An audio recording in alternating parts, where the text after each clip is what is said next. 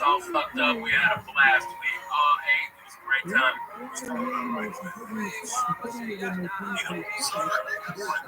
What up, baby?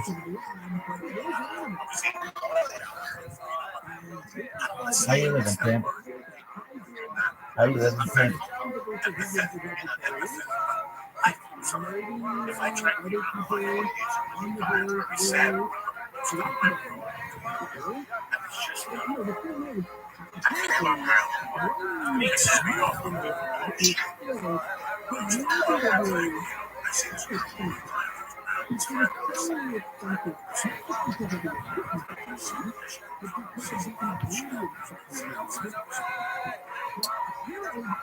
all the time, man.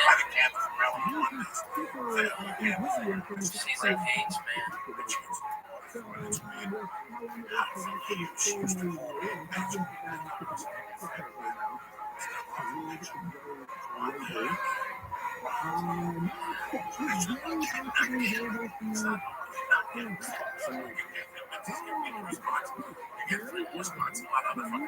Yeah, no shit. She was so powerful. One of the most powerful women comics I've ever seen.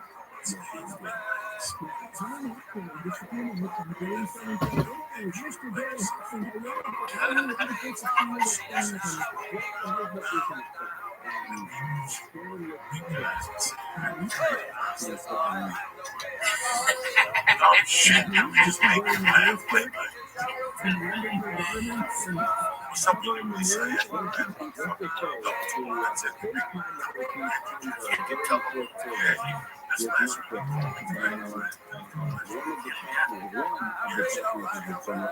You've lost a lot of weight since I saw you last. Almost out of my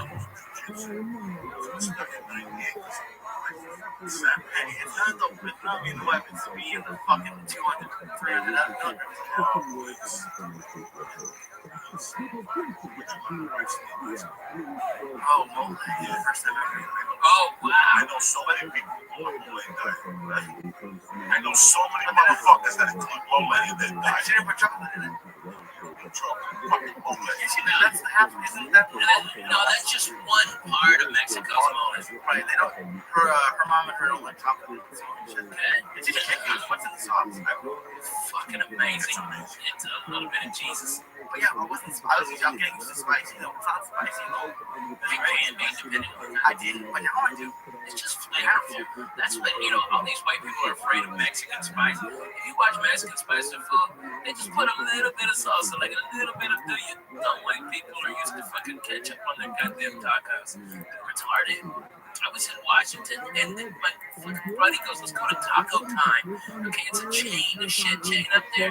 And the fucking lady said, do you want mild salsa or ketchup on your tacos? And I fucking laughed. I go, bro, if you eat that, I'm going to fucking fire you because I can't stand to look at your face. And we just left it there. We paid for it, we left it. Fuck anybody wants it. Ain't no taco cabana. You fuck no, man. No potato tacos for breakfast. Stop that shit, motherfucking kolache fucking back. They don't know, man. They don't know. We used to fuck it up. Good times. Man, the summer was a little crazy for me. My PTSD I thought was being handled with antidepressants, but it's not. It wasn't. And now it is. And now it's antidepressants and mood stabilizers. And man, I feel fucking like I haven't felt in 5 years, bro.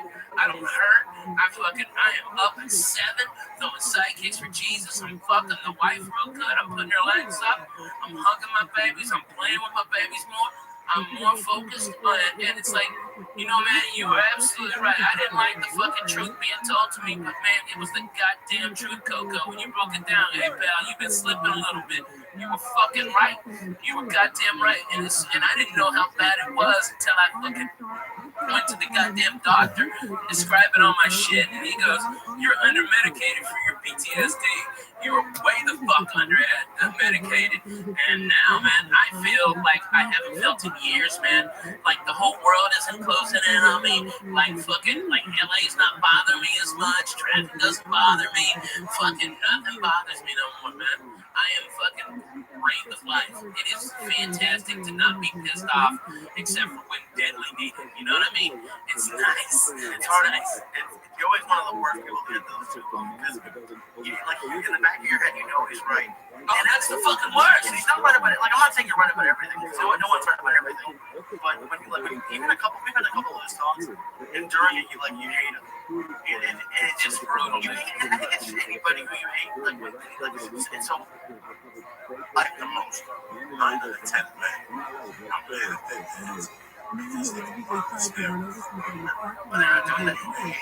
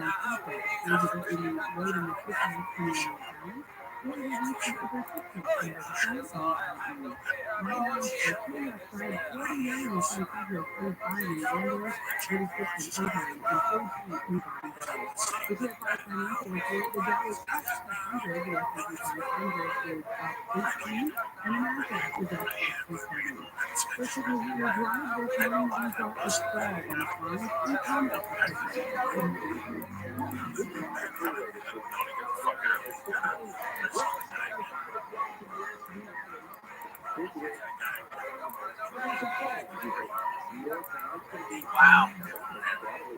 Yeah.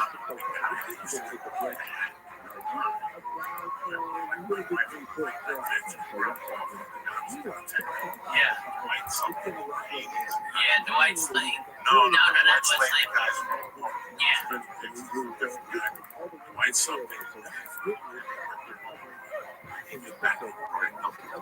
Oh, they had just moved to LA again. Man, those places look down on what homicide.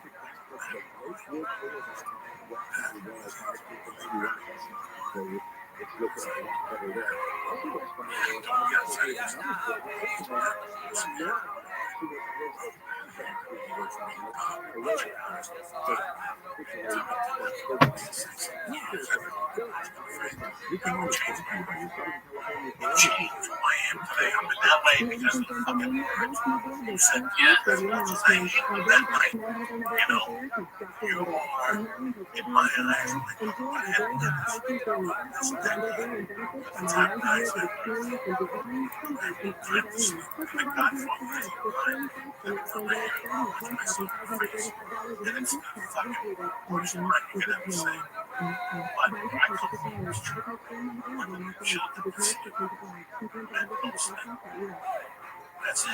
Yeah. Women and children make a mistake. And can't make mistakes. We don't have to. I don't have time to make a mistake. I can let it go.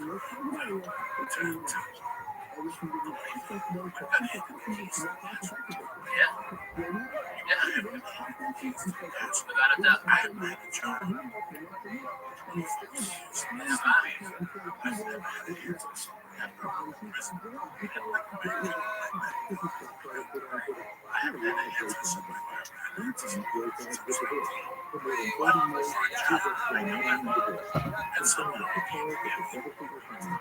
Yeah.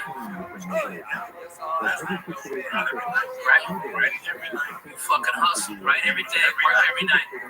Is it scary when you see like how close it is. Like, so I just did that seminar, and now I'm trying to start doing more of them. And I wasn't even really scared before the first, but now that I'm like, oh, I can see, I really enjoy doing it. And now that I can see, not that it's gonna be easy, but I can see that it's possible. Like after you guys do shows, you see that's possible, and you know that there's a ton of work to it. Like, at least for me, it got scary. I'm paying what you don't work. This guy's a genius in business. I think right now, I got some podcasts that I'm starting to technique people really are uncomfortable. They don't know this. They don't learn from me this. They have friends who are doing this right now. Every time they're doing this right now. Okay. It's a shit. We don't have to pennies. This is what they do. You strike one of those companies. Oh, we go after companies. Okay. Go after fucking AT&T.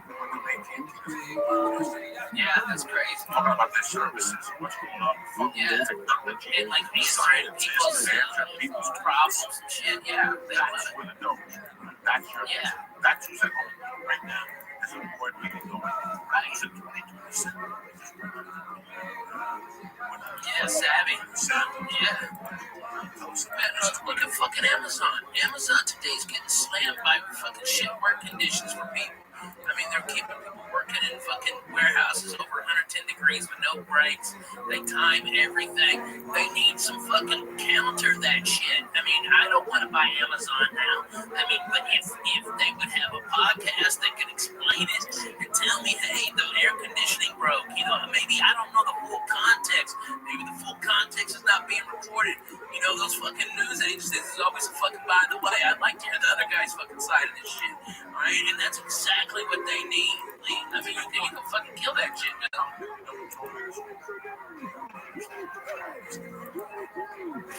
Yeah.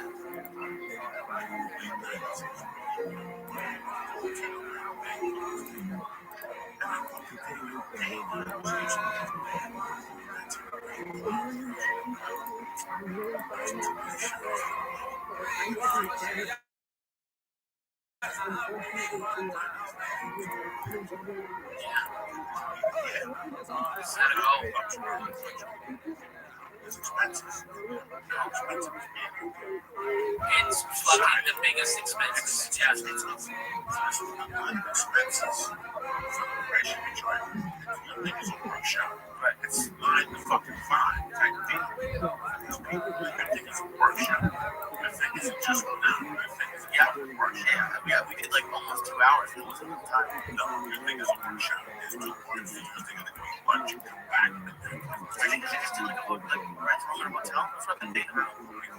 Yeah, and get it and do it off days. You can save a lot of money if you do it off days, bro. And you know, if you can and look into it, that you can adjust the size of the room. All right, so if you have a big turnout, they can open it up. If not, if it's small, boom, like bananas.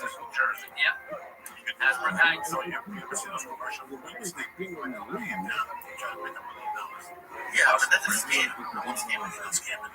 It's the same type of thing. They scam your area. And then what you can do is make it the big one that you can.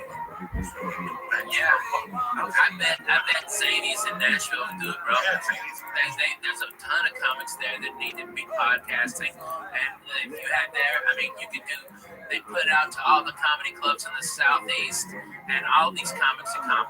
There's fucking 40 guys in Memphis. There's fucking shit ton in Louisville, Lexington, fucking Knoxville, Chattanooga, Atlanta, Birmingham. Man, all of those guys will come up. I'd love to do it everywhere, but that was the one thing that I was surprised by. The crowd that came out to Toronto wasn't a lot of comics. There were a couple there, but it was mostly other people. Yeah, man, now there's businesses that really need your services.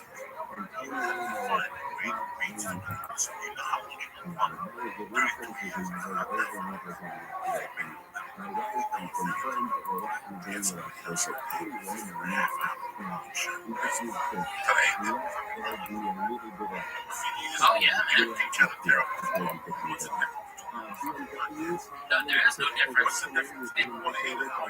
Yeah, it's a lot of those guys are fucking funny as shit, man. Yeah, and to steer them. Somebody's gonna steer them. There's got to be a program. I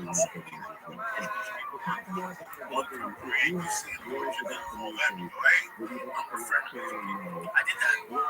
I know you did that. Now the next one is down. As you leave, on the fucking down. It's got to be a company teacher to do that thing. Man, I go. Lean, You have to point that in the right direction. brother, just come to Nashville, okay? I'll set it up.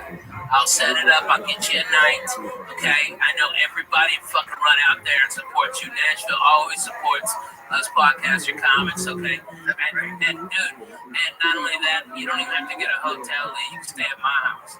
My house is like 8 blocks away from the club. And it's empty. It's a big fucking house. It's food. Fuck yeah, man. I got everything in there ready to go. I'd love to. Yeah, man. Lee, it'd be my pleasure. And I even got my buddy Aaron who'll pick you up from the airport. My car. You can drive my car.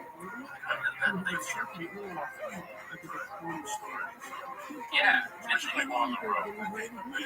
I had a dentist. Oh, okay. I got it off here.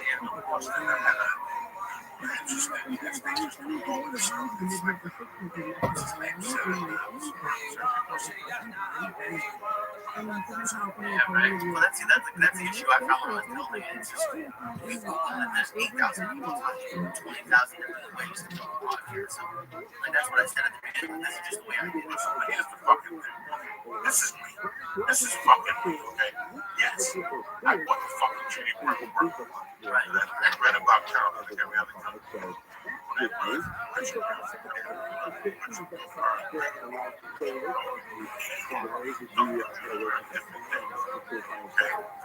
Right now, I saw that.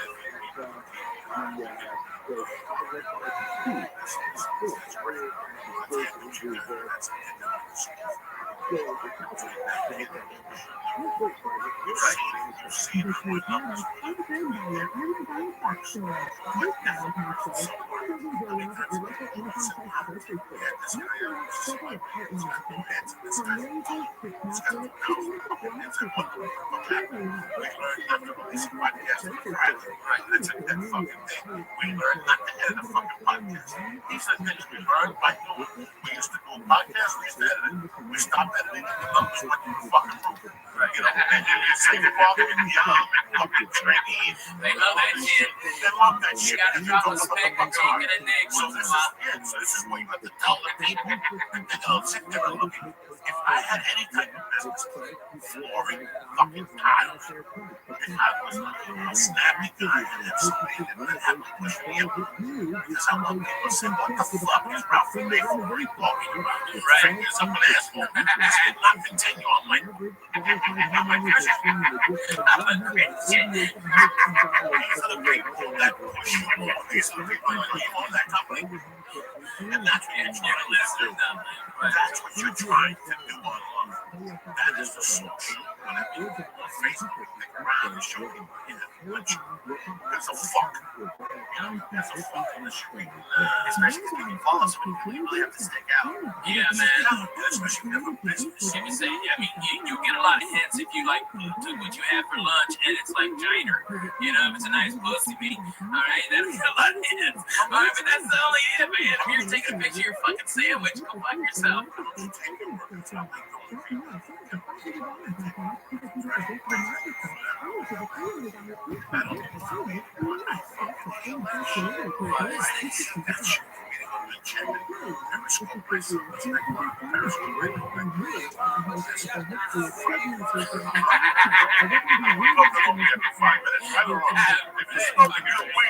You smoke the joint, you had your soda, you had your donut. That's the thing, Alina. Get the fuck out of here. Put the stereo on, I'm getting fucking ass. That's right, man. I'm fucking YouTube with music. I want to see you smoke dope. Look at you stretch your feet. Yeah, right. Another thing on this fucking ass, I just smoking. I'm hearing fucking sirens and shit. That's the point. That's the fucking point of this whole thing. Is to get away. I love getting high. I love I don't trust it. I think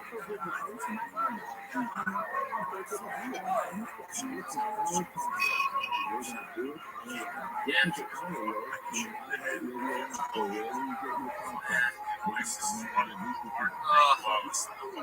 Man, fucking speaking of ISIS, I was down in Irvine. Holy shit. That is the most Arabs I've seen since fucking Kuwait. Alright? Holy shit, dude. These fucking retards, they throw their goddamn carpets out in front of the fucking fountain. It looks like valet parking for Magic Carpets. It's Arabian night. It's Arabian days. Hey, because it looked blow up as fuck out there. That's why. Because those fucking, they're very combustible. That's why. And I've gotten shot at by those cocksuckers, Coco. I've been to Iraq. I've been to Iraq. they're nice people. Hey, I don't know they're nice people, Coco, because I can't fucking tell the difference. Like walking around with that fucking hot tea or whatever the fuck that shit is, looking blow up me like a motherfucker.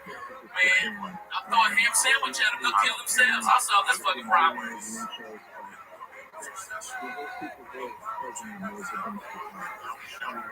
I like some of them. You know who I really dig, and it's fucking crazy? Iranians. I fucking like Iranians more than I do the Arabs. I fucking way more. Oh, I like the Armenians too. They're fucking crazy, and it's like, hey, comb your shoulder, bro. I mean, yeah, right. I hate Russians. I'll tell you that. I love Russians. You love Russians. Good. I hate fucking Russians. I've hated Russians since goddamn '84 when they killed Swayze and Red Dawn. They would suck my dick, and you know what? They killed Apollo Creed too, niggers. Don't forget. You slipping. Hey, go fuck that stuff. Alright, those cocksucking Russians, they put baby in the corner. Fuck them motherfuckers. I hate those cocksuckers. Eat a dick, Russians. Yeah, the Russians here, they're the ones who seek the great American dream and taking over white people, punching them in the face. I'm talking about the cocksucker Russians. Okay, that in Russian. Okay, I mean, Lee's probably fucking Russian Jew. Yeah, he's Ashkenazi like a nigga, man. I love that guy. Alright, but that's what it is. That's what it is. Lee's down. Okay, I like Lee. Yeah, right? For real, because look at you, Lee. You ain't wearing no sweater in the fucking summer. Okay, you ain't smoking shit, crazy cigarettes. You don't smell like smoked fish. Alright, those Jews always smell like fucking fish. Those fucking crazy Russian Jews over there in West Hollywood. That's all they got. That's all they got, bro. Oh man, I wish they were on Fairfax. They're on Sunset. That's a big place. That club by that urban ramen place. That used to be that. I mean, it's been like 1,000 places. It was right across the Green Tea House where we used to go. Remember, we used to go over there for fucking. It's right across. That's a big Russian hangout, dude. They're all Russian gangsters. All right, one of their girls hit one of our cars, and they came out and said it was our fault. The car was parked, and nobody was in the car. And they started fucking saying something. And you know me, Coco. I carry a pistol a lot. Okay, I've got a class 3 weapons license. Okay, and I've got this thing from the FBI. All right, I can carry the fucking thing anywhere. Okay, I can fly with it. All right, and I'll just fucking pull my gun. I just pulled the gun, and the guys backed the fuck off, and we got to exchange information and fucking with there's no drama. All right, but they were fucking surrounding my wife. What the fuck am I supposed to do? I got hit by a Russian lady in the parking lot up here. She refused to, but it was her. Yeah, exactly. She's like 9 years old, so I felt really bad. But she was like, no, that was the man. Her car was filled with pellets. Oh my god, I got hit too. I got hit by a Russian. Me too, Sean Stanley. Fuck you, baby. Fuck you, baby. I got that one insurance. I don't know what the fuck it is. Fuck you, baby. It's killing. It's crazy, though. I used to, I always correct jokes like I say on stage. Racist, no. Racist. That's in the back of my mind. I know this ain't shit about Spanish. Oh man. If I'm not around, I know people are talking about Mexicans. I'm not even fucking Mexican. I hear people talking about Mexicans. Yeah, man. And I giggle and I don't make a joke, but I fucking know now. At least I know how you feel. It doesn't bother me. I'm not like this. I never felt. I felt insecure. Until my second, third day because I was cute. I never got offended. Dude, I was white trash. I was fucking white trash, and now I'm fat white trash. You know? Right, exactly. Fuck it.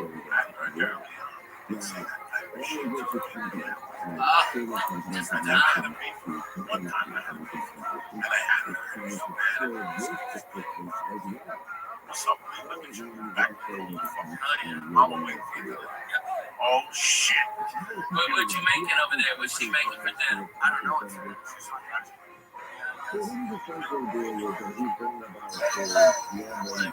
So, what up, baby? How you living?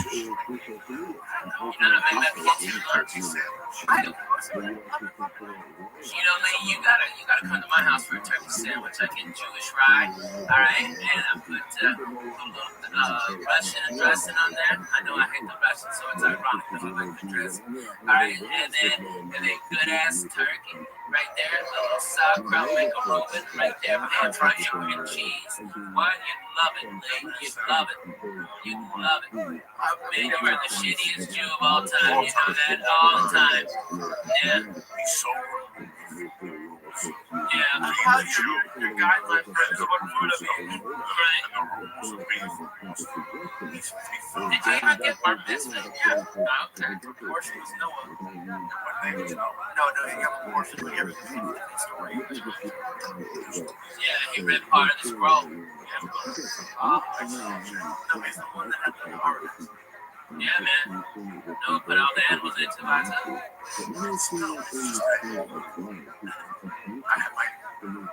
Say some of that for us. I know you still remember it. Don't you bullshit me.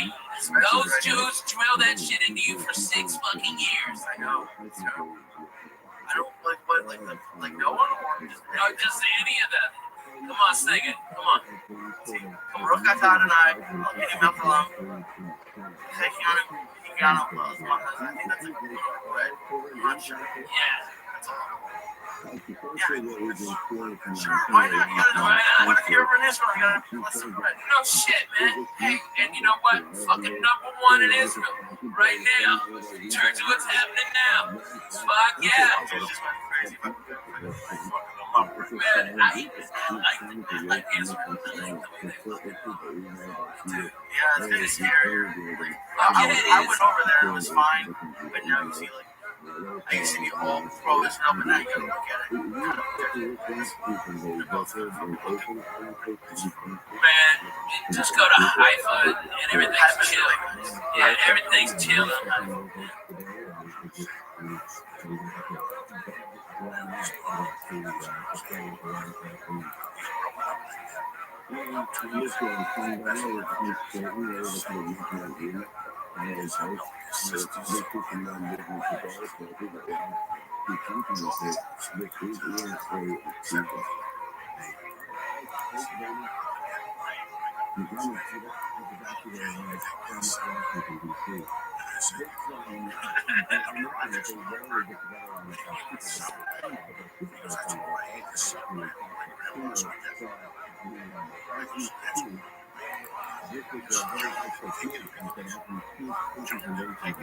What's that? The jam can't drag it in.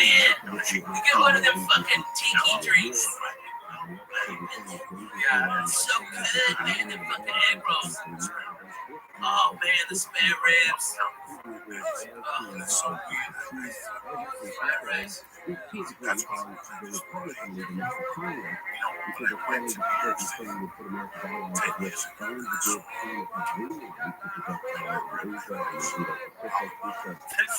oh, that's disgusting. In the middle of Times Square.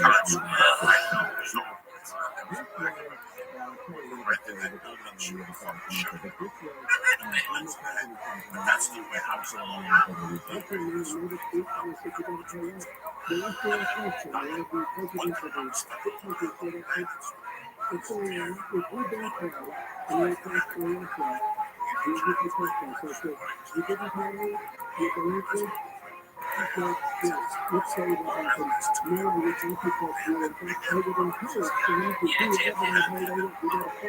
Out there in the Southwest flies. it's right? Yes, I said,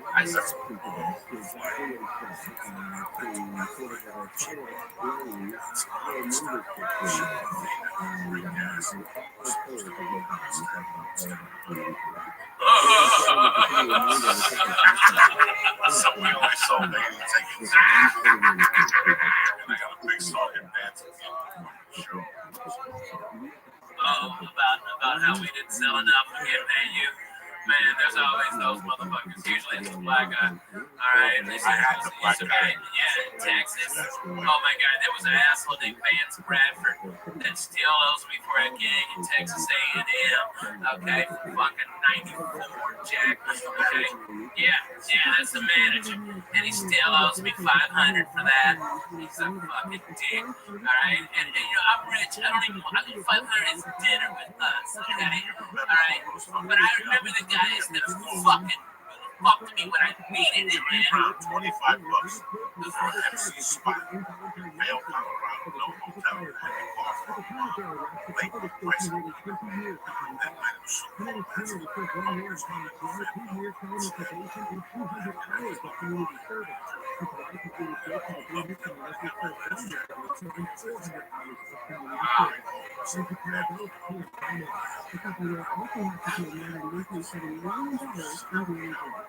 Yeah.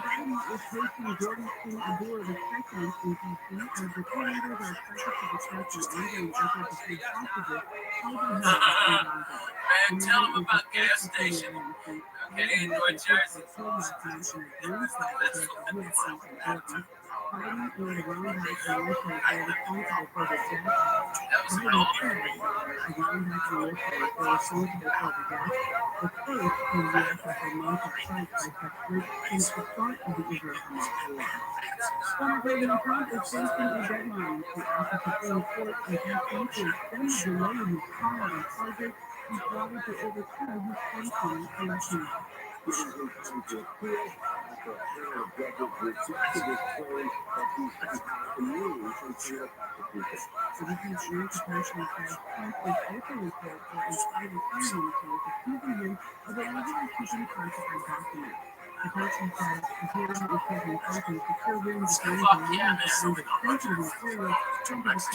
Abuelo and another Mexican cousin out in this Mexican.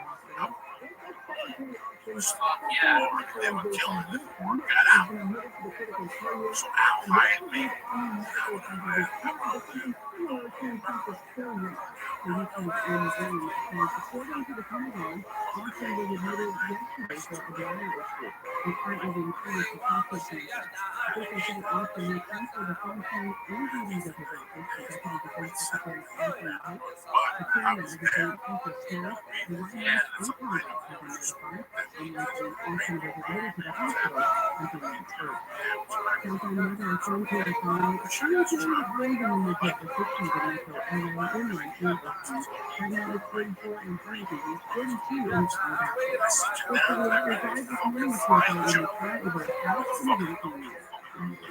This guy sold his mother out. Guess what? That's it. I never see Ralph again. I saw that going instead of guess what I did? Those days, I had something called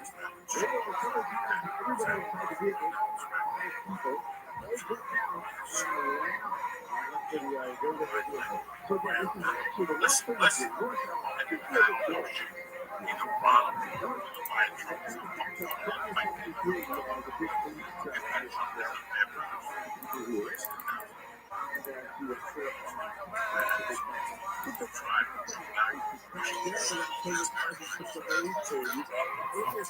That's what I thought.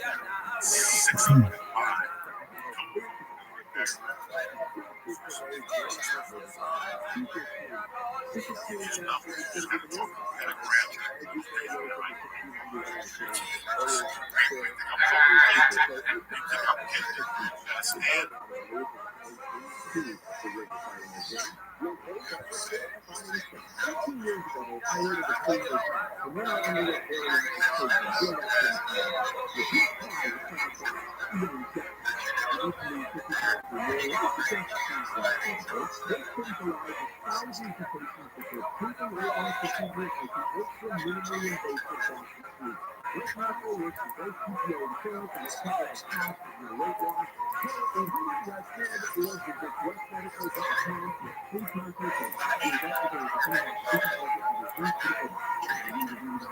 think I'm kidding? You think I'm kidding? You gotta stand.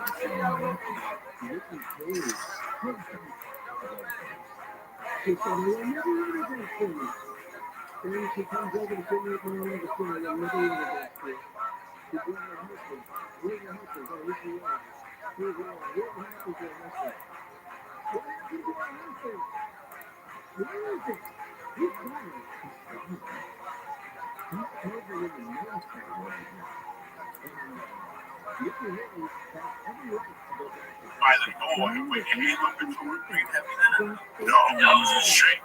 You had to drive in and put your hand on the door and walk to the parking spot and greet him and then take him and fucking jam him in the hand. They fucking got Mr. Offended. It's a fucking lips or whatever it is.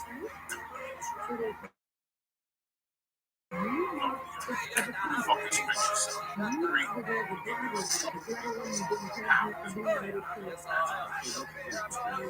That's why every month they get the fans like $5 grand paying attorneys. Johnson.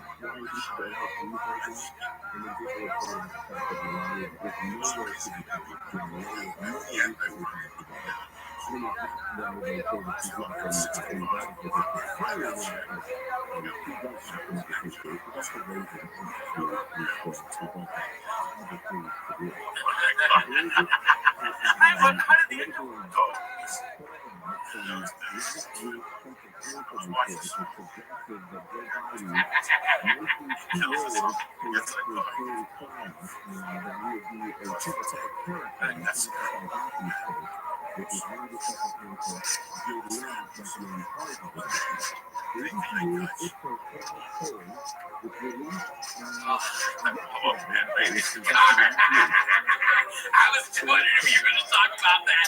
That's the greatest story of all time. Oh my God.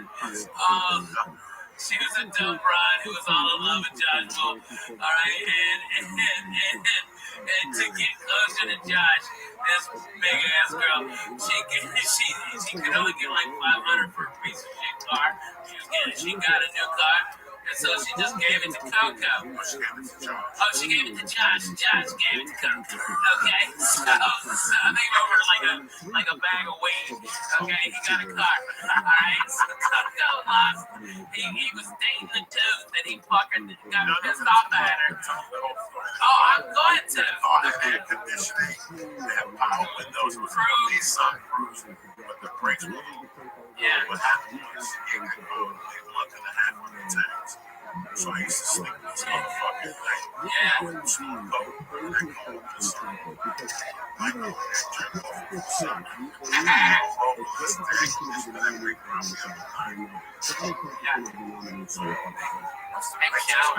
You shower 2 times a day. You shower 2 or 3 times a day. I just go shower at 9 and over. I go back around 7:30. Right.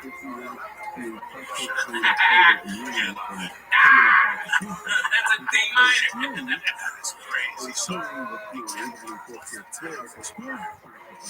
life change. Yeah.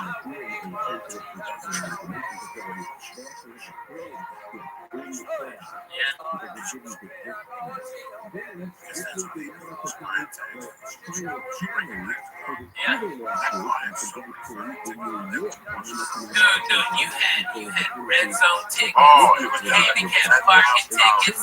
Okay, it was like $10,000. Why didn't you just park in a better place? Because they was still finding it. Park it up to Padre, and they could still find. How much is it to register? I couldn't register because she had the title. She didn't Josh the title. Oh no, you have no idea. Well, I took that car. With no brakes. For 2 or 3 months. No brakes, no insurance, no registration, no nothing. Wait, let me tell you, man. Okay, you knew Coco was coming because you heard the squeak of the fucking of the brakes. So it's loud as shit. My dog began to go crazy. And I go all the way every day to Redondo Beach. At that time, I was in Redondo Beach. I go 60 to Redondo Beach. How do you do 60 to Redondo Biggest little contest. Yeah, and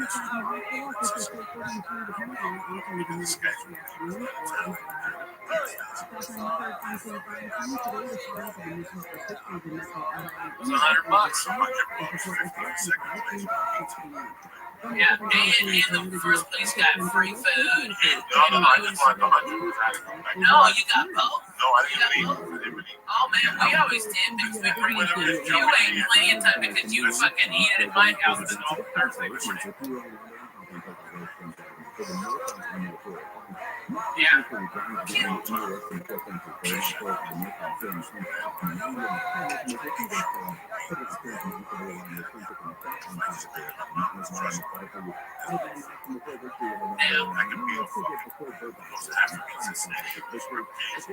Flies all over, and I'm still getting in my car. That was left over from the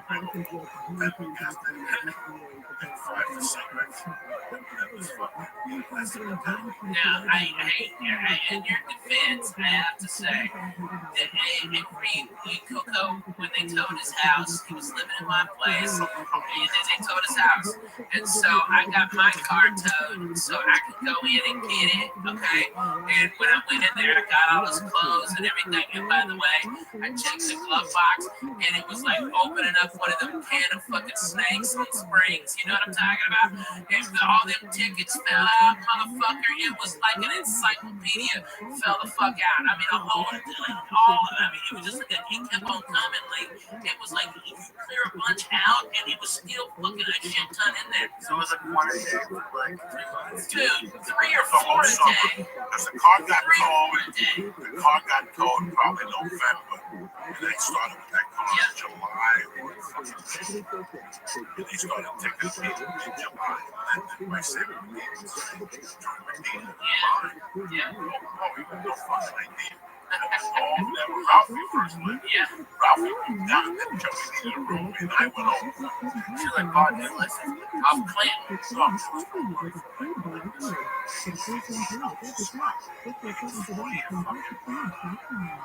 Dude, yeah, roast meat, fucking Alhambra was Corona.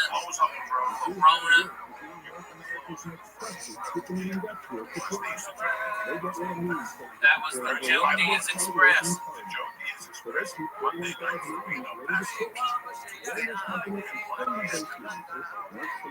Sit right down. And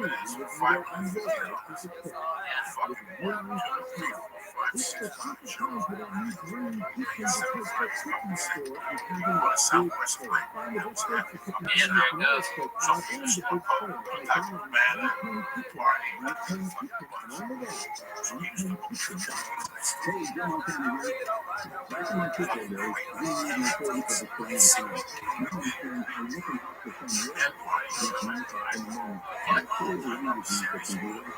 That's my writers. I'm still serious. I just had to talk. Man, that was, yeah, man, it was, I would get offered coke, like 6-7 times a night, no hassle. And I never took it. I never wanted to get a taste for it because I'm afraid I was going to love it too much. And that kills fat people. You know, me, Let me just tell you what the A. how weird it is. I don't pass. It's my birthday.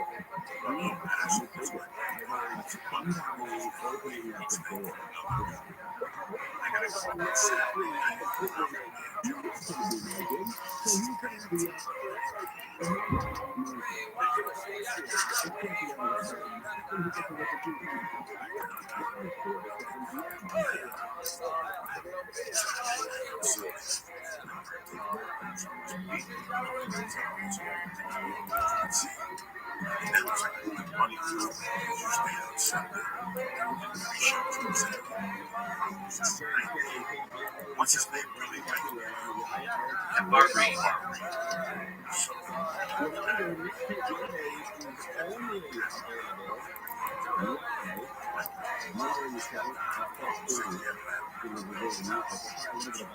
I love knowing.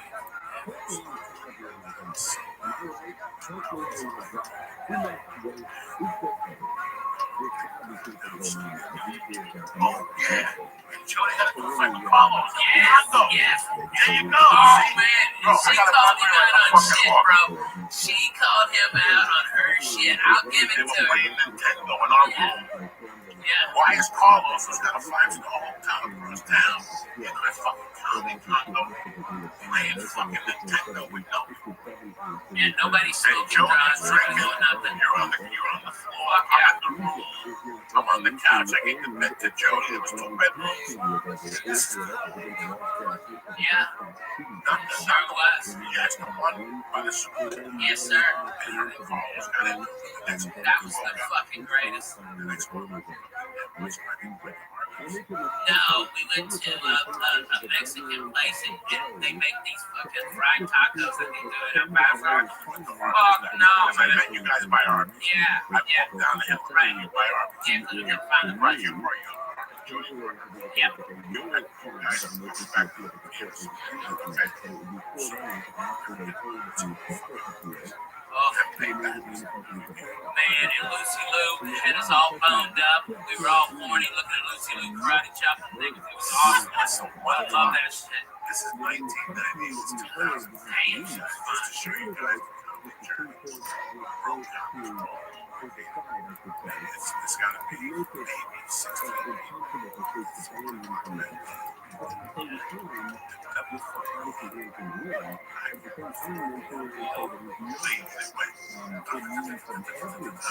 Just paused. Everybody looked at Ralph.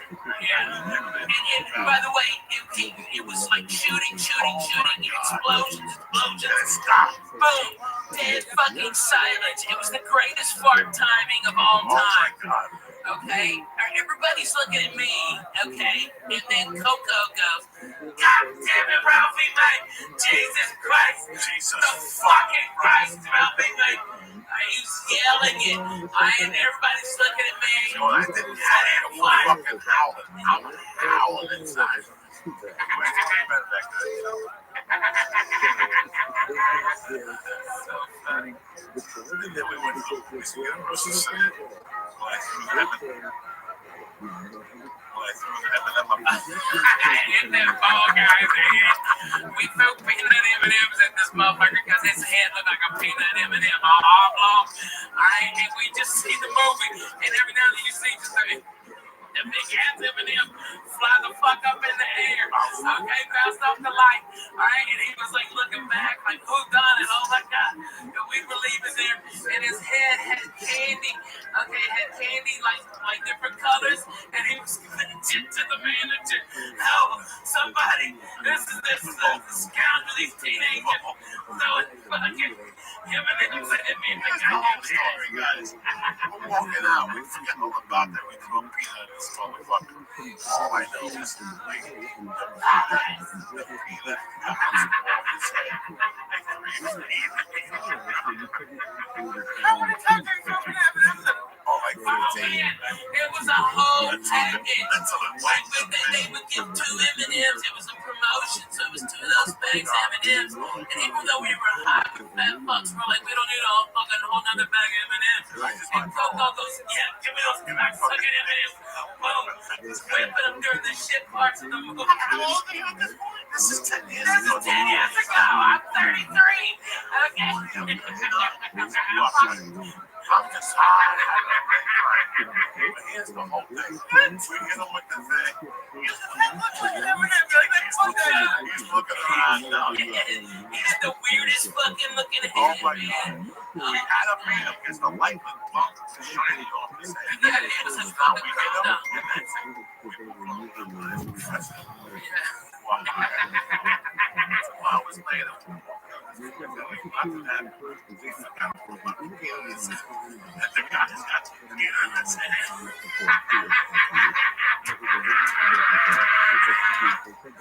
He's giving it a beat.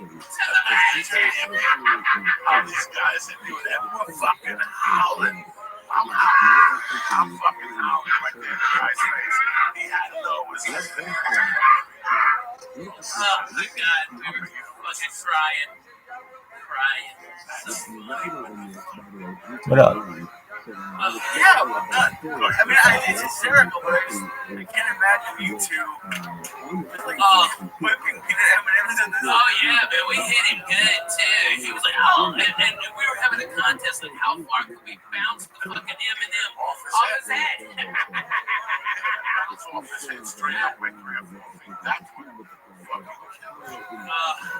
Man, and you can see the peanut flying in the light from the fucking theater. Oh, beautifully. So cool. Hey, man, okay, I gotta tell you, how about the time that annoying fucking asshole was at the comedy store telling us he was a Fox TV guy, alright, and he's a producer, okay, alright, and we just got fucking sick of this asshole, always critiquing us, never calling us infamous, and you're like, Ralph, you look at this, alright, and you put like 1,000 fucking snots on this asshole's jacket, 1,000 snots, okay, alright, and I'm laughing, going, I think those snots are worth $85 if we grind them up.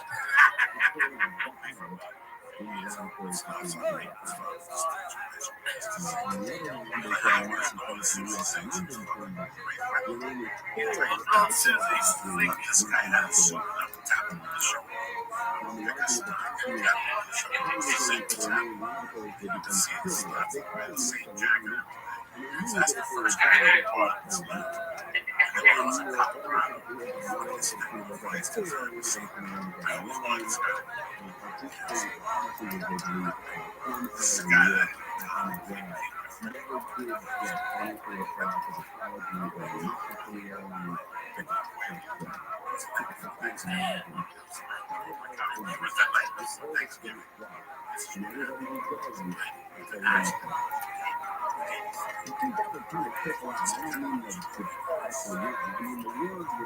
What up? How you living, man, McQueen? You looking like a pimp. Patient and shit. By the way, was that when I like your mask. getaway driver, but he didn't know? No. That was Timmy. George was the getaway driver. Yes. Yeah, and he didn't even know he was. He was all here on out. I love it. I'm sorry, dance for Colorado. You were homesick.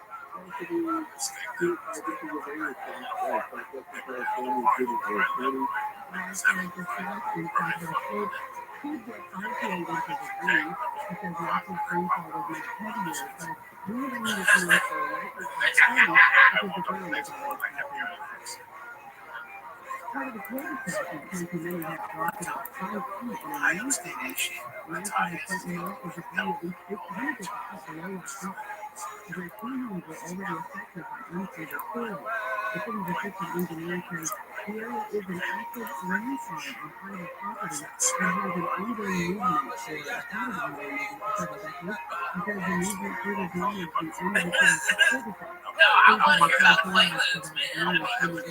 You're laughing. About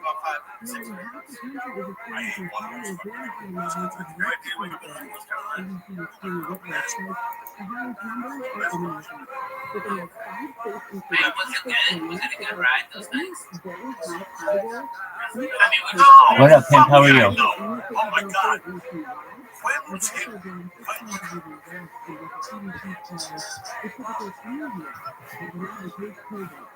What's new with you? What's new with you?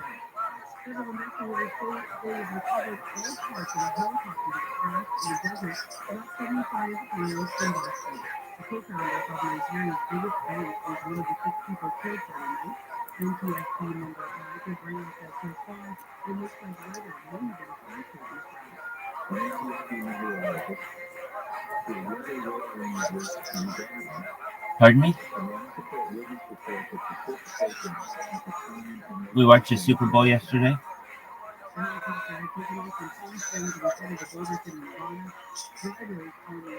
What did you say?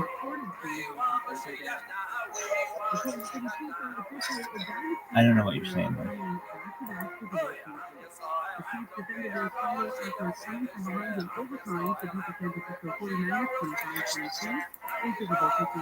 Oh, he watched the Super Bowl. Oh, okay, cool. Did you like it?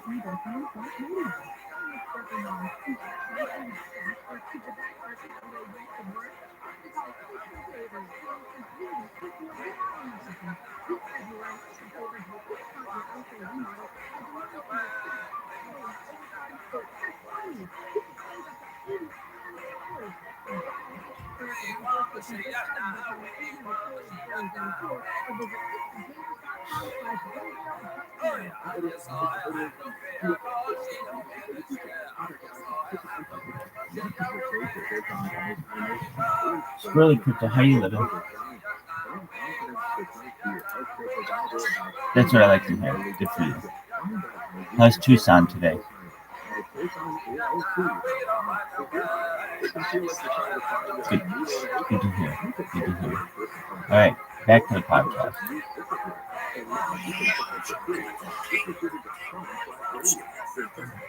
Right, the line and the loop, right? It's something else. It's something else.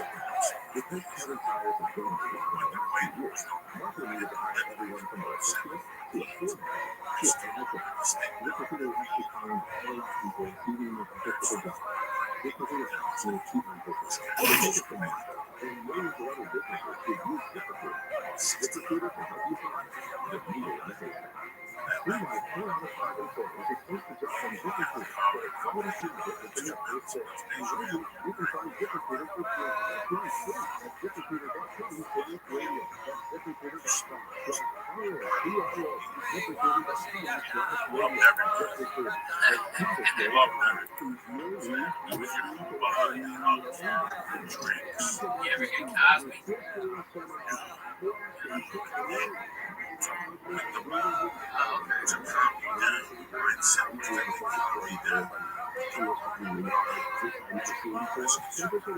I told the joke on stage.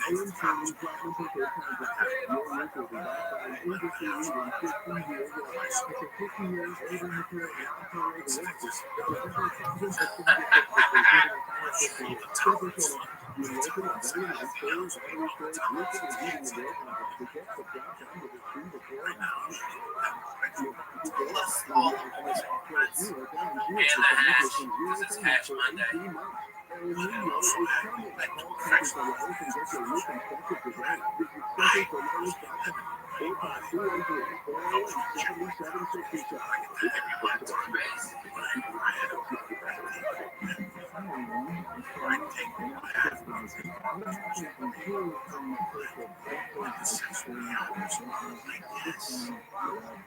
Yes. But unless I like heard the story, didn't the Cosby girl say like they passed out? Well, it doesn't sound like it. Unless he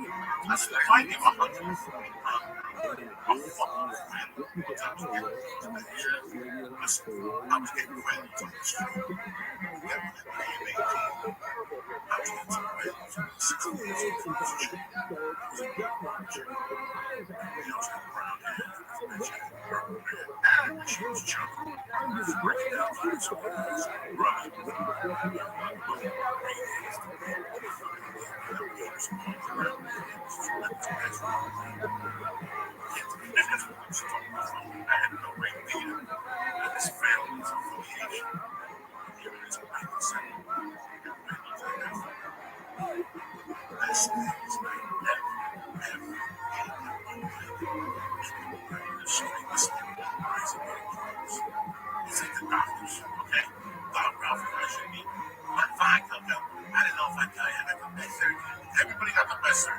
This guy went down the run. This guy operated Jesus. When he came back, everybody's got the best fucking surgeon. Everybody's got the best dentist. And I asked Jim Kelly, the way Jim except that you would bet the set because he does the chicken line. I've got my dentist is in Nashville, and he's helped a bunch of comedians, but brothers of mine go in there and get their dental work, and he is fucking the best. He's a black dentist. We call him the unicorn, because I ain't never fucking met a black dentist before him. He's a bad motherfucker. Every chicken there is a fucking dime. Alright? His wife looks like Michelle Obama. Alright? I mean, she's fine too. Alright? He drives old hot rods. He's a bad motherfucker. Alright? Hey, I'll hook you up. You said about dentists. I actually got a guy. When you go to Tennessee,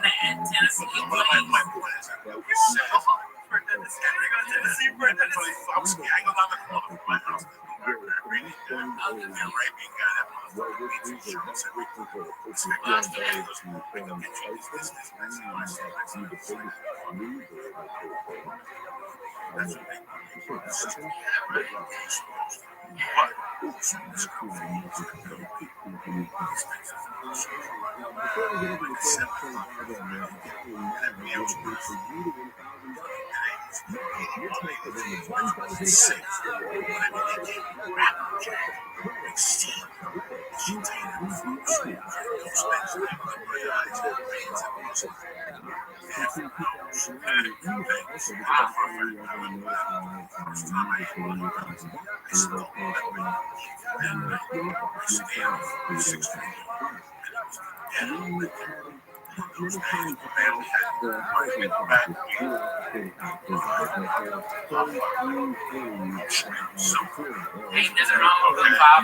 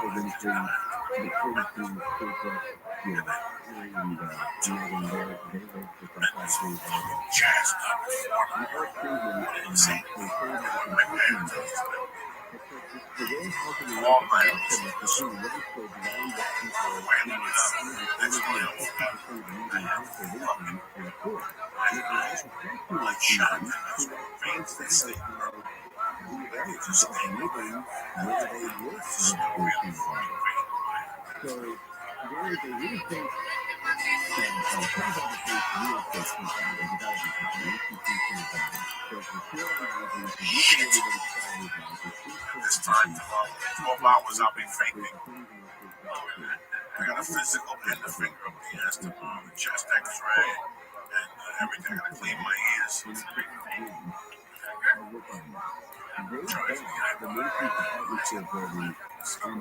Quite big. Complications.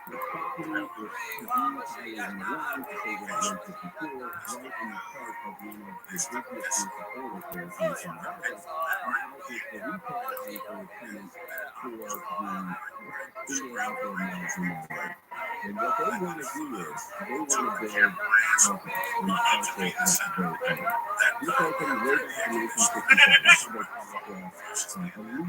tomorrow,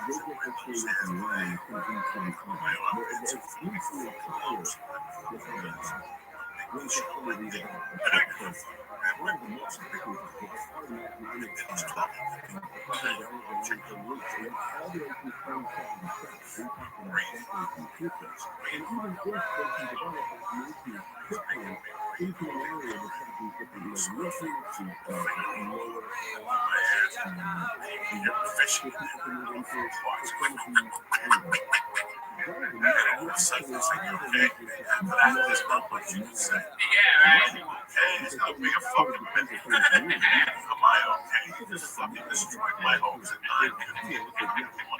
I gotta go down the hill and let this bitch take blood out of me, which is now even more mortifying. And I agreed to sit down, but we're gonna sit down. I just had a finger up my ass. Like, yeah, right, I can sit down. It's so embarrassing. So now they take me into another fucking room after that. So I get pulled down straight. So now they take blood out. So now I do is I go in there first.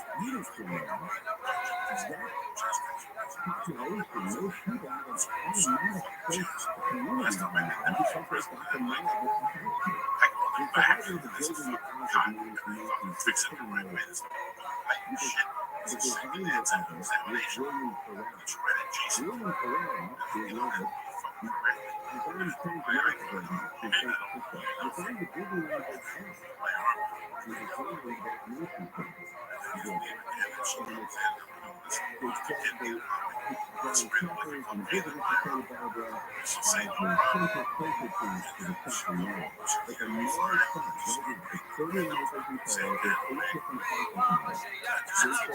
That's it. That's it. If she does the tape, I'm okay. I get them slow. I'm stopping at the end of the night. I step back and I go to the sweet and fucking guy. Bring on the chart. And then chest neck, right? Once I'm done,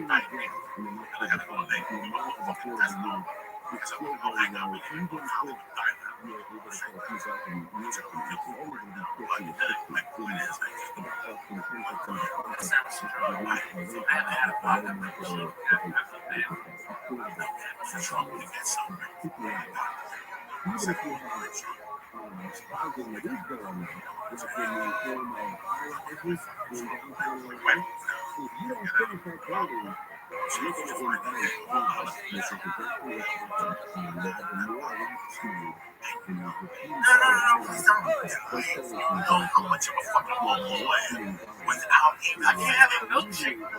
Listen to me, Lee. This is at 8 in the fucking morning without realizing that I take the cookie home. I'm gonna take a bite out of the fucking my cookie. And I go inside and I sit down and I go, that fucking cookie is the greatest cookie I shut up for ideas. I'm saying.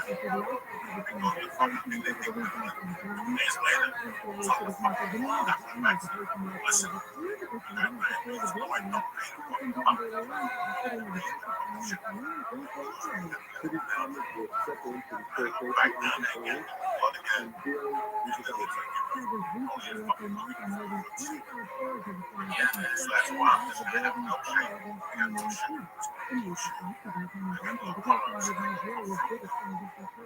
Just go to bed. My home is that I sleep till 6 or 7. That's my big fucking problem. I gotta sleep till 7 so I don't think about it. I gotta be fine. Because I gotta eat. What's going through your head? Like,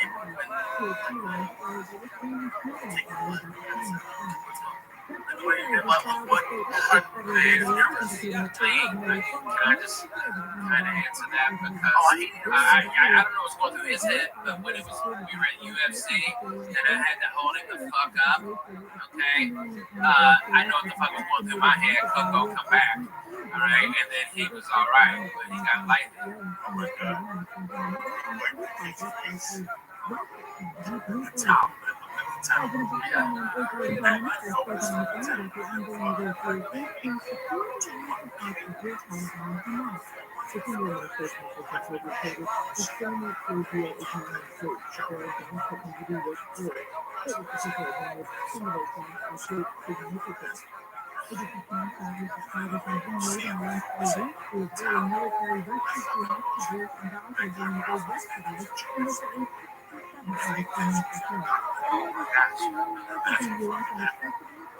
So no, like you said, if you wake up early, where are you? What fruits you got? Just first of all,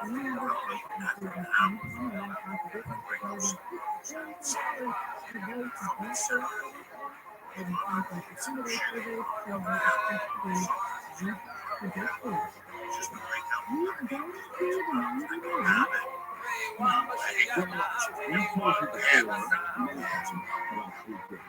And once they put the finger on it, just change it.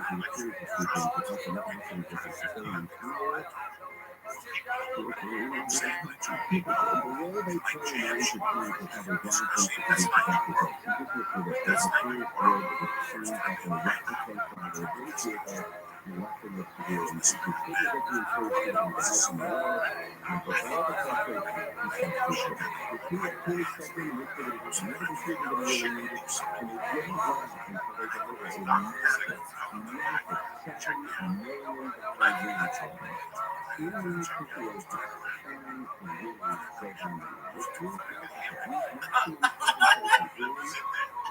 didn't want to look at the clock and take it out.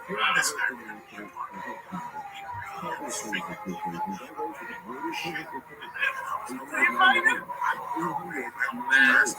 I've had that twice. Man, I've had that twice. And I was like, You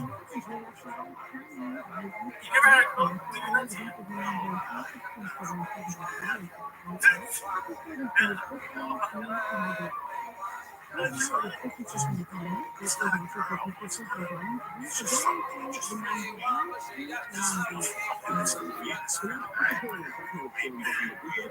I'm prepared for it. Let's get it. Let's get it.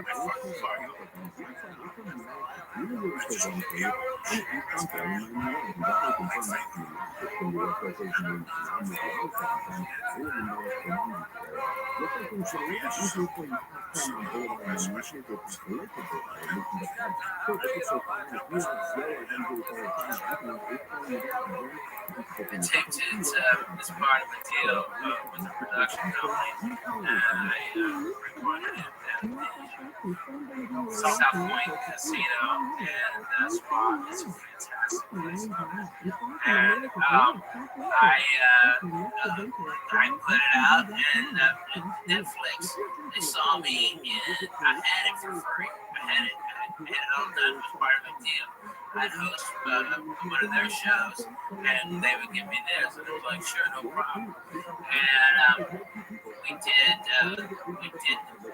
we had it fully done, and then Netflix goes, hey, they saw me at the Wild West Comedy Fest in Nashville, and they gave me a big deal, and they go for 2 specials, and I'll deliver both in November, and they're like, it was like a month and a half later, and they're going, no what? And I go, I don't care, fucking see it.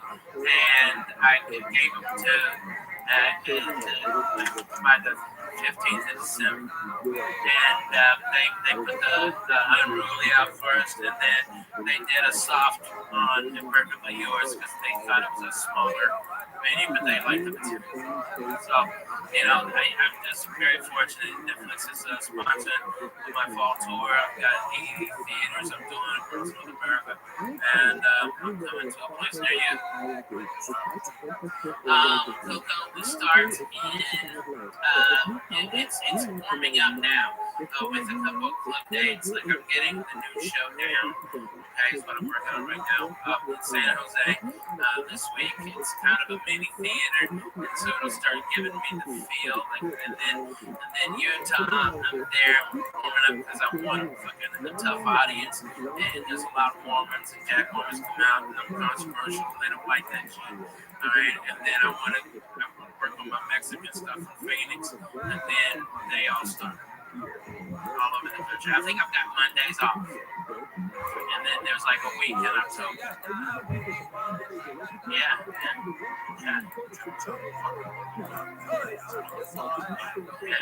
I gotta finance my food. I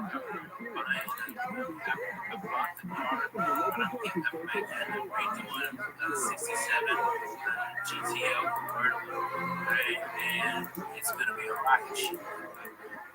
That costs a lot of money. You know what I mean? So it's like, I gotta get my ass out there and tell some goddamn jokes. I gotta do something.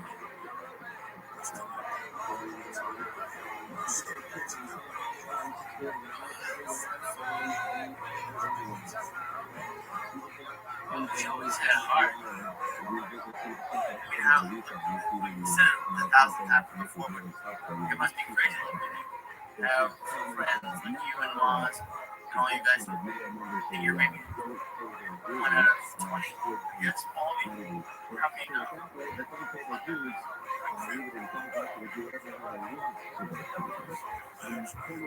Oh my god. That magic shoebox.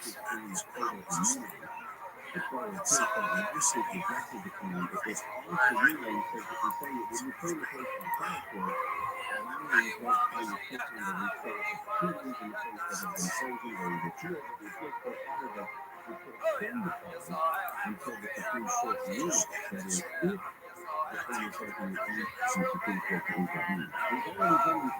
I had that bomb, I would go. Let's go.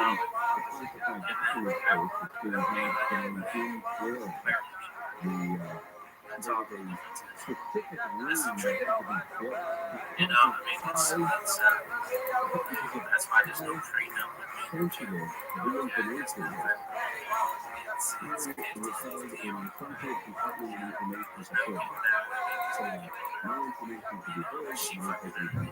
Actually, she probably needs 65.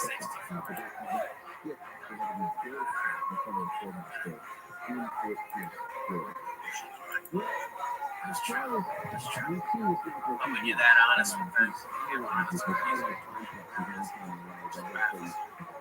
It's not for girls, right? Yeah, right.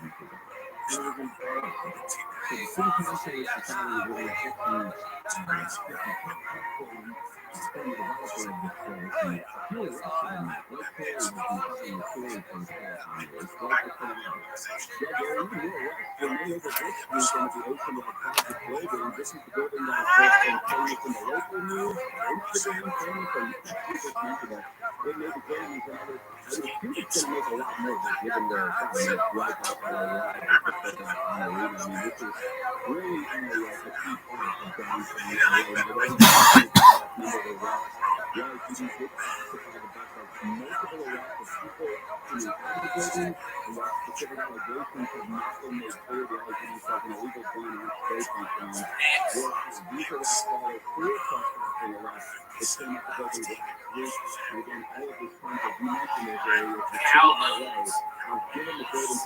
Fuck yeah, man.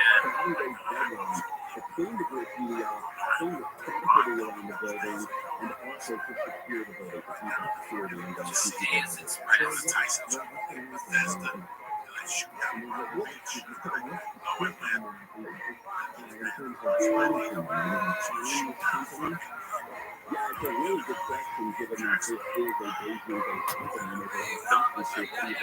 So the Ramada Inn, it's the Ramada Inn, that's the Comedy Zone, and it's run by Mr. Fred. Alright, and every time I go in there, they have a great fucking buffet on Friday. Friday night. It's fucking tremendous. Alright, and I remember he came in, alright, and said that we had to pay for that.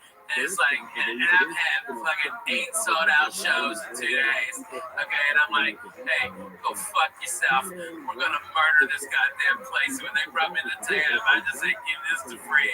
That was it. And I cracked it right there on the spot. Still has it, still rocking. I think it's one of the nicest fucking hotels in Ramada's chain. They're fucking great, man. Yeah, the Mandarin Inn. Yes.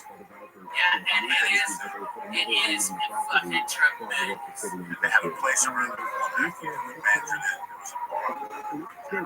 Yeah.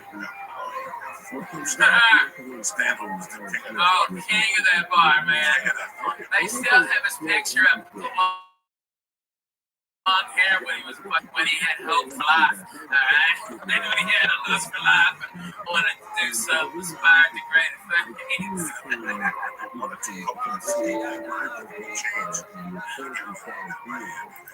What's taking us for garbage? Oh my God, I did Davey. Wavy and Davy was the name of the club. It was fucking Wavy and Davy. I did it 3 times.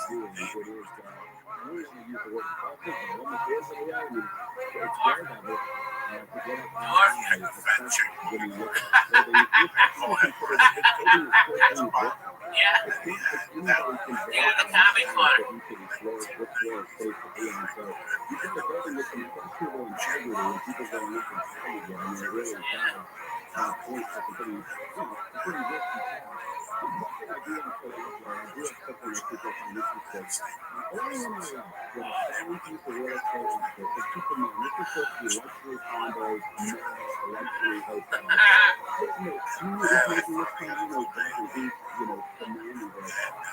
Joe Chadwick.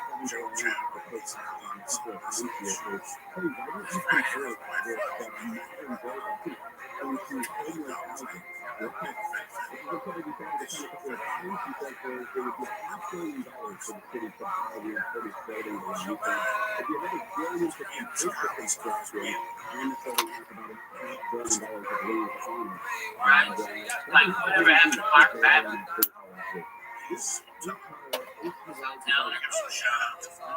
All right, man. Loving you. What up, pimp? How you living?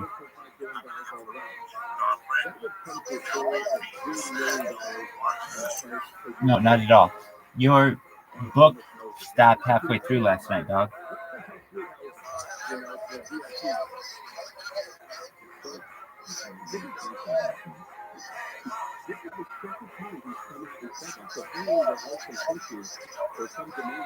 Well, I was listening to it, but I fell asleep. You're absolutely right. But then,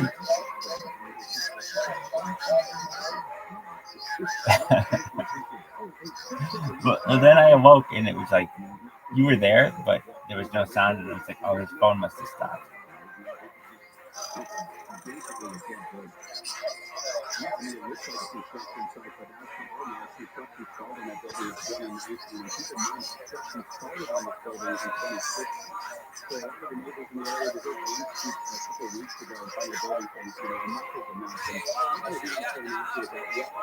Very well.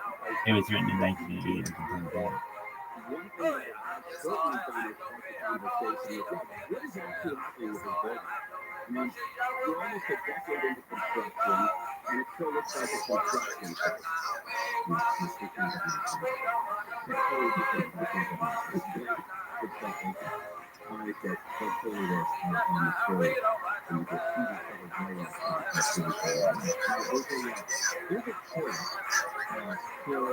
Wow. That's pretty intense.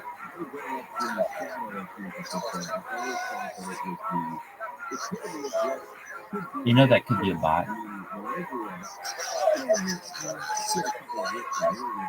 Oh, okay,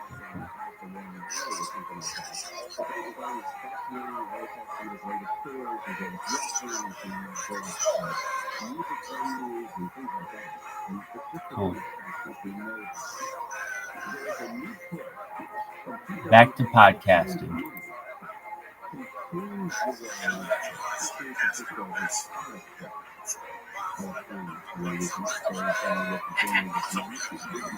You are not. I don't believe you. No, shots of new eat the pot.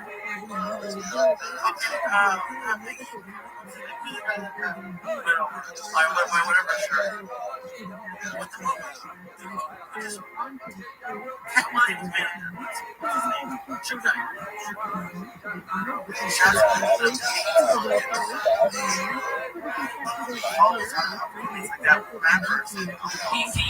Yeah, one of the conspiracy theories.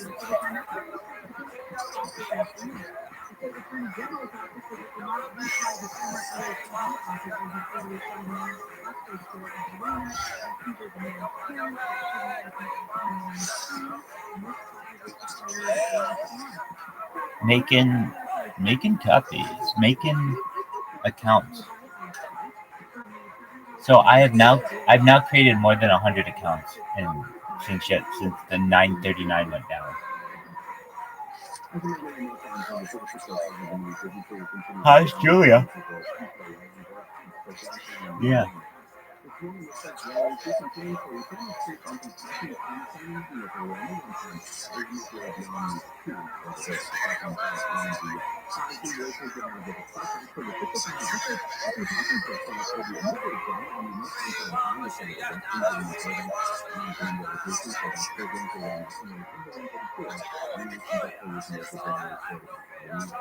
Are you in love? Yeah. Cool.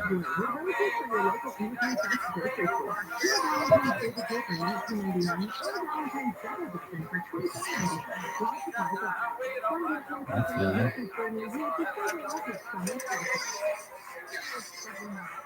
I think I do.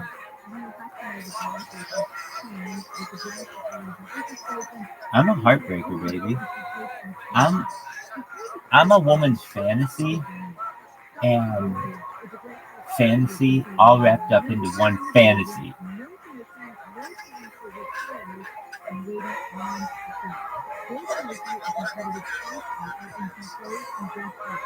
All right, all of womankind. Dog, this girl eats her own poop. That's the first thing. That's the first thing she tells you is that I eat my own poop.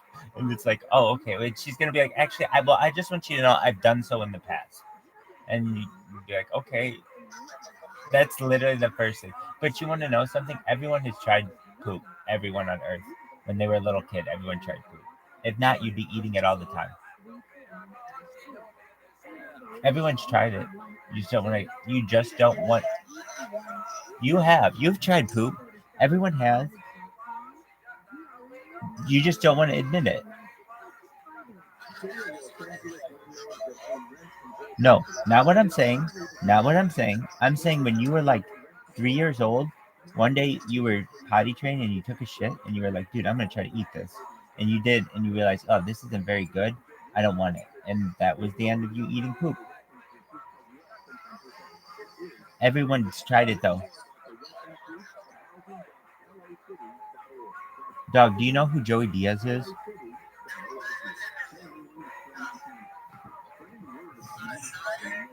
It is beautiful.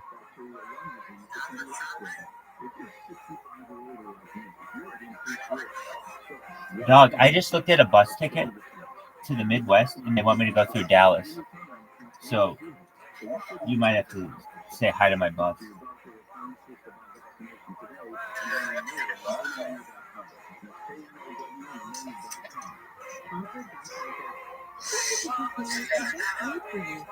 Pardon me?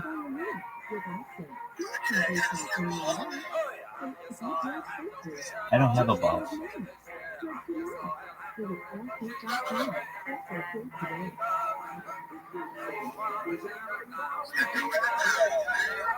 No, I hope not. But maybe.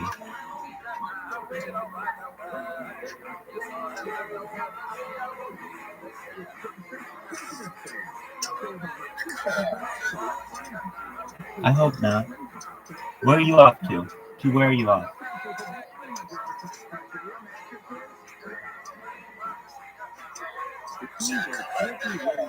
Where are you going?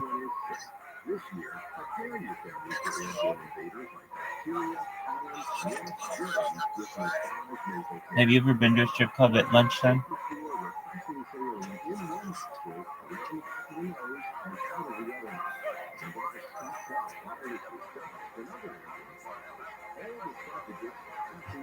I was just gonna make a funny joke. You go there to visit your mom? You go there to visit your mom? to the strip club at lunchtime.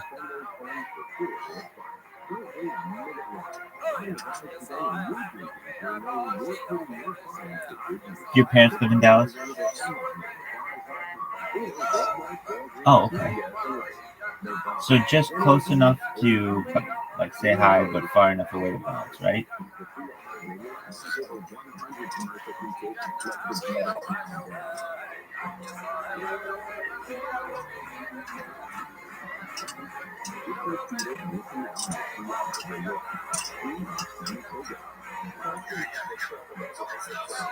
What up, Pence? How you living?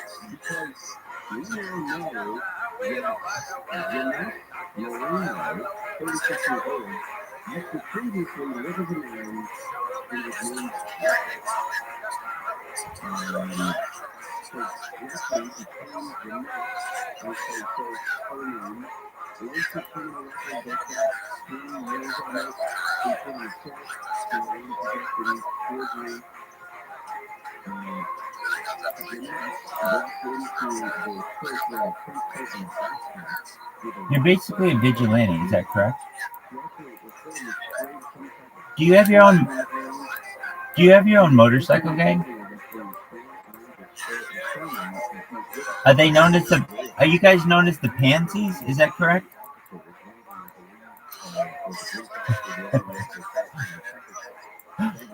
What's the new name?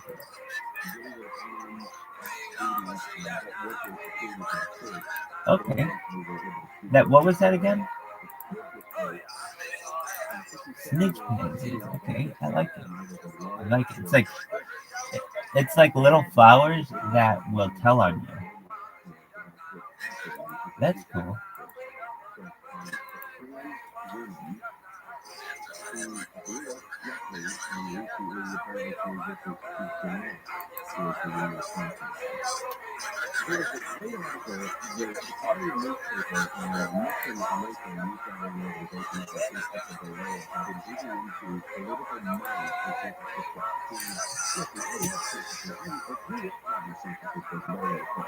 Is the Frito-Lay plant huge?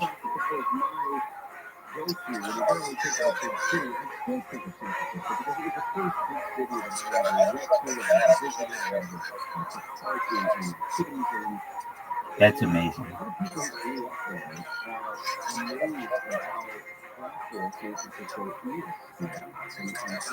Do you like Frito-Lay products?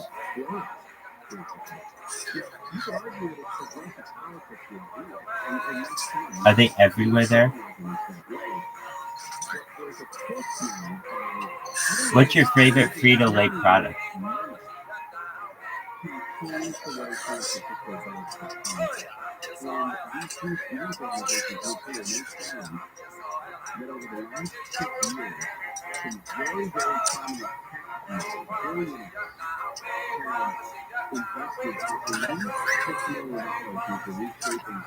Corn chips? That's some good stuff.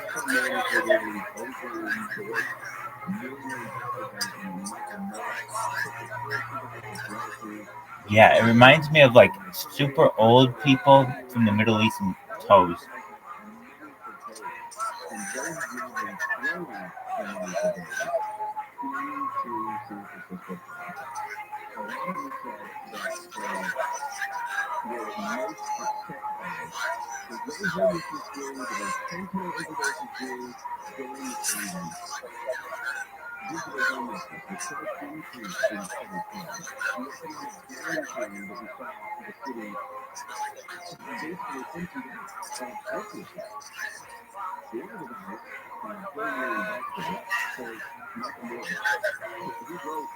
Have you ever seen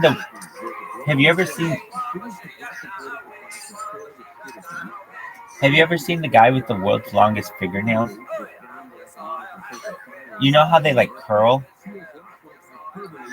That's what Frito-Lay reminds me of. Or Frito the chip. That nail, you know what I mean? It's like all like scraggly. I don't know why. But I just have this like image association. Right. And so I'm not saying that I don't like Fritos, but I'm just saying that like the whole, like I think of that and it grosses me out. I have another thing like that. What is it? Oatmeal. So when I was a little kid, I would watch cartoons in the morning and I would eat oatmeal occasionally.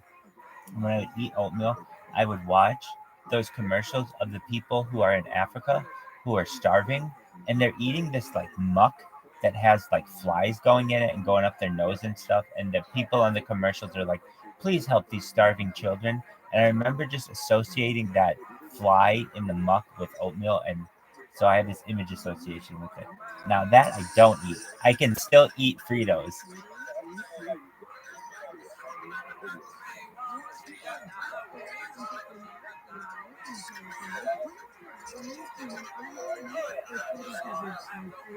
Exactly. Just make it's just.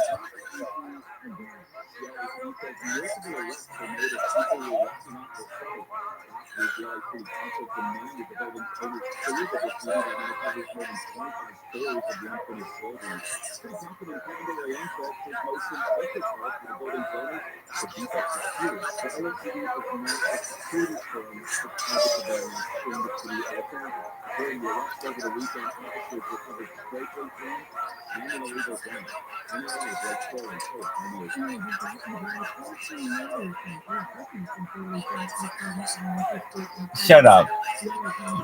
Shut up. Shut up. Oh my God, that's disgusting.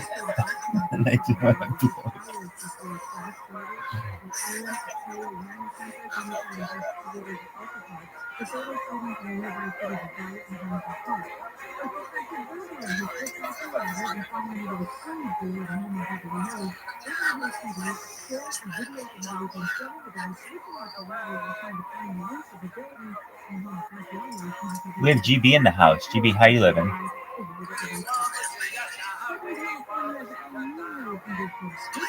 Oh, he's making a meme out of this picture.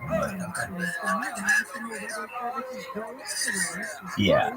Now, are you gonna get a picture of someone from the Middle East feet?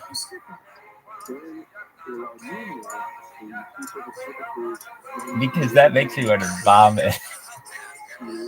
You have to get that. That's the sick part of it. That's the disgusting part. No, it has to be their feet because it's like 3 toes. Like they're like, so put in Middle Eastern, the ugly Middle Eastern feet. And why Middle Eastern feet? Just because their toenails are more like orangey, like Fritos, than they are like whiter. I don't know. So it's not necessarily like, I'm not saying, it's just something about it. I don't know if it's a fungus or if it's just like I've seen it on some old guys at like Disneyland, and it's like, oh my god, it looks like you have Frito toenails. It's just, that's ridiculous.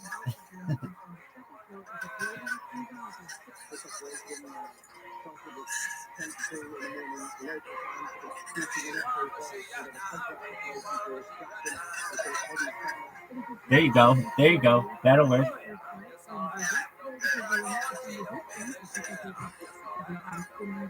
Is that a really long toenail? Yeah, that's disgusting. Oh, like a Frito? Does it look? Yeah, there you go. Does it look like a Frito?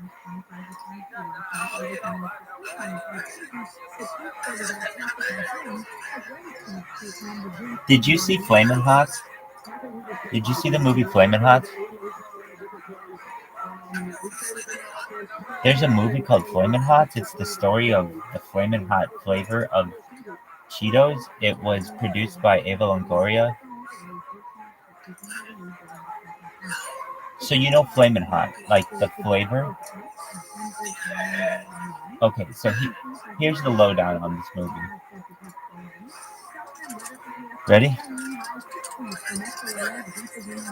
So, basically, Cheetos only came in regular Cheetos, and apparently, this is what really happened. Was a team at Frito-Lay was like, let's enhance it with spices, and that's how Flamin' Hot. Okay, but that's not a very good story. So they had this other story, which might be true. Elements of it might be true. Elements of it might be false. The only way you'd really know is this guy supposedly had this conversation with the CEO of Frito-Lay at the time, or like Pepsi Cola at the time, some big shot. Anyway, but basically, there's this guy who worked as like on the factory line. Maybe he started as a custodian, worked on the factory line, worked his way up and became an executive. And he says that it's his idea, and that he started taking Cheetos that were like the discarded ones while he was working on the line and going home with them because they were allowed to take them home, and putting different kinds of like Latinx spices on them to give them that extra little bit of pop. And it's like a multi-billion-dollar industry now, and not just the flavors, but like clothing. It's a whole culture that I'm sure you're familiar with the memes and stuff. It's everywhere.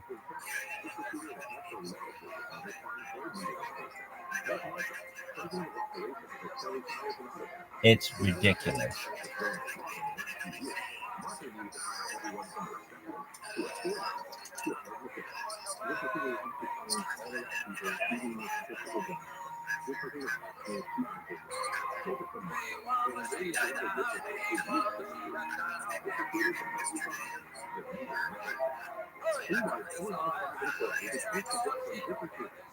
Did you know that there's a Knuckles movie?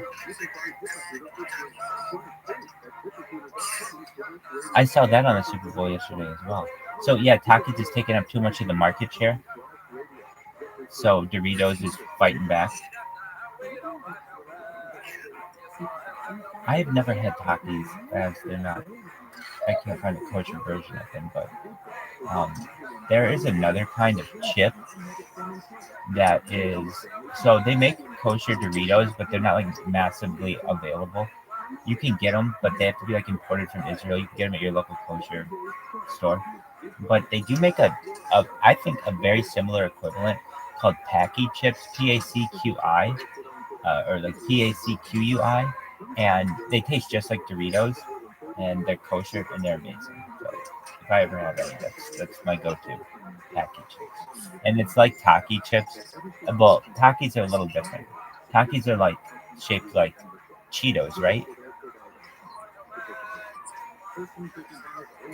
And these are like.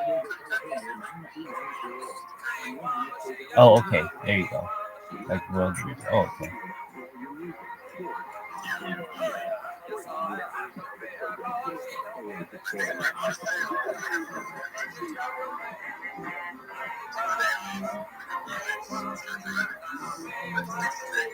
Dog, I'm telling you right now, you don't have the balls to do that.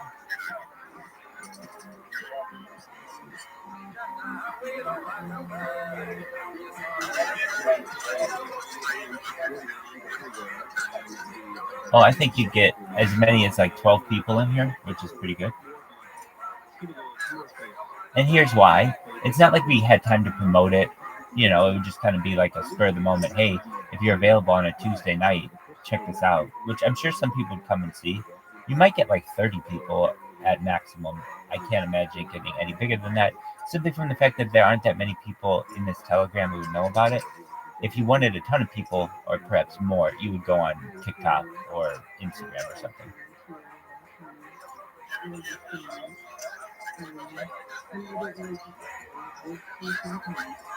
That's why I created 1,000 TikTok accounts, so that they could all just follow each other. So that they could all just follow they just follow each other and get 1,000, so that I'm uncancelable on TikTok.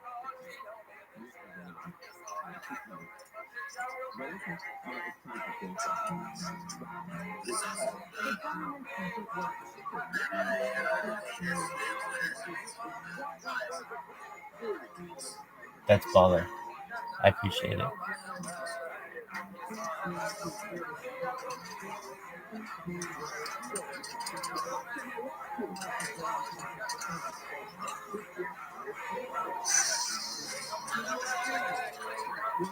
The most pressing issue, I think, in Washington, D.C. is that there are sexual defenses happening the state's secretary was actually hospitalized after afternoon for what they described as an emergency bladder issue. Of course, at the beginning of this year, we came to find because he was in the hospital with pain. This is much more public in the way that they did that.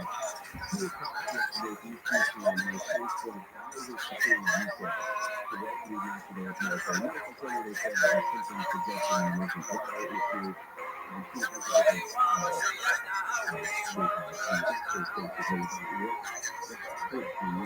I understand.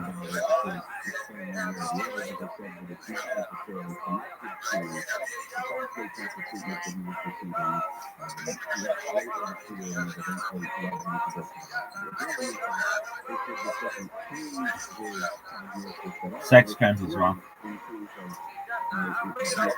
Sex crimes as well.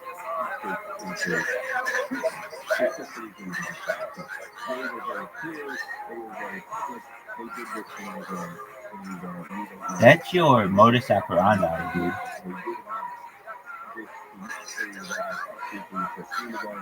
What would I do for a contact bar? I love contact bars, allegedly.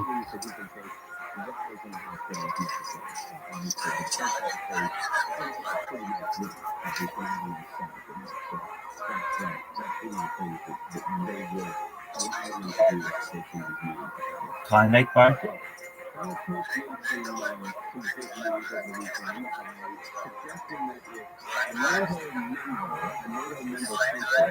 Did you not play any sports in high school?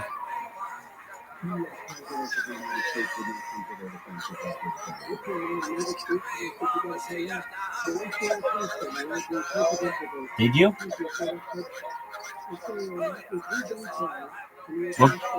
What position did you play?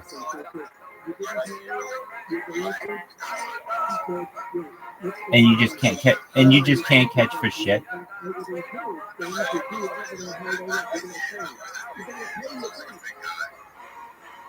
So then, why didn't you do?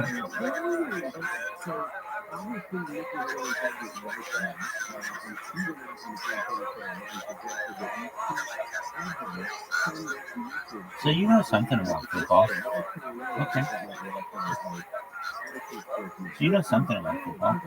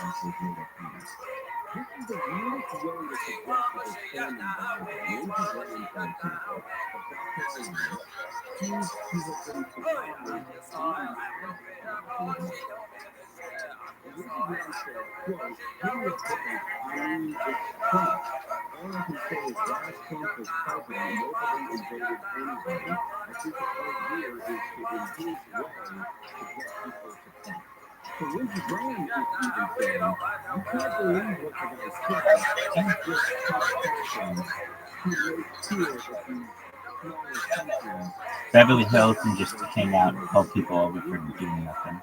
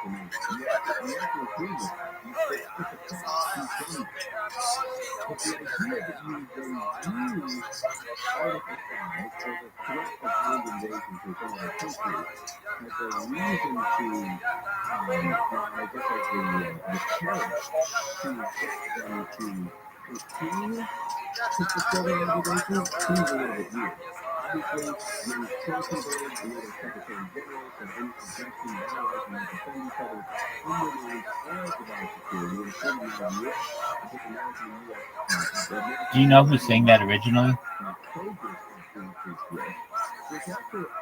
And that would be?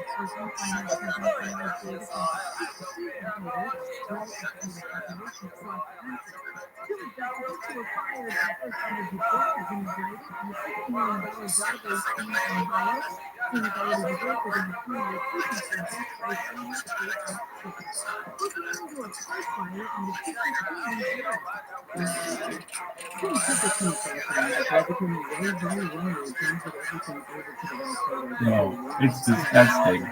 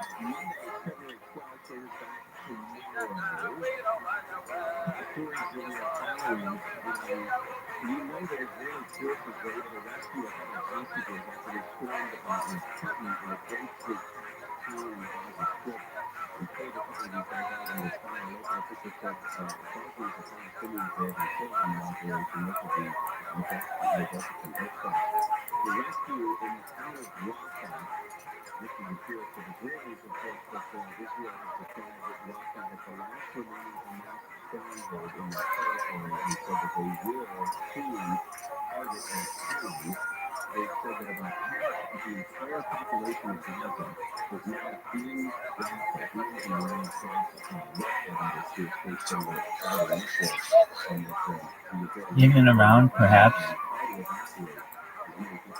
I hope to avoid it. We'll see.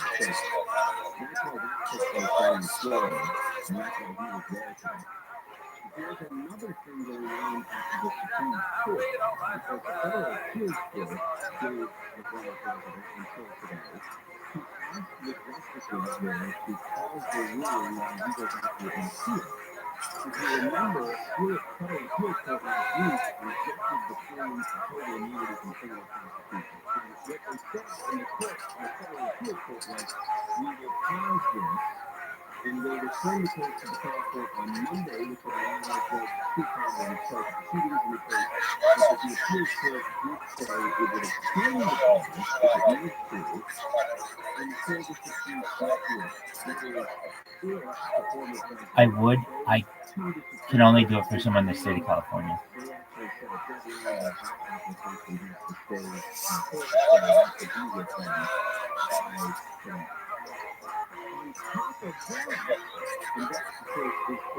if you don't know anyone, I mean, here's what I did. I didn't know anyone, so I wrote a letter and put it on the door of the local lodge, and they contacted me. And so I didn't know any Masons. Actually, that's not exactly how I joined. That was in Chicagoland. Then they were gonna make me a Mason in January, and this was in December, actually in February. So I was gonna have to spend the winter in the Midwest, and I did not want to do that. And I asked them if I could have my application back because I was going to move to California, and so they said okay, best wishes. And then I came to California and had to follow the California rules, which were live here for a year and all the other things that you have to do. And then I was able to become a Mason in 2017, I want to say.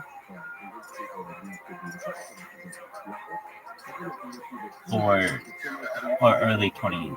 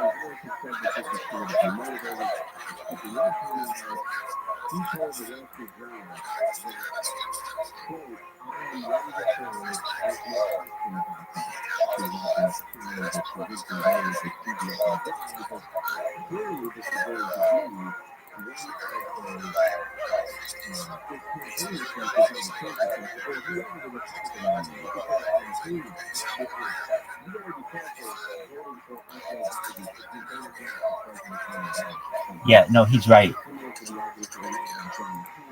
That's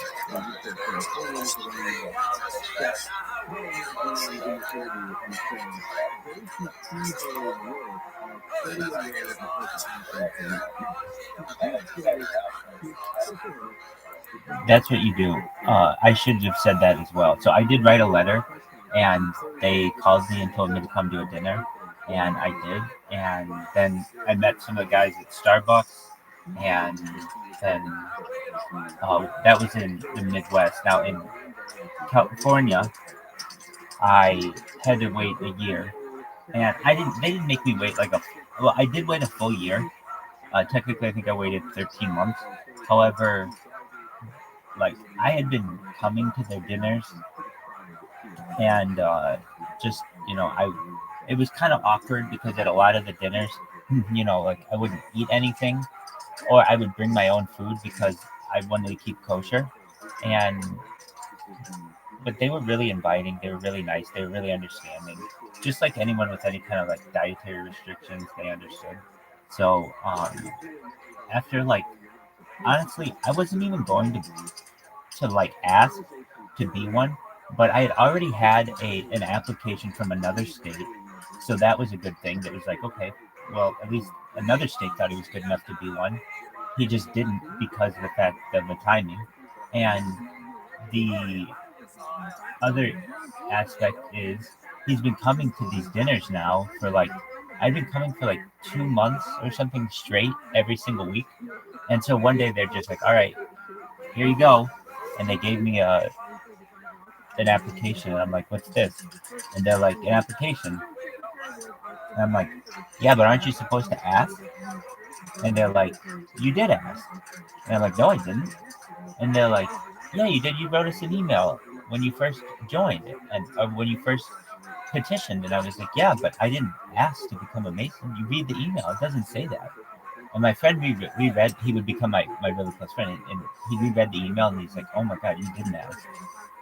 And so it was just like, all right, well, I guess now's the time. So I filled out the application, and so I didn't know anyone here in the state who was a Mason, certainly, and they provided them for me. So if you don't know anyone, just go to the dinners. Even if you don't eat, I mean, you probably will. They make great food, and just enjoy. Some places they drink. So I'm also a Shriner, which is a higher level Mason, and we have a whole bar at those facilities, and those are the partiers of Freemasonry. So there's all kinds of aspects of Freemasonry to explore.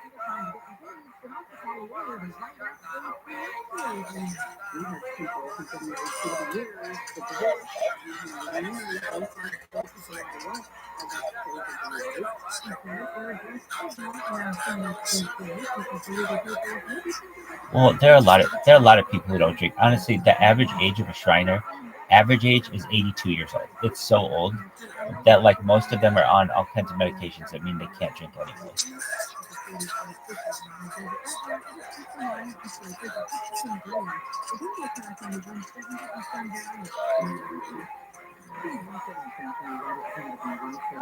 That would be the people with whom to do it. It's a lot of men who don't have. I mean, I'll say every person who was there was successful, and every person there had their own niche. Like everyone, there were doctors, there were lawyers, there were like people in the military, there were professors. They're just like everybody was something different, and there were people in tech, and it was like we all had one thing in common, which was this brotherhood. And I mean, you're not supposed to go there and ask for a job. That's the big thing. And like obviously you're not doing that. And and right. And so I know I'm just making you aware. That's like the one thing you're not supposed to do. However, that isn't to say it still doesn't happen, but you still won't get offers. Meaning like when I was there for a little more than a year, it was probably the happiest year of my life. I worked as an accountant for a bridal company, and actually, I was more than an accountant. I was a controller, so I handled all the finances of this. I think, yeah, I do. You know why? Because it's dead skin cells, and it's basically a natural.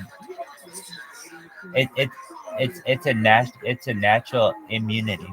Okay, so I was it was the happiest year of my life. I was working as a controller of a company. If you don't know what that is, it's basically the chief accountant. And I wait, go ahead.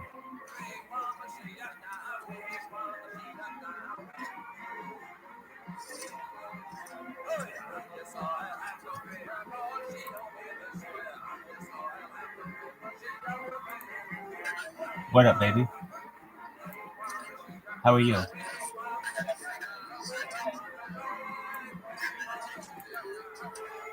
Oh, I have to take a look at it right now. I bet it's disgusting as fuck.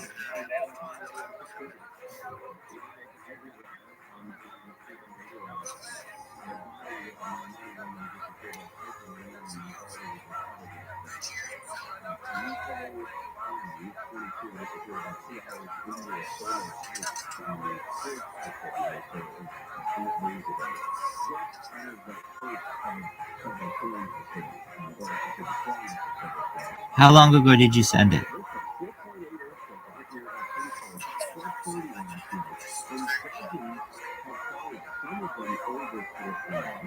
Oh, I see it now. Oh, that's disgusting. That's perfect. That's absolutely perfect. That is absolutely perfect. That's disgusting. That is disgusting. Oh my god, that's so disgusting.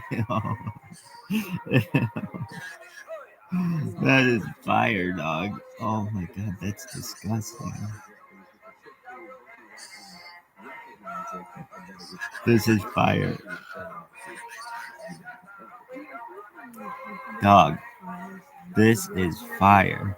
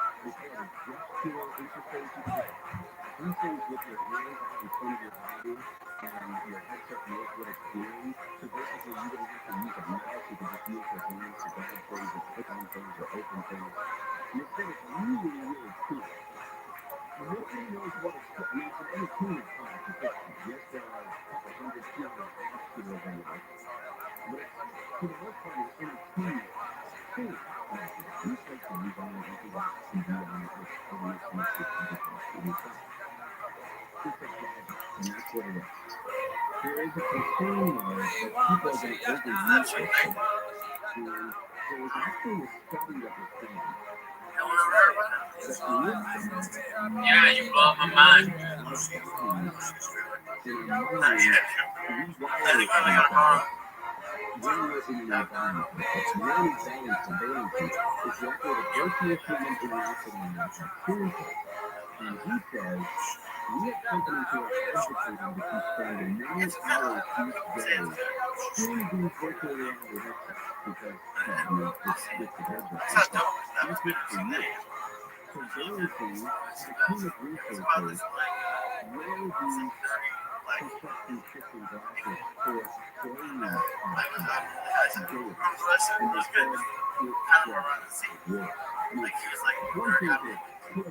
Oh yeah. He got a bag.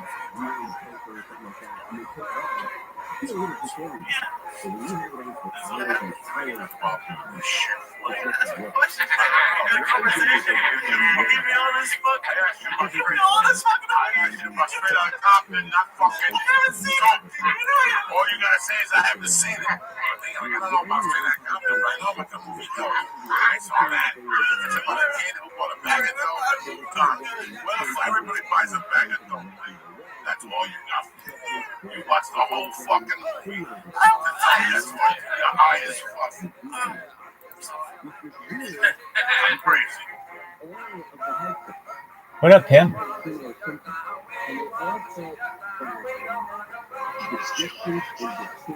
Is that James? Hell yeah, I recognize you like a brother. Living the dream. It's a beautiful day here, so it's cold. I can tell you that for here. And what does that mean? Like overnight low of 39. That's the lowest it'll get.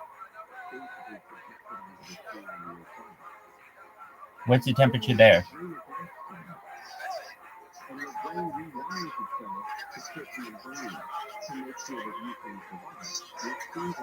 Well, it's like 65 degrees outside now, but overnight I'm saying.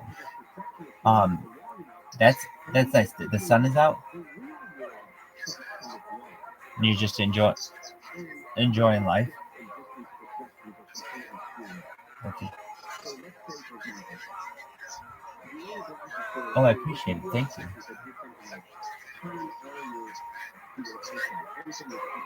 Excellent. How was the women's basketball game? How did they do? Dude, that's the biggest team they could have upset in the country. That's a huge game. That's a huge upset. Caitlin Clark, dog. Really?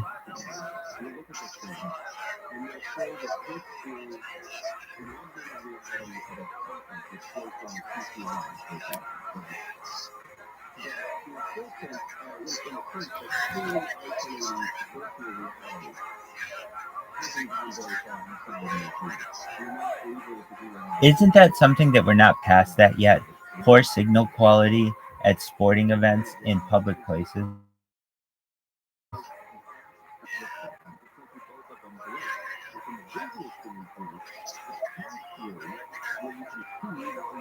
Dude, even still, even if you had 5G, it still doesn't matter. We've been doing this for 25 years. Poor connectivity to stuff. I just find it amazing that it hasn't improved, and we haven't seen a major improvement in connectivity ever, really, when it comes to big sporting events. I mean, if you go to a University of Nebraska football game, I bet you it's difficult on game day to call people. Maybe it's not, but I could be wrong. But okay, there you go. So I don't understand why it's. I mean, like why these companies know that. In fact, they sponsor the schools. AT&T will sponsor University of Nebraska. Yet on game day, when you want to use their service, it doesn't work. It's ridiculous.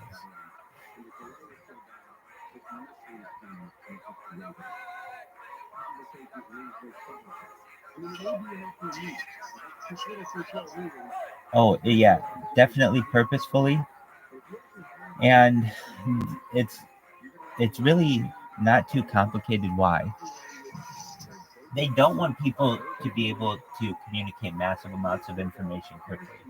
So that's why we've seen upload and download levels plateau over the last like 10 years. I mean, unless you have like a T1 line, that's about the only way that you're going to be able to have really fast connectivity. When it comes to DSL or, you know, fiber link and things like, I mean, even like Google Fiber isn't available in all locations. And it's been like 5 years of a slow rollout of like little areas when really that should be everywhere. People don't know this. And the reason why I'm so fed up with these technology companies in particular is this. There's something called super Wi-Fi.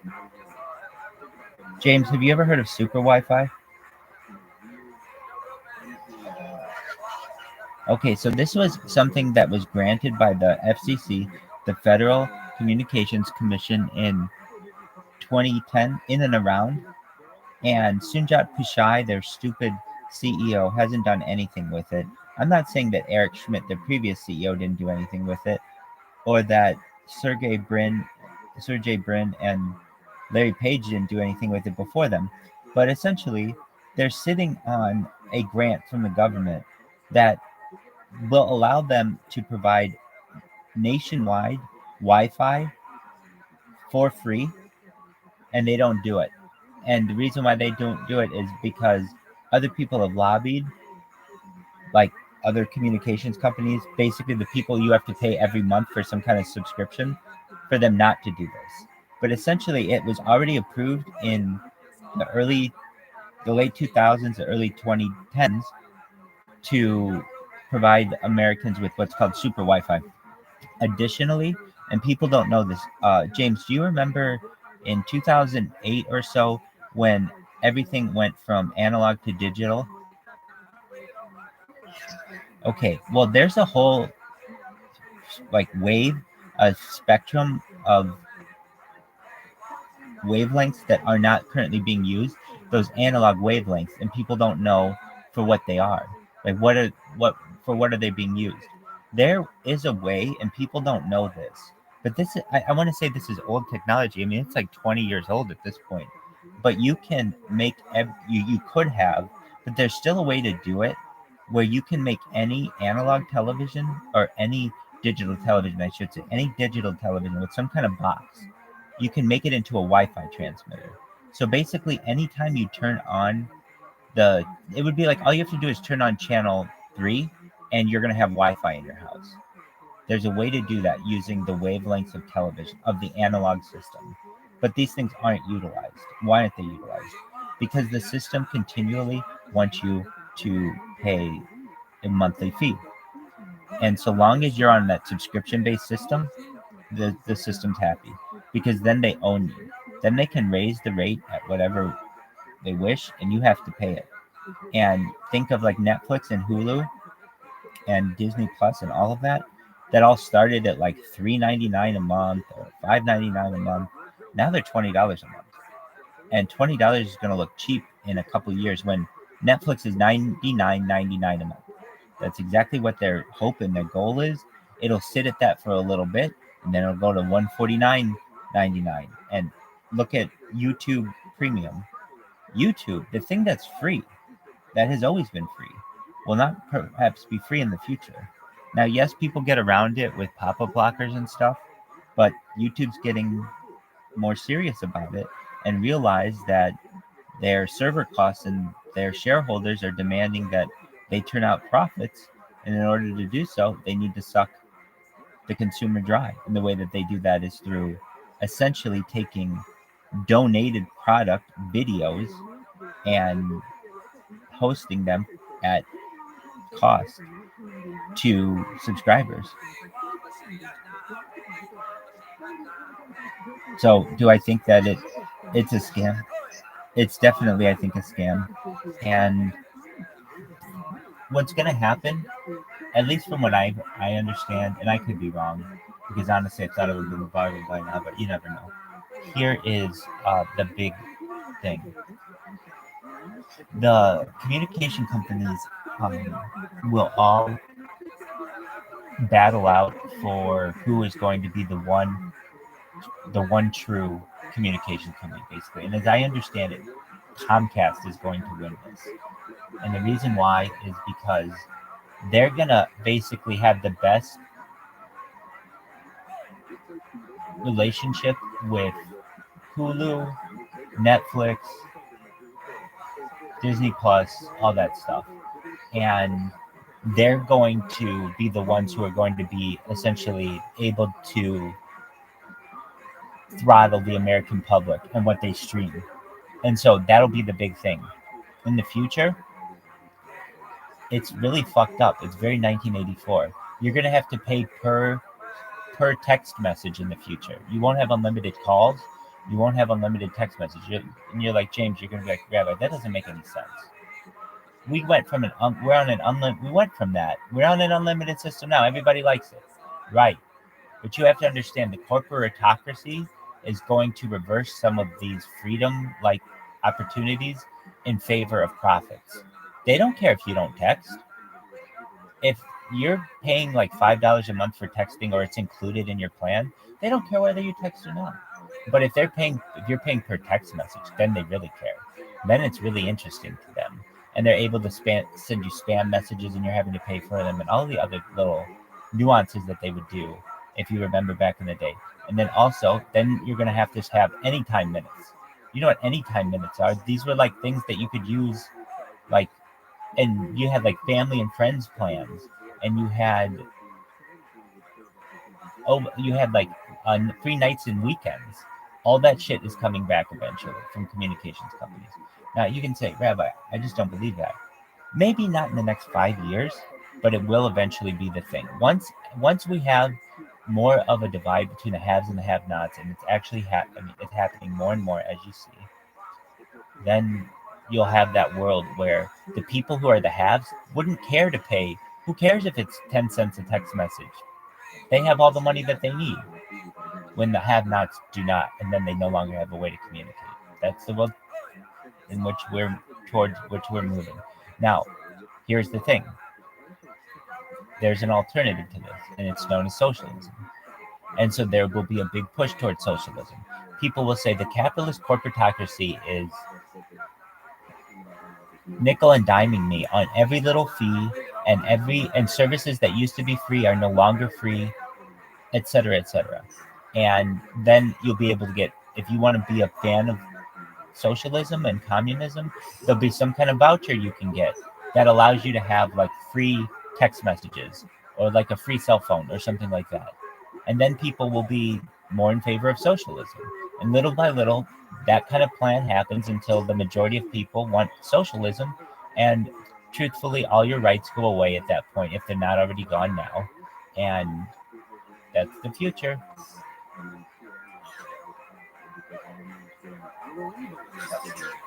You know it. Okay, that's a great question.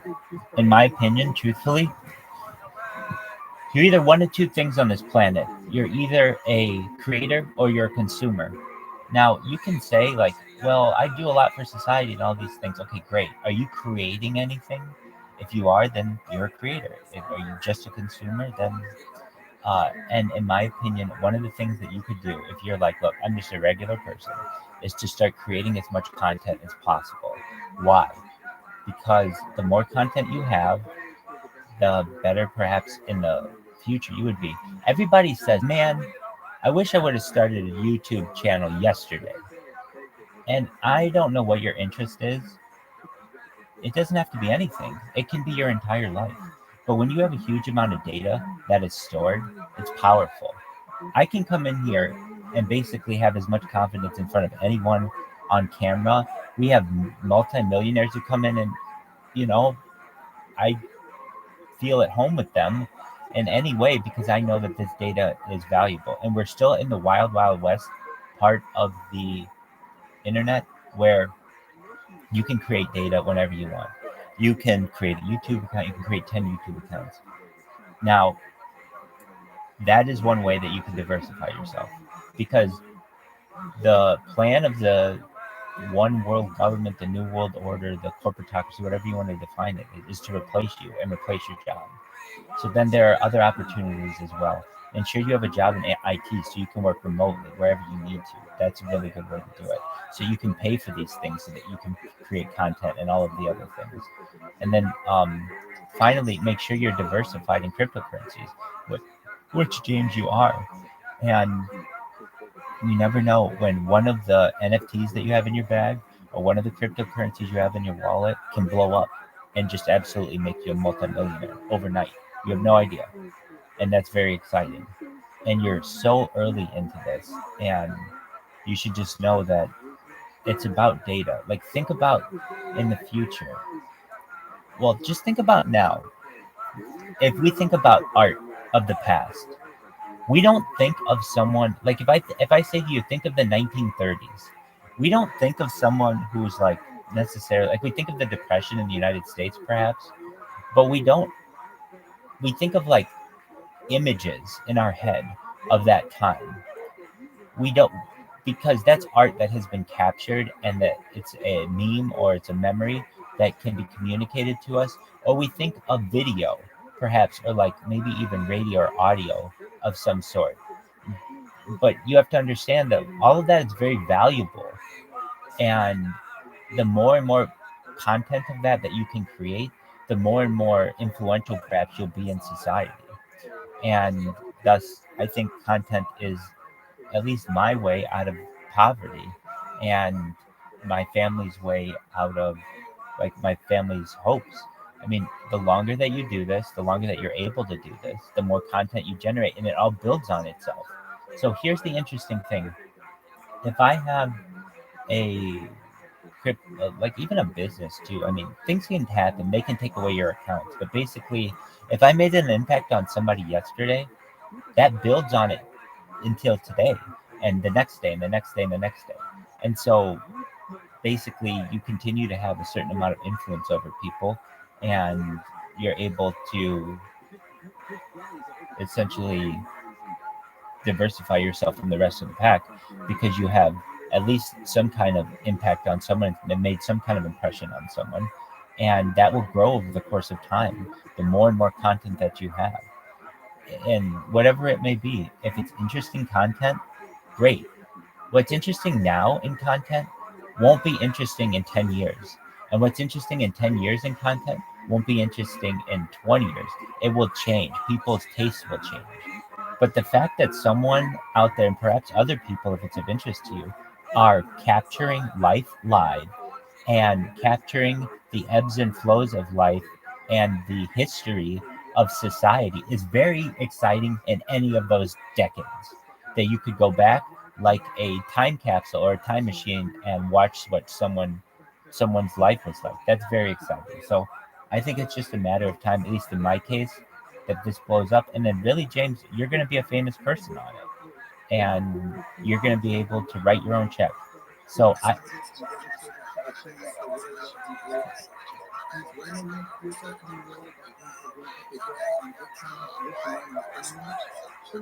and real estate as well. Real estate's very important.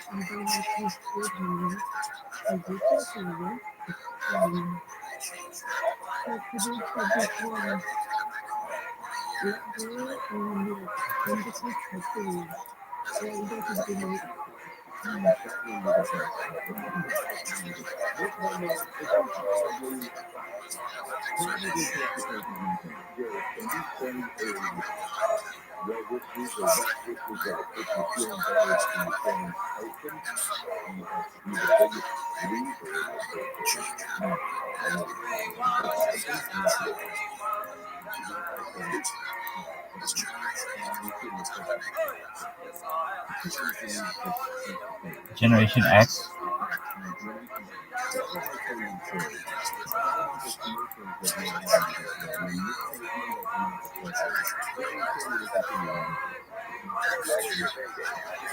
I believe that's baby boomers to X.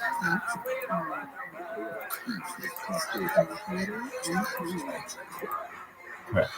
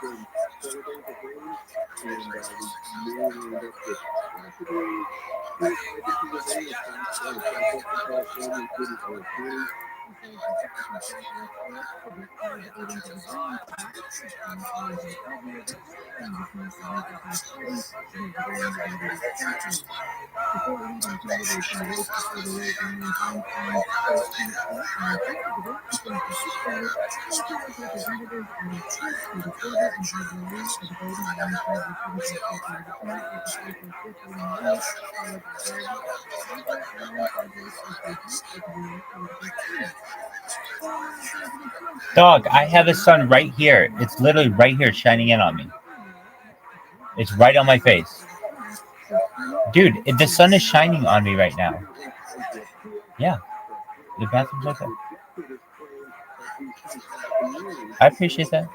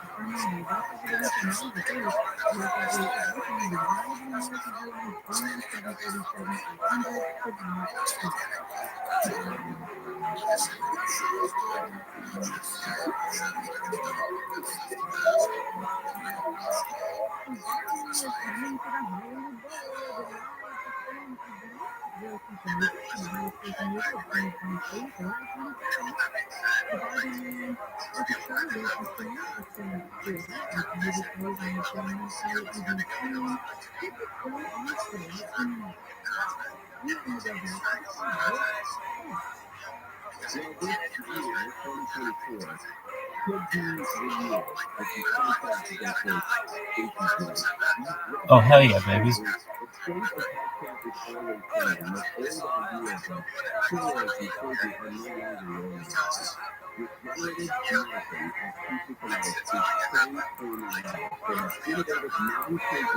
I think so.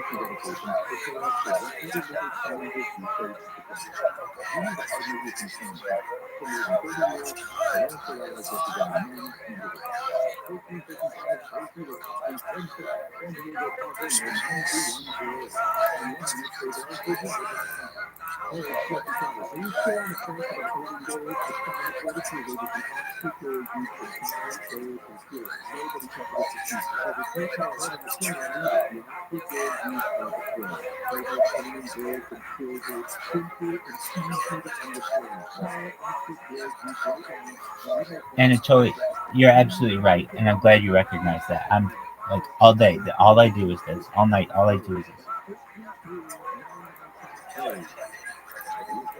No, I do, but you got to understand at a certain point, it wears on anybody.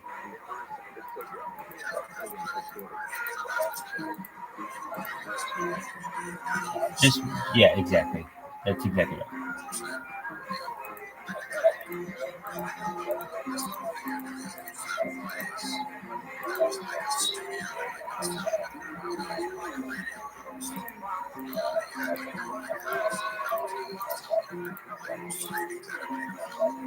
That's the only thing that's missing, not my ability to speak Spanish.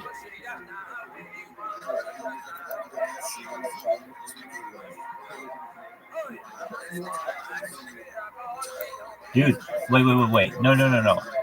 I agree. No, I'm not downing on it. I'm just saying that like I don't know how well I could communicate. If I'd be the best person, I'd be the best audience. Go ahead.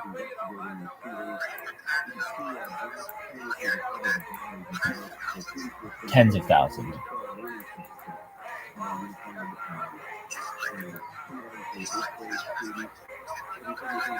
Yep.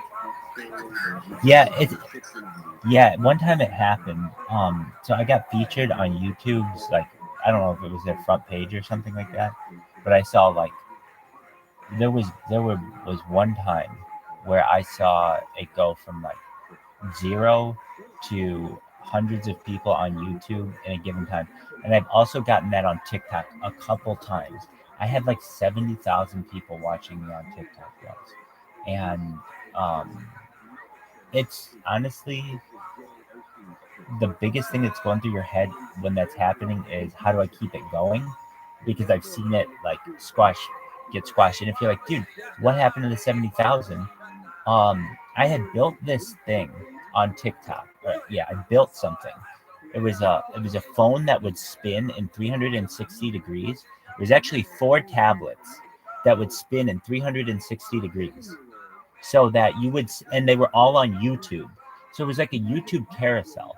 And I had a TikTok phone watching all this YouTube carousel, and I had all these people watching it. Well, somebody reported me. I don't know why.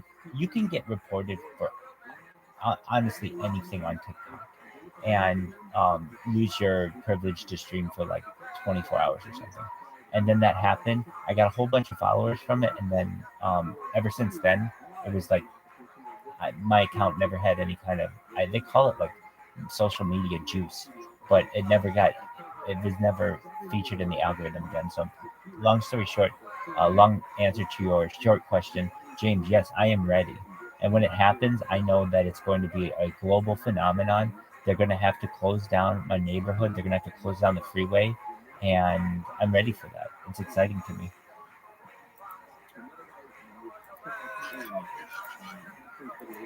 Excellent. I've had, 2.5 years to prepare for it. There was a certain time when I was on the stream where I remember saying to myself, like, I am very slowly taking over the world.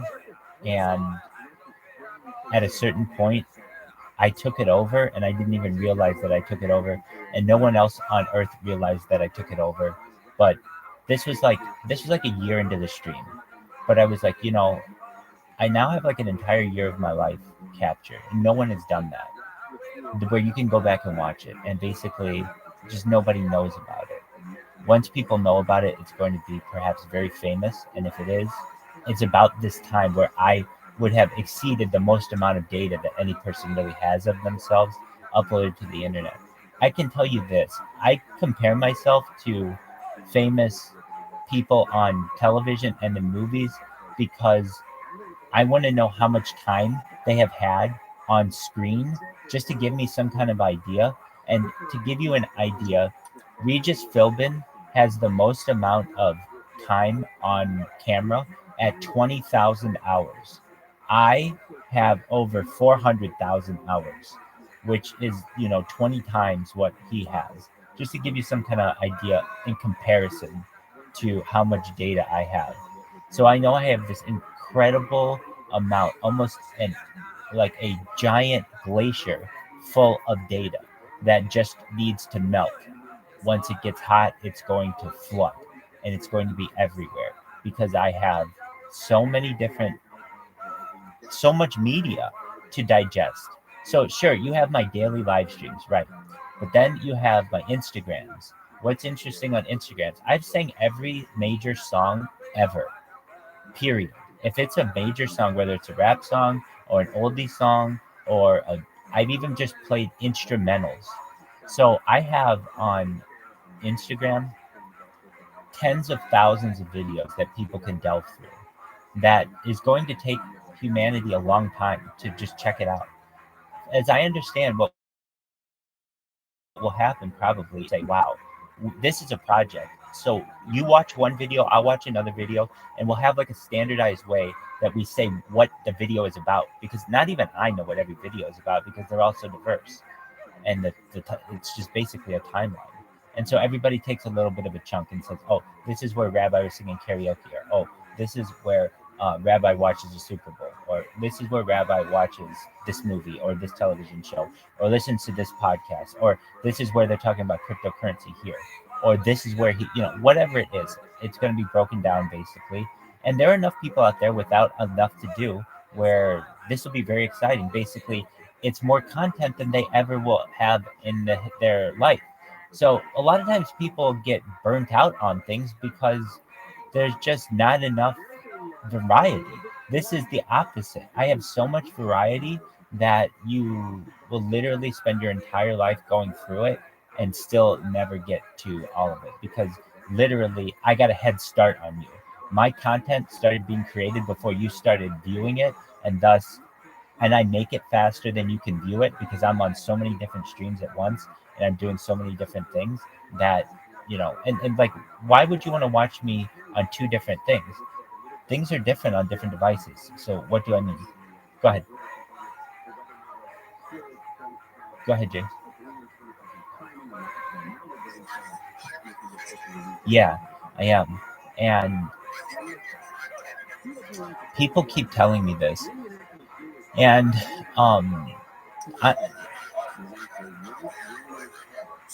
I understand that, James, you're right. And I've actually talked to a lot of the people who enjoy Fish Tank on Twitter Spaces, and they've told me the same thing. They're like, oh, you need to apply. You're the perfect candidate for it. The only reason why I don't like that system, and this isn't to say that I don't like it. I like it. I think it's good, and I think perhaps I might be on it someday. As of right now, I want the data available to anyone at any time, anywhere for free, like it is on YouTube. In order to get it on Fish Tank, it's a niche, and also you need a premium account, and then you have to download it because it's on their servers. So it's just not like, oh, here's a link to Rabbi doing whatever crazy thing he's doing. That's cool. No, now you have now you have to pay for it. I don't want people to have to pay for it. I want to be able to talk freely to the people, and also, frankly, I do things that they won't let me do. Like what? I like using electronics. If I don't know the answer to something, I want to look it up immediately. They aren't allowed to use any kind of other kind of media. They're not allowed to use Twitter or Facebook or anything like that. And also, they're not allowed to watch movies or listen to music because it's all copyrighted.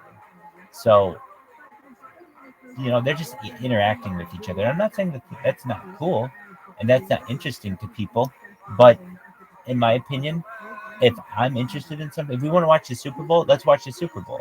And that's really cool. And then you have that memory that, hey, we connected during the Super Bowl. If we want to watch whatever it is, we watched the Putin interview together. They're just like moments we can have together that on Fish Tank you're unable to have. But I will tell you that I thought about it, and it isn't to say that still don't think I might not do it.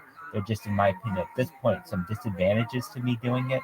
And the main one is I want the content available to anyone, anywhere for free.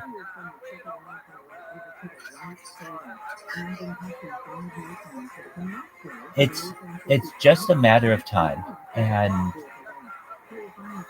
that's the thing. I mean, look, it's taken me 2.5 years, but it's a random Monday, and we've got half a dozen people in this thing, and we're all familiar with each other, and that's how you start something.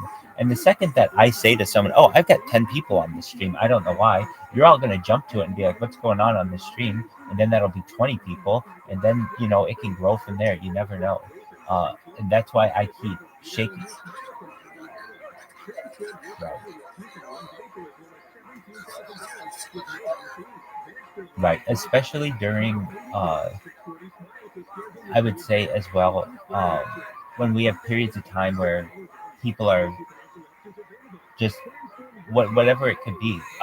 I consider what I'm doing on Twitter to be like shaking up a nest full of bees, and you never know what's going to come from that. And I honestly think I will be the person who makes Twitter Bitcoin, or whatever, to makes ticker Bitcoin. Sorry, famous. But I'm fine if ticker Bitcoin makes me famous. I mean, it's a mutually beneficial relationship. But at this point, I've got a lot more. Pardon me. I think somebody gave me some 2 weeks ago, but I hadn't been. I appreciate that. You certainly don't need to. No, I don't. I honestly, I haven't ever sold anything. So if you gave it to me, I don't sell. And I've had a wallet from. I can tell you though, well, that's much appreciated, really sweet of you. It's unnecessary. At this point, um, I have a lot more to offer than I think Ticker Bitcoin in general. Ticker Bitcoin is a great community full of memes and is a cryptocurrency, but really aside from that, it's rather shallow.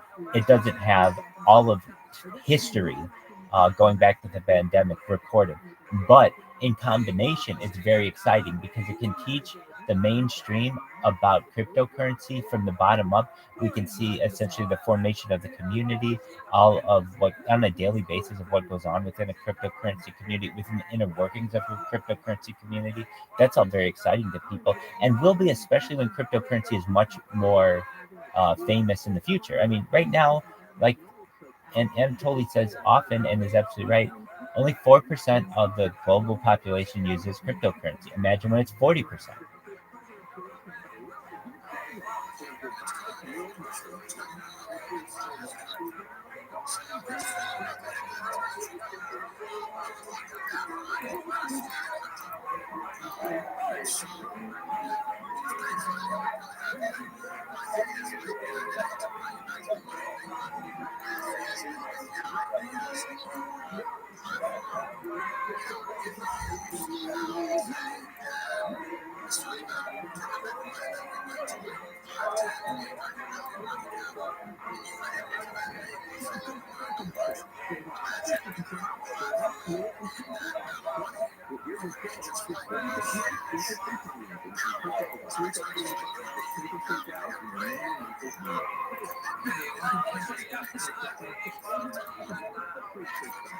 Absolutely.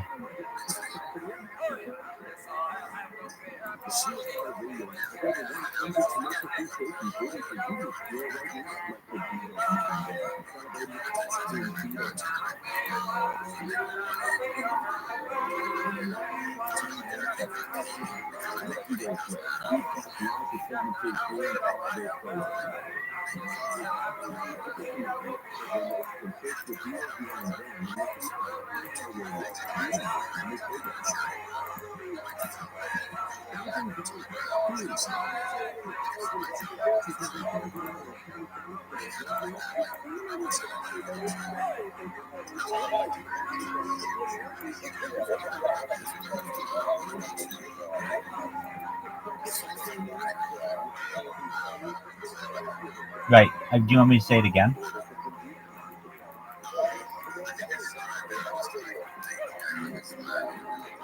Right. I want to spite you because I really want you to do it. So I don't think you're gonna do it. You're definitely not. You're definitely not gonna do it. So just you should really just stop talking about it because you're not gonna do it.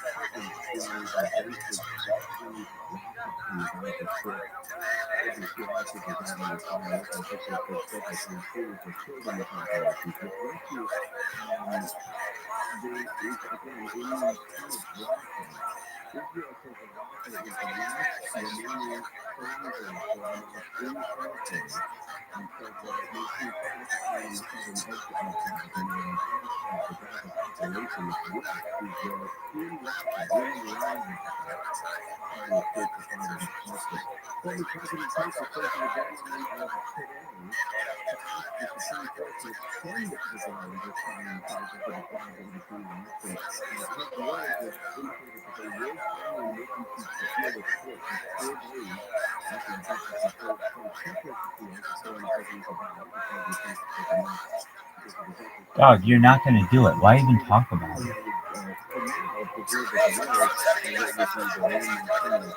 But you're not. That's the thing. It's cool to pump yourself up if you're really gonna do something, but we all know that you're not gonna do this, okay? I mean, I want you to do it.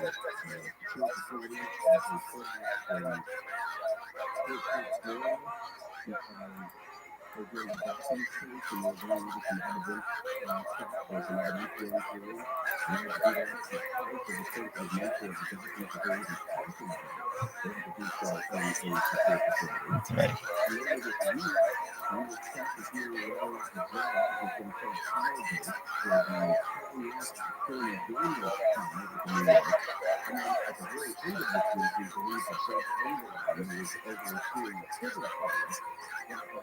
Dude, you're not gonna go. You're not gonna go, but if you do,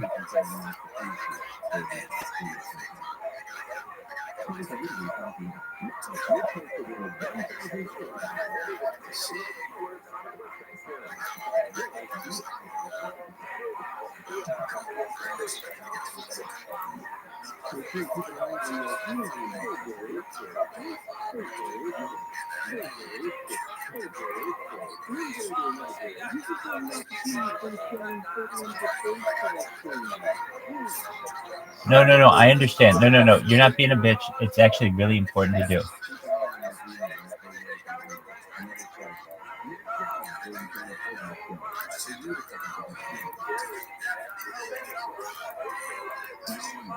Dude, if you were gonna go, you have to start getting ready now. So let's just throw that out the window. Okay, cool. Then. All right, let that go.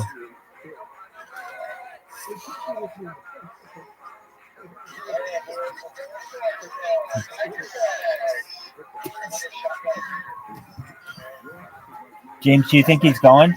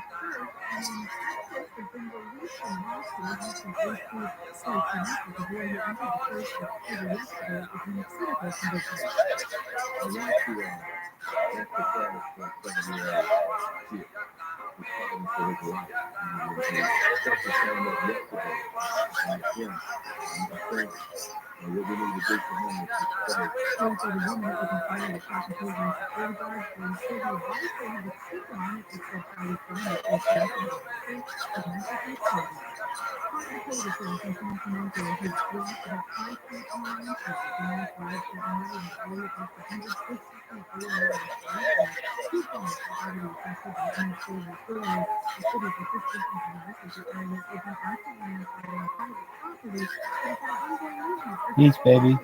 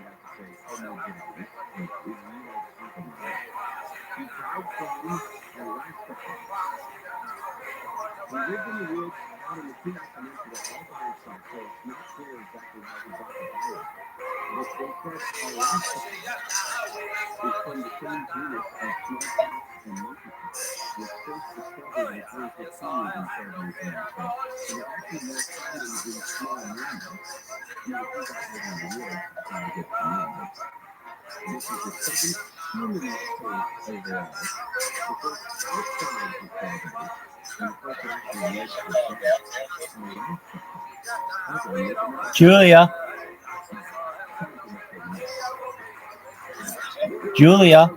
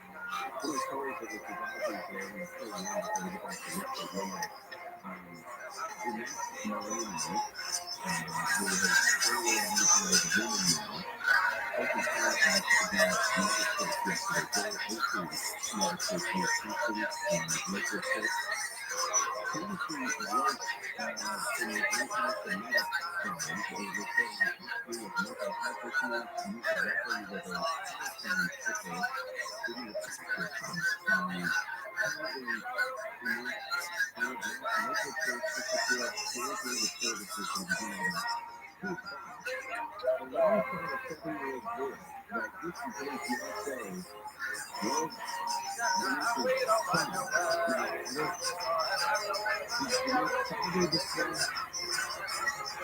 of the 7-year-old that was born. How many people are falling into the church as a parent? Because they're too often the officers working security at the church, eventually shot and killed, you know, self-custody. One of them is intoxicated Houston, and then another one is an agent with a Texas alcoholic beverage connection. Again, both of them not treated but working security.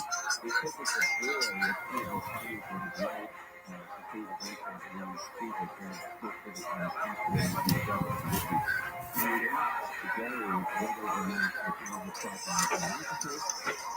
The Houston Police Chief Lee said today he speculates that the shooter, or the suspect in this case, the shooter is the one that put the kids in danger and puts methamphetamine on her. Now, again, someone after the fact in 2005 had previously been arrested under the name Jeffrey Escalante, which was raising questions about whether or not the shooter was actively transitioning before or preparing to attack or exactly what's going on. They addressed discrepancies in the identity found two used multiple aliases, including Jeffrey Escalante. Houston police report that she had identified the entire time as TRUMAN and said that the firearms were seized and kept for analysis. There was a mugshot made TRUMAN that she sent in, a dirty face, taken from a couple of years ago. She posted a different blog also listed her such as TRUMAN. The Morgan officers noted obviously that she had a mental health history, that was documented with police, and she had found some anti-Semitic writings that were uncovered apparently at the house, and that there is a belief now that there may have been some sort of family dispute between Jennifer's ex-husband and this family, some of whom happen to be Jewish. So the police are running lots of conversations there. They believe that this might be where the sanctions were going to be diving into that more. They do want to stress that Jennifer acted alone. Of course, she probably also was later discovered dead, but that was not the statement they used in the file. So back to mixtape number, and Taylor Swift is in the news. Obviously, with the game yesterday, take the over, by the way. I think the over-under on how many times they're going to throw her was like 8.425. She's been 27 easily, not counting all of the time that they've spent with her on camera. Anyway, there was a weird attempt by former President Trump to trying to stimulate popularity by suggesting that Taylor Swift would never endorse Joe Biden for president because Trump was president in 2018 when the Music and Innovation Act was signed into law. As a matter of fact, it was he who signed it. He wrote on Truth Social, I signed the statute for the Music and Innovation Act. So Taylor Swift, among other musical artists, she said, there's no way that she could endorse, he said, there's no way she could endorse her because Biden works the most corrupt company in the history of our country, and she's disloyal to the man who made her so much money. She told me anyway, besides that, I like her boyfriend Travis, even though he may be a liberal and probably too extreme.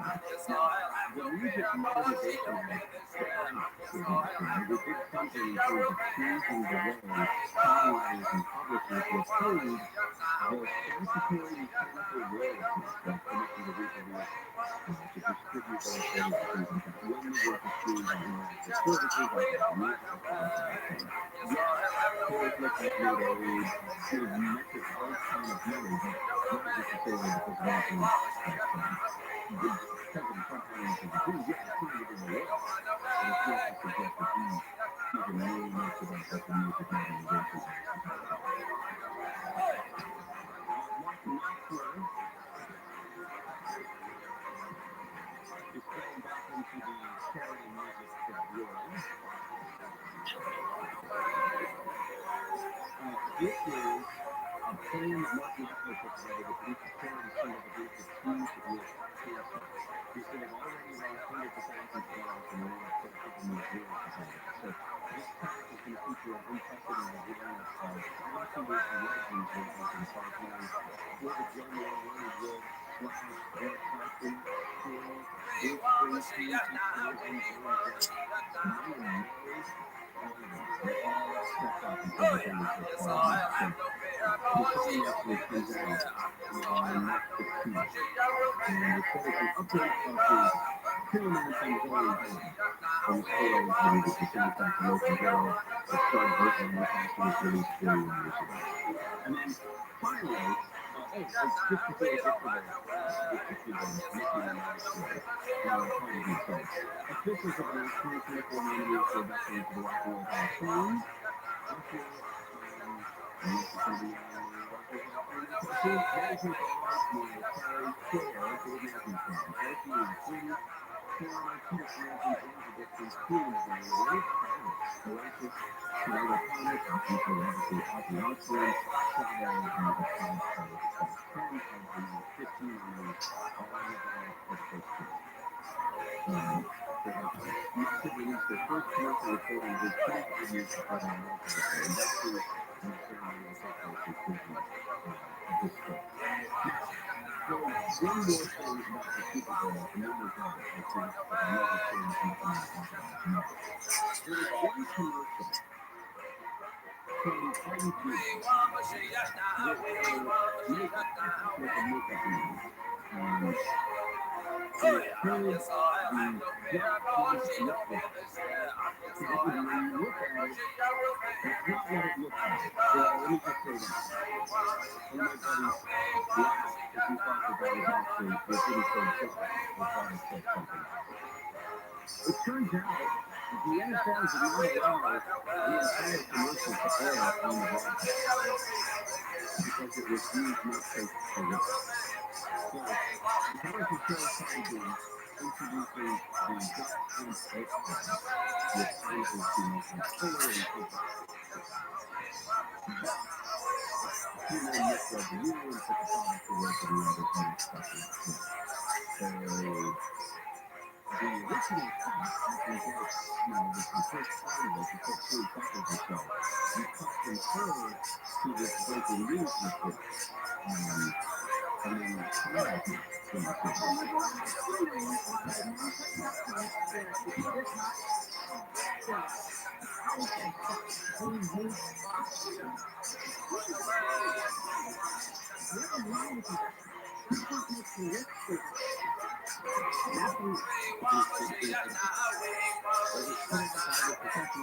of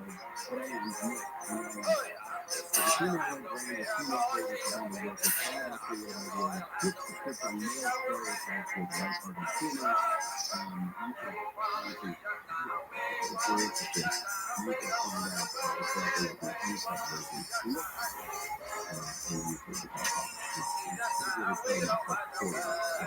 But they say it's a whole brand, re-release, and it's the first time advertising the Super Bowl thing that they're going to make sure everyone's watching the Super Bowl. It was fun because it's all concept of getting pretty good at finding out who the Jack Kovac is coming up next. Please don't know. Well, Rich the and the primary, just the same to the same of the summer.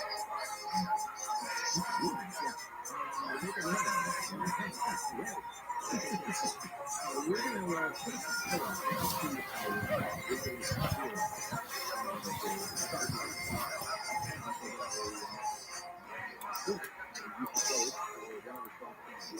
it's very concerned this is it because the field is so crowded that there's going to be an issue around the really going to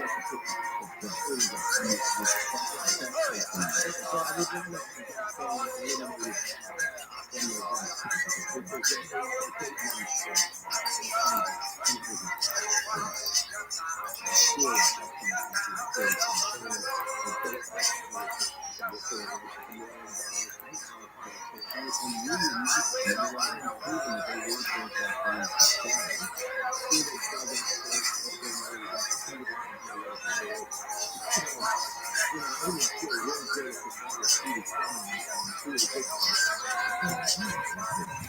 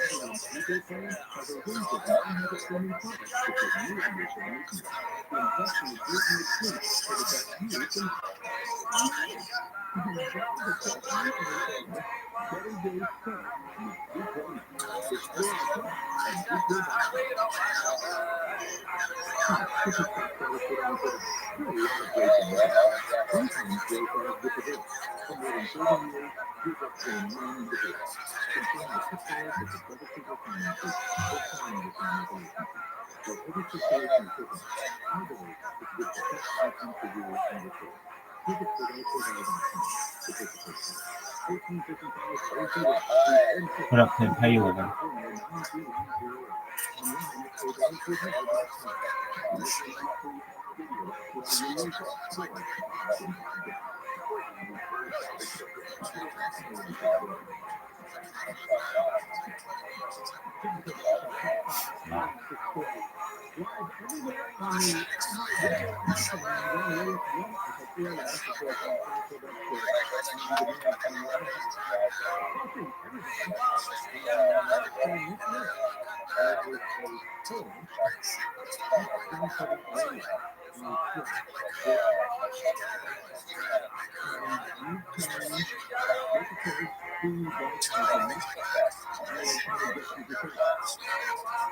Right.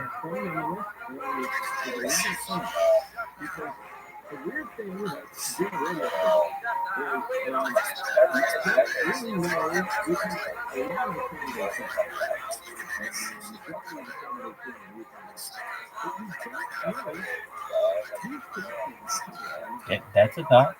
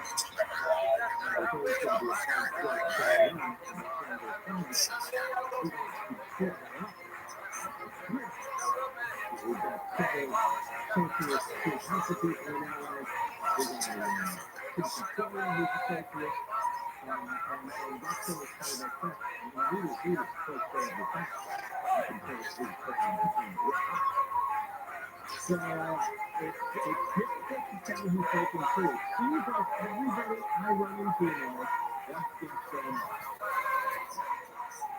2/3 of people told get the idea of it. And so over the next 3 weeks or 22 days, we're trying to tear down the list here. There's 2 slots for 12 people. And some of the candidates are not going to come. One candidate has over $1 million in donations, and another candidate has 50,000. The candidate 50,000 is just not going to do it. You got to be able to discern media from the real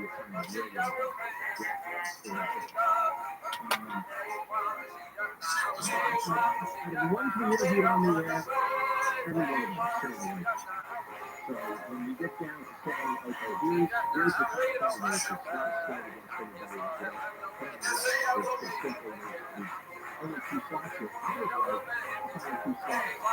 But, not that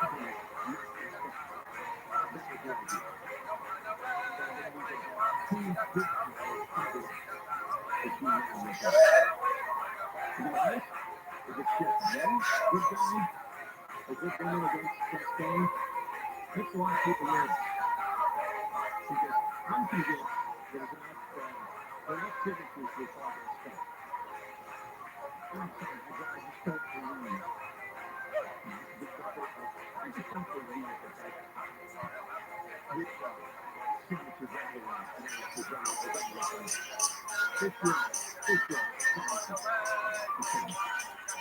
This year, really good. I don't trust the system. I don't trust the vote counting system with mailing ballots and with things where you can go door to door with ballots and to tell people to vote. They really do it, especially progressive. They go door to door. They talk to people who are very engaged and barely speak English, or maybe they don't speak English at all. And they give them a ballot and say, here's who you can vote for. There's a lot of that going on. That's how it elected things.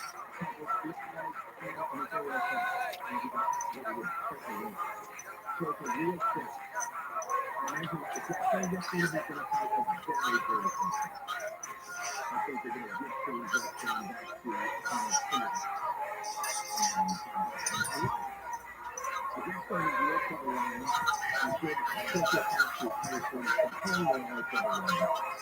And so we have a situation where the electorate has created this thing. The electorate has created with a broadcast thing, character study, that makes the Gavin Newsom heavy, that put Ed Biden into office on the West Side Story. Just think of it, okay? That's throwing that in. That's putting that in place, firing that in place, having some Newsom place. We still haven't seen elected. It's kept people down.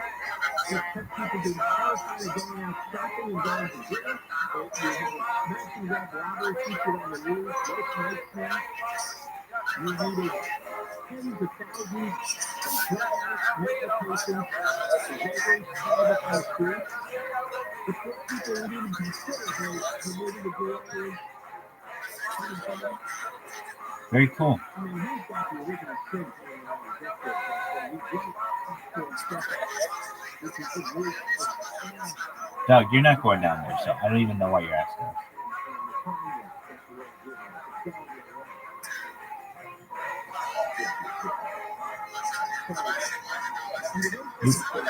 I know, but you're not going to go.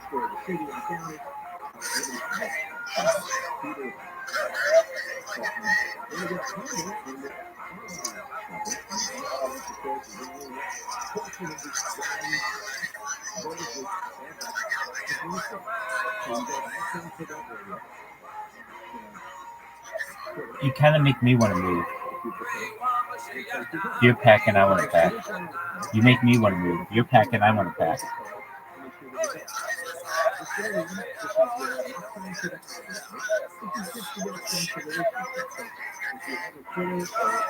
Oh, I'm not donating it. I'm just going to abandon it. They can do with it what they want. I don't care.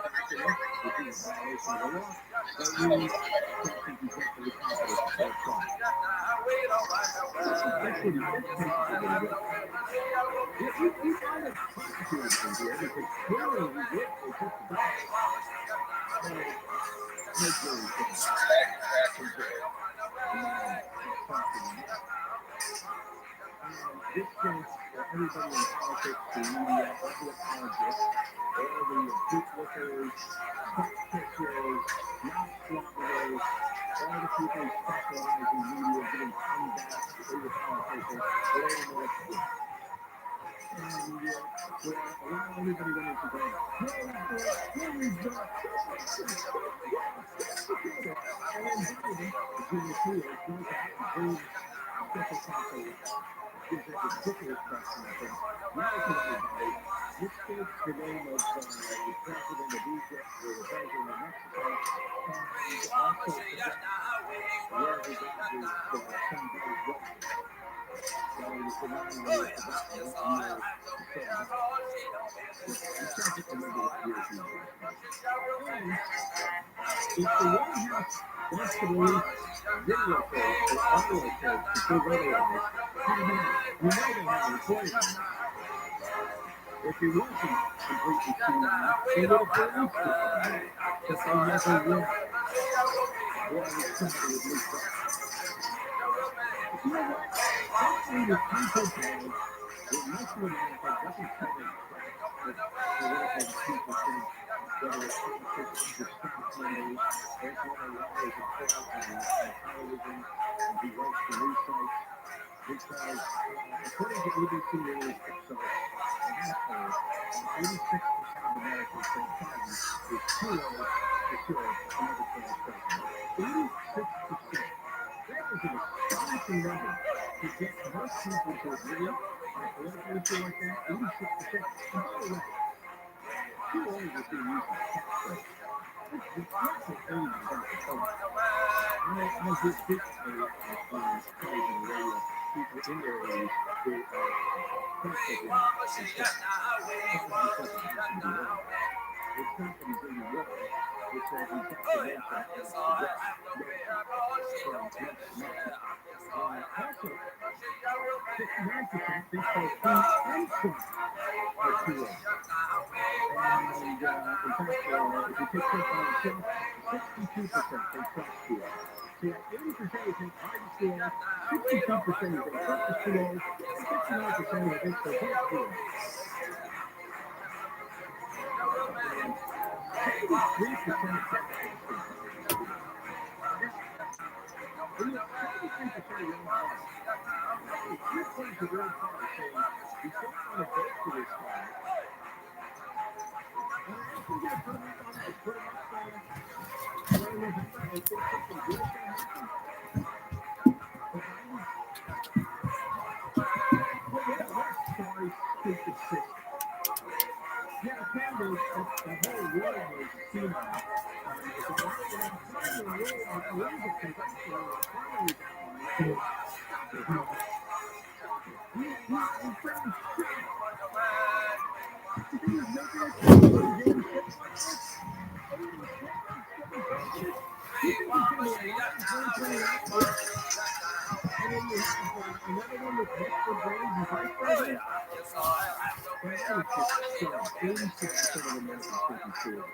So he needs to go. God knows what's going to happen this year. Around the world. We've got nobody getting the car anymore. There's nobody home. And when we come back, somebody come on. We can hear what's going on over there. We're going to talk to Brian Miller from ABC News and Caroline Speaker, Inc. She's going to be reporting from Israel. Israel rescued 2 hostages today. And 67 Palestinians in the conflict. There's also reports about how they found a lot of Hamas terrorists underneath the UN agency headquarters in Gaza. So we'll talk about all this coming up after the news. Go to Martin and talk about 25 years ago. Even more people are that you're breaking the rules and they see the public site like you're downtown, because they cover up for the public site, first and for the weekend with the gun. It's very for the council demand that rules are breaking my closet principally even secure the building. Since you couldn't be alone, so we have a backup plan, all from Fort Worth. We just started with separation, so safety and compliance. And build after a month and more than 25 hours in the closet, construction of the building stalled in 2019. A paraglider has been killed at a flight park last night in Pinto. Owners of Suburban Flight Park, Jeremy owners of Suburban Flight Park, during a visit at the paraglider was being advanced maneuvers. When he hit the side of the mountain, Bishop says the guy was an experienced pilot, skydiver, and speed flyer. The Riverside County Fire Department rescued tried to save the firefighter yesterday at the 1,000-foot level on the mountainside to the town's very scene. Southern California's El Nino can be hopefully transitioning to a La Nina sometime this spring or summer. The National Weather Service says the days of large and early are associated with extreme coastal temperatures across the Pacific. There is a new law in the sea surface temperatures running below normal, and the opposite is El Nino, which is temperatures around the area beneath the above normal. Currently having El Nino advisory because the strength of the La Nina is not a Customs and Border Protection guard at Boston's Logan International Airport has found mummified monkeys unaided during a traveler returned from the Democratic Republic of Congo. The group claims the creatures only had 5 teeth in it, but agents say they found a dead and dehydrated body of a monkey. During inspection, the travelers said that a brought the monkeys into the U.S. to eat. TTD has no charges were filed despite a month-long COVID-19 global outbreak. Stopping the weather followed by sunny high 60s for metro LA, the Eastern Area 2, 67, 70 for Palo Alto, 45, Oakland, LA Desert. Right now, 64 Laguna Ridge, a 63 in Rancho Santa Margarita. Look at this crash on the 57 in Fullerton. The second California was in the Arizona downtown for cooling off the right corridor of that environment and confining dinosaurs to cities and that environment by Boulevard. Even birds known to headlines and social animation. Unless the news signals on making the day this at 5 at California Road 4. And 1 p.m. 215 north of Clinton Street, the unpreceded vehicle pulled left into the left lane. And in the area of second Palm Springs, from South County Western Focus State Line Drive, Pennsylvania, and this is the right now. Toyota China, the Ada Fashion and Around. Like you can be trusted. Because no two people is the same. Only the two people can celebrate each new day with their partners and partners most people. The partners with different partners is so fun. You can choose a list of the station to be on either side to your ideal food. And now during the President's Day sale, save 50% on the cucumber order the district market, plus free home delivery when you add an adjustable base. And finally, find a store near you at cucumber.com. Supermarket. Access to the backyard patio used to work. That was your sleepover. Furniture food and outdoor woodworking company. This February, sleepovers will kick off your outdoor remodel as an independent shop. Selling free concert tapes. You can save up to 80% off. From high range to stores rentals, you can get started by calling 800-4004 to visit custombuilders.com/Vegas.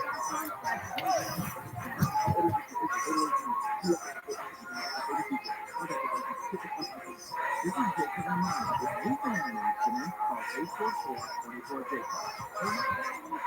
Plus sophisticated termite truck callers will call 800-260. If you do the rain.com, we like security for Google Light and split panels, so people keep it a difference for the bigger than cars like this.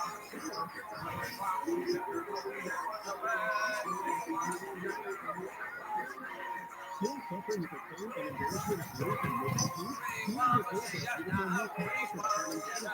Transform your canal with teeth in one bracelet as low as $17,000 with no hidden fees.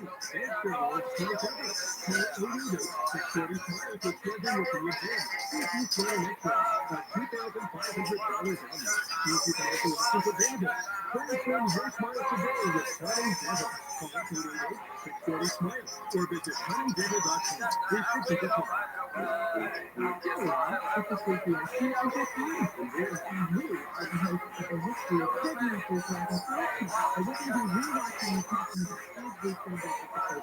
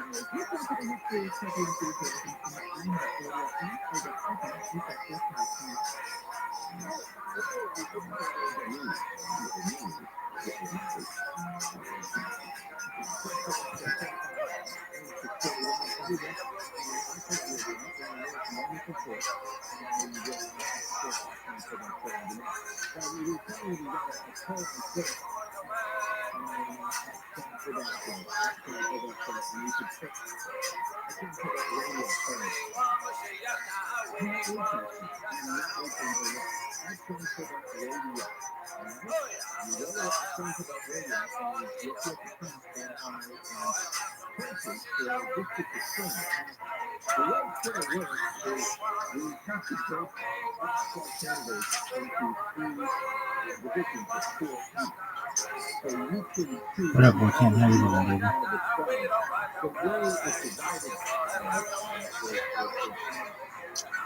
You can ask second names. I'll bet every day. Every day is a holiday. Every meal's a feast.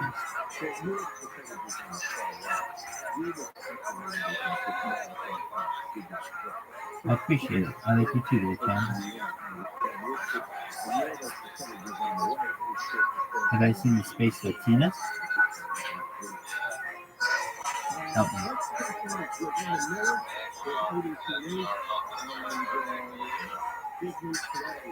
Okay.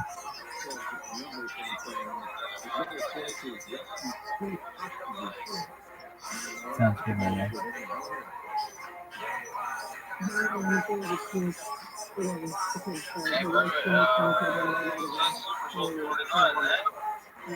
Super Bowl 58?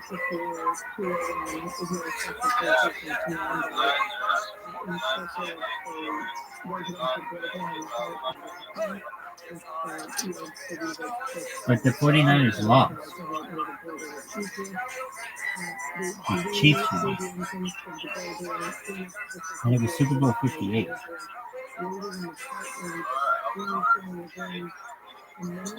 No, you're cool. You're cool. Where do you live, Botan? Oh, yeah, that's right. Shout out to you. Oh, yeah.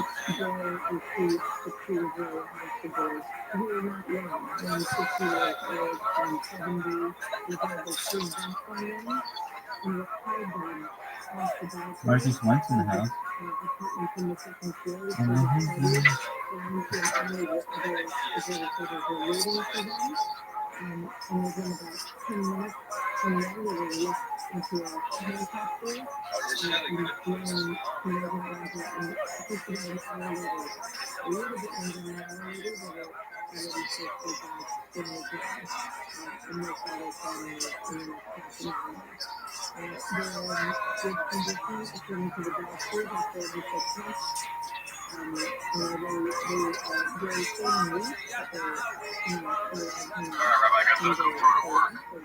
Very cool. It's got hyper view, super like wide angle. Yeah. It's sick. And photos, videos, everything's working good. So I got the memory card in there.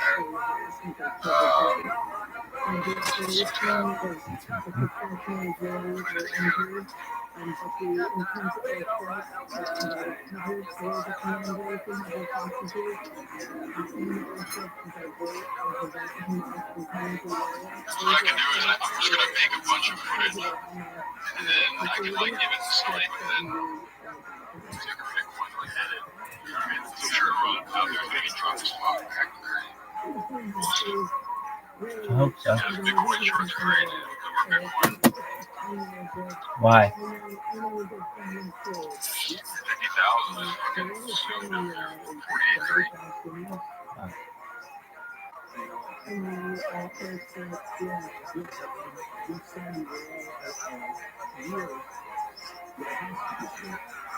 Rohan, can you hear me?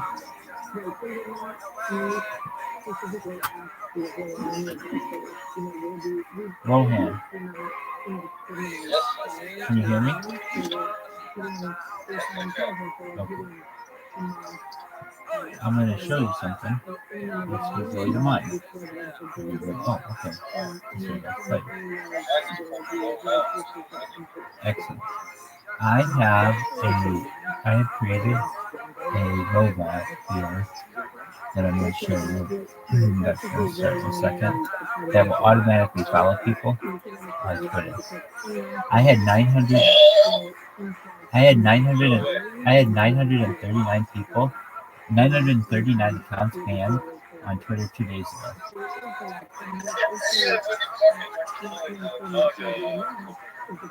You got it.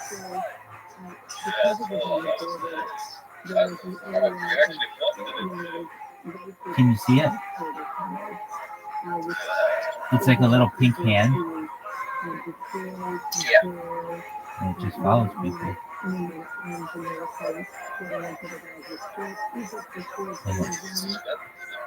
That's fine. I created another 100 accounts. So they banned 939 of them, and I, in the last day and a half, created another 100 accounts more.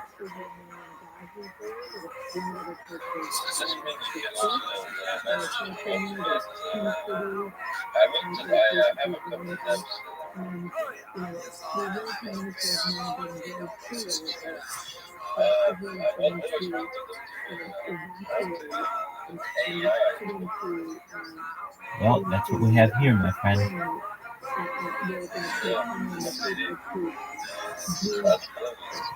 Thank you.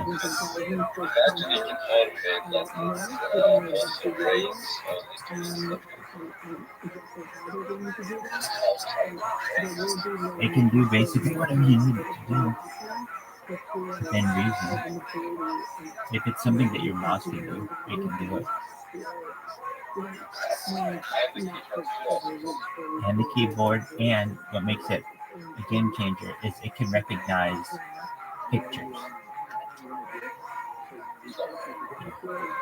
So that's what, so that's what's the game changer, is it has OCR, optical character recognition, and it has bitmap recognition capabilities. So that means it can recognize text and pictures.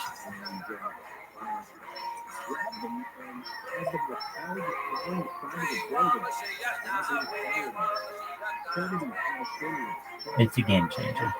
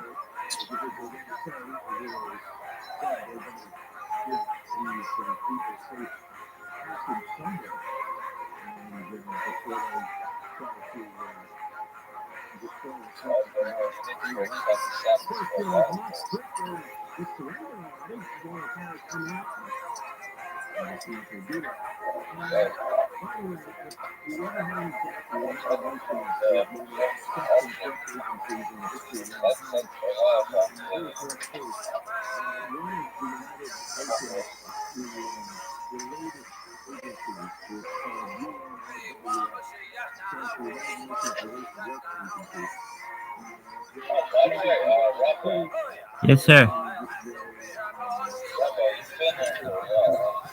Yeah, like 8 months.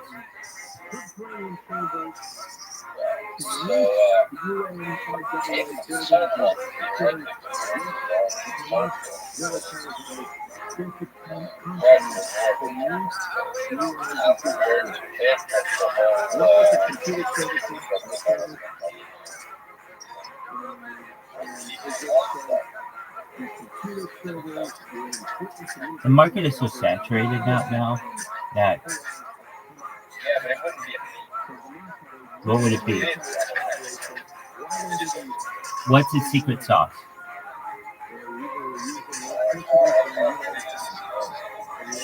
Well, then you can't. Oh, Well, look, if it's a secret sauce, then you have to disclose it if you want me to comment on it. If not, I could say, well, yeah, if you have a money printing machine, that'd be great.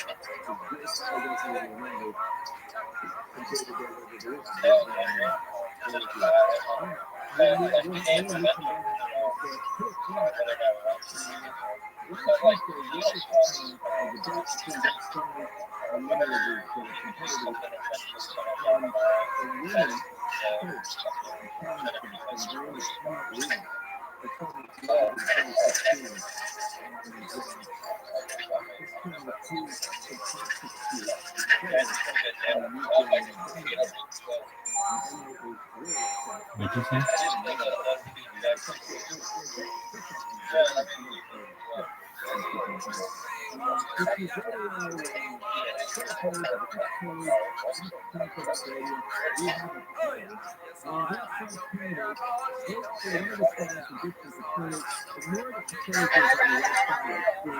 I'm rocking out with my cock out. How you doing, girl? Kick ass and take names. We have a Super Bowl party. Tons of people arrived. Telegram's been lit. How are things in your neck of the woods? What'd you do for Super Bowl?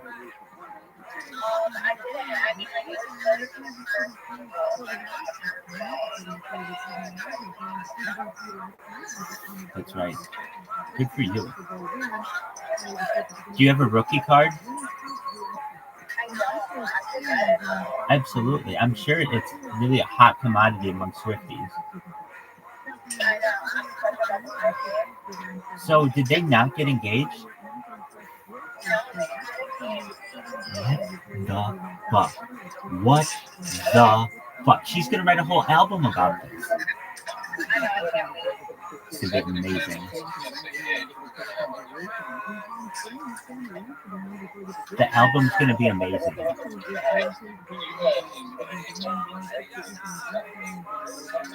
Super Bowl Blues, Taylor's version. It's gonna be just off the charts. So I have a penis. I love your name. You're really ingratiating. It's a real mean name. Good for you. What's it like to have a penis?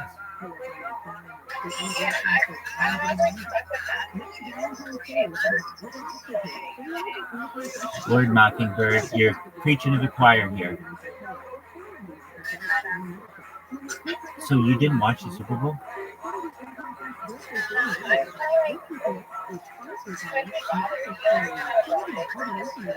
Right, she was there. I know. And you know what's amazing is she could have had this amazing moment. Her fiance or her boyfriend becomes her fiance, wins the Super Bowl, rides off into the fucking sunset, and he drops the ball. He doesn't propose. I'm mad at him. Here's what I hope happens. He really did propose, and they're just keeping it a secret until after the Super Bowl hoopla. Give the Chiefs their time, and then Taylor gets her time. That's what I'm hoping. She's already told her besties. She's told the inner circle. She's told her squad. And now she gets to bask in that. And he gets to bask in having the Super Bowl. And then like a week or two go by. And they're like, hey, Taylor, remember that whole big game? She's like, yeah, oh yeah. See this? Bing, bing. And then everybody's like, oh my God. You can tell. You can tell. The Taylor Swift wedding would rival Princess Diana and Prince Kate Middleton. Absolutely, it'd be a big deal.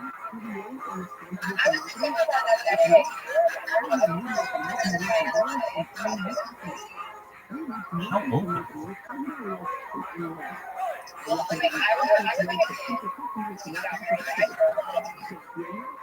I thought they got married in like 1982.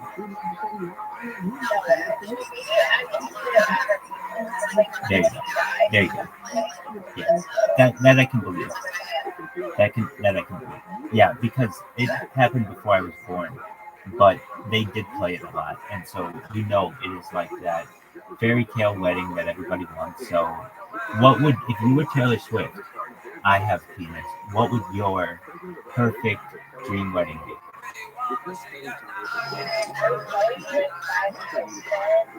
Okay.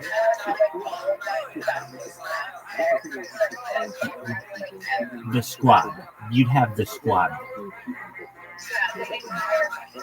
Right. Okay. I think it'd be sleek. She's a very sleek individual, and it'd have a very long train, and she'd have about 45 bridesmaids minimum. I mean, she would just have a huge amount of bridesmaids, and I'm sure Travis Kelce, if he were her fiance and to be groomed, would have like his whole football team there because he'd have to match up. She'd have so many bridesmaids in the squad, and it'd be a big deal. It'd be like, I don't know, Pat Mahomes' wife, Brittany Mahomes, and it would be like, you know, Selena Gomez, and all kinds of people. It'd be a big deal.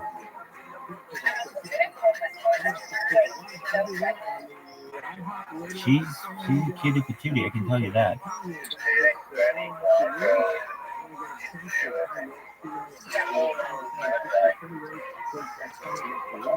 I have penis. Where are you in the world? I have penis. Where are you in the world?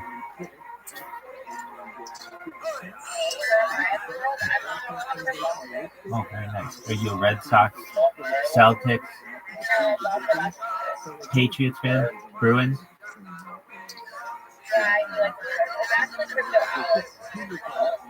Oh, you're Crypto Alice?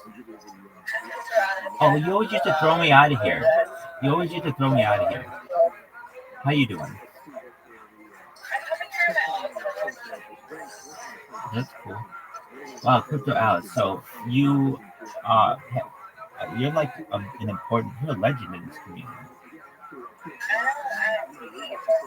You're a little bit of a big deal. People know you. You're infamous. That's cool. Did you know that I created?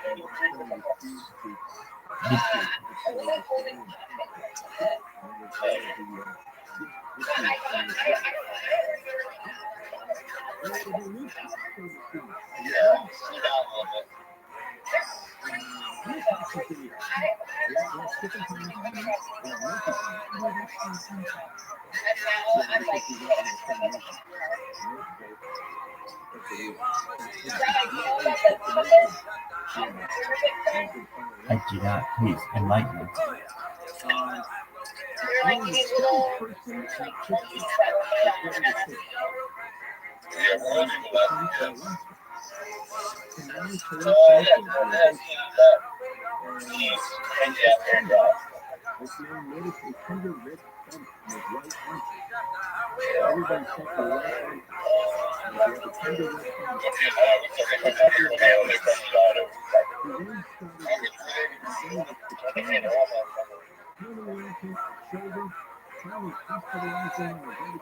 So, Crypto Alice, aka I have a penis. How is the weather in the Northeast? Has it been a rough?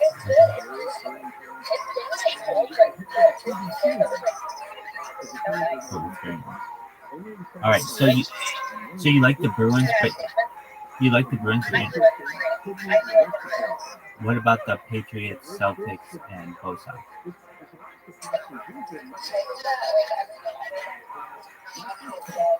I understand that. I recognize that, and I respect that. Very cool. Can I tell you some cool stuff about the future? Excellent. There is a change in gender. So normally we're here and it's like all guys. It's like we have a girl, let's talk to her, and that her role in society is changing. That there's a power shift, a major power shift between men and women, where women are becoming more powerful than men.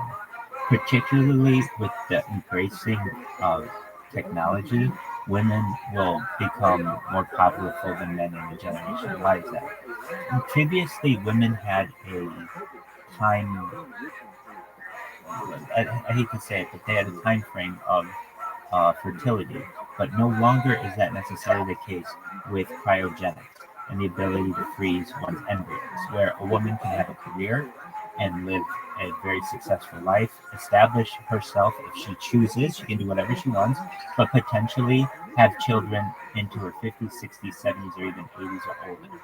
Should she choose, should she be so? It absolutely is. And so there's a major power shift in society, and you should also know that that's very exciting for someone. I think it's really exciting for humanity to see what that does to society, but also particularly for women. I'm an advocate for women as well, particularly on social media. So you're aware, you're on social media, you're on some kind of, like, you're on the big ones, I'm sure. I've seen you on Twitter, but you know that social media in general treats men differently than women. And let me explain. I can show you my nipples right now on YouTube. No big deal. No, nothing's gonna happen. But if you're a girl and you do that, you will lose your entire account. You will lose your ability to provide for yourself, provide for your family. And that to me is on its face, de facto, gender discrimination. It's discriminating on people based on their gender. And I don't like that. So I'm an advocate for women on, and I'm not saying that we have to turn social media necessarily into a nudist haven. It doesn't have to be that way, but the punishment shouldn't be that you lose your entire account because you have a lip slip or some other issue like that. And I know a lot of women with whom I speak on this subject, and they say, "Oh my God, I'm so happy to hear that from you, Rabbi," because there are so many times that I've been on my second or very close to my third strike on Instagram, and I'm afraid of losing my account. And I've got sponsors, I've got people for whom I do endorsements, and if I lose that account, then that's kind of my voice to society. So you should just know that, at least as a person who streams their life online. I mean, Crypto Alice, you know that I'm always in here, but I'm also always live on YouTube, 24/7, 365. Oh my God, you did. Okay, so I've been doing so live for more than 2.5 years. I have more data online than any person in global history. You're like, wait, any person in global history, you have more data online than, why aren't you super famous? Well, you have to understand that it's been a process. When I first started this over 2.5 years ago, I lived my life like I normally lived it, meaning I would shower on YouTube, so I'd lose those accounts because of nudity. Or I'd be naked in my room and lose those accounts because of nudity. Then I started losing accounts because of copyright infractions, because I would be listening to the radio or listening to something on my phone, and the microphone on YouTube would pick it up. The reason why I started this, it's really, I was inspired to do it, but particularly I wanted to be able to see what my golf drive looked like. And I was a member of Tiger Woods' golf course here in Orange County, California, and I would videotape my golf swing. And I realized that some of my shtick, the jokes that I was telling, they were quite funny.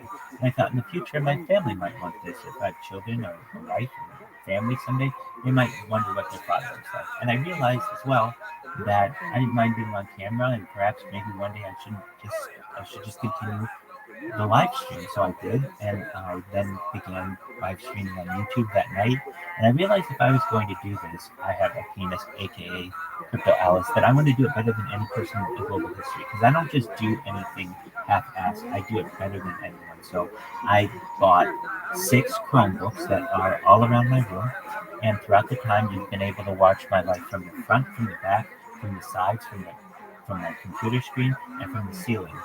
of what I've done for the last 2.5 years. It's the most amount of data any person has uploaded to the internet. It goes back to the pandemic. We've seen the death of a queen, the birth of AI, the coronation of a king, and everything in between. It's essentially, I think, the biggest event in global history because of what we can learn about humanity, what we can learn about ourselves, that we're all not that different. The reason why I do it is for world peace. I don't want us to have war anymore. And I think it's important to perhaps have a platform to be able to discuss world peace as we're doing right now. I want to help end world hunger through the use of hydroponics and vertical farming and cloud seeding, and end world thirst through digging of wells, through smart straws, and through desalinization plants. And these are just some ideas that we currently aren't, I feel, utilizing in society that I feel as if we should. So it's one man's mission to change the world. And so you can watch me 24 hours a day, 7 days a week, 365 days a year. And yes, I'm in this Telegram, but if you really want to see me, I'm always live on Instagram and on YouTube. I have what are called redundant streams. So if I get canceled on one stream, I'm available on another. Just to give you an idea, I just had the most amount of Twitter accounts of one person banned, I think, in global history. I can't prove that, but it was 939 at one time. And I'm sure Crypto Alice, aka I have a penis show, you had 939 Twitter accounts. You just create Twitter accounts all the time? Absolutely. Check this out. I created a Twitter robot that follows people automatically on Twitter for me. And so as you see, there's a little finger here. Can you see? Okay, perfect. So it just refreshed the page, and you're gonna see it's just gonna automatically follow these people, and it has the ability to recognize images. It's a very smart robot, and I agree. So if you ever type into Twitter, ViralRabbi, all you see is just complaint about me, about how all I do is follow people because I got this spam bot. And all I do is just tell people to check me out on Twitter. Here, I'll give you a quick room tour, and you're like, oh my god, this room is an absolute mess. You have to understand, I've been doing this for 2.5 years. This is survival mode. We have you live on YouTube there. You're live on YouTube there. You're live on YouTube there. You're live on YouTube there. You're live on Instagram there. You're live on Instagram there. You're live on Instagram there. And you're live on Telegram there. You can actually see yourself on Telegram there. Wow, that's crazy. I agree. So this is a big deal. It's really almost like a one-man performance art. You really look at it as this is a documentary for the world. But what we do is, when I say we, people in here, but it's people on all of these different platforms, we like to absorb as much of the world's art and culture as possible. So we've listened to the world's major audiobooks. We have watched the world's major news events, including everything from wars, Super Bowls, everything in between. We watched every major Oscar winner in film and every major album. So I've done my best over the course of the last 2.5 years to basically create something for the future, for the world, that would be enlightening and inspiring. And basically, you can watch the highlights of this, because I'm not saying every moment is important to every single person. I do think every moment is important, though, because we'll be able to study it from my behavior, my circadian rhythms, my emotional statuses, my bathing patterns, my eating patterns, and we're only looking at this on a two-dimensional plane right now. In the future, we'll be able to use augmented reality to know what my temperature is, to know what my heartbeats per minute is, to know what my weight is on a given day, to know what my breaths per minute, everything that you can imagine about a human would be able to track. And that, I think, will make us stronger as a species to have all this data on someone. So I personally have been essentially an encyclopedia. You pick it up. I have a penis, aka. Did you ever see the movie starring Jim Carrey in the 1990s entitled The Truman Show? Oh, yeah, I love that. Exactly. So I'm essentially the next Truman Show. And I think perhaps Would you say that kind of gave you like the first it did. It absolutely did. I watched it. I had seen it, but I also watched it in high school. And I watched it in a philosophy class. And the reason why I watched it in philosophy was we were studying Plato's allegory of the cave. If you know anything about Plato, he writes in the parts on behalf of Socrates. And Socrates talks about a cave. And if you imagine a bunch of people in a cave that are looking at a wall, almost like in a movie theater, everybody just looks at the wall and stares at the wall. And there are all these images that are portrayed on the wall. And everybody thinks that the shadows that are being portrayed on the wall are real life, but it's not. It's actually the elite of the cave, the elite of that society, who are depicting the images on the wall and fooling the public. And only, for the words on the side, it's only the greatest of all citizens of society, those known as philosopher kings, are those who actually turn around and stare at the elite, basically the people who are holding up the flames that are casting shadows on the wall, and begin to approach them and walk past them out of the cave into the sunlight.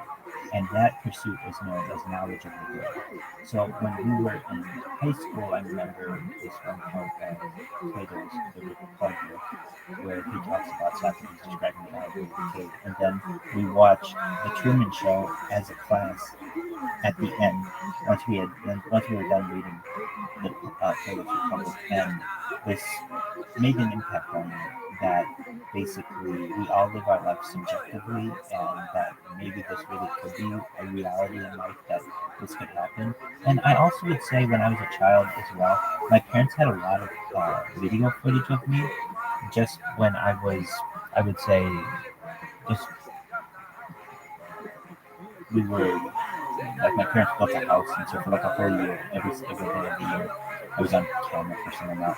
And I worked in jobs where I was on camera a lot. I worked in banks and financial institutions where you're on camera. So cameras really never bothered me too much. And then most recently, with social media being what it was, I thought that there was perhaps the opportunity to capture life 24/7. I honestly am someone who thinks that content is king. Bill Gates coined that phrase during the 1990s, and I'm making it true. Basically, if you have more content than any person, then you are king. And so I'm sitting on a gold mine of data, and you should know I have a penis and everyone else in this room. Data is Earth's number one resource. It's more valuable than oil and gold, than food and water. And I have more data than anyone. So honestly, I think I'm going to be able to make us very rich in wrecking the coin, because you all have sponsored me throughout all of this.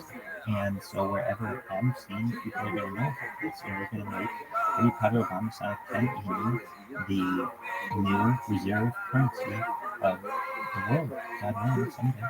So I have a penis. I hope I was able to give you a little bit of background of why I do this and what it's about. Thank you so much.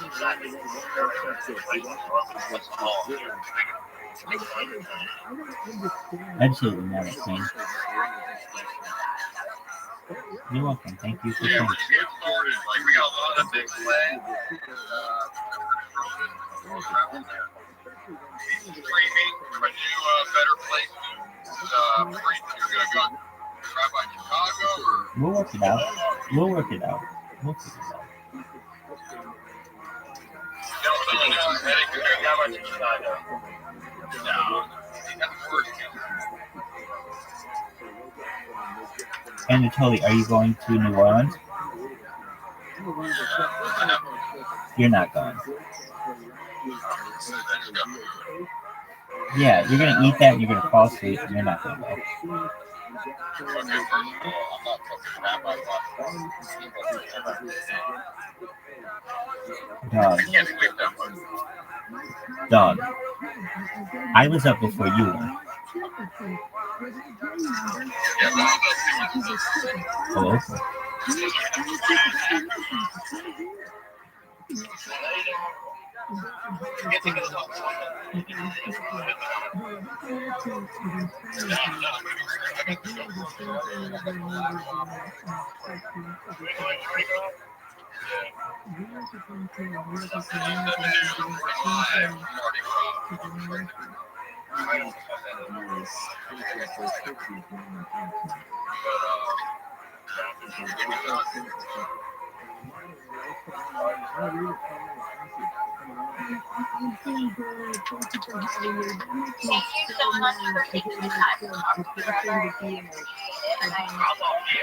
Most certainly, Crystal asks.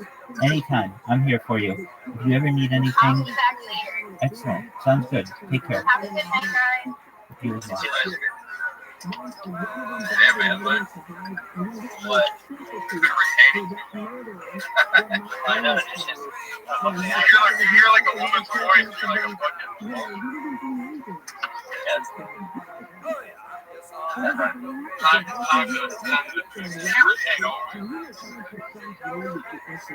I know, but they just, I don't know, it's just weird.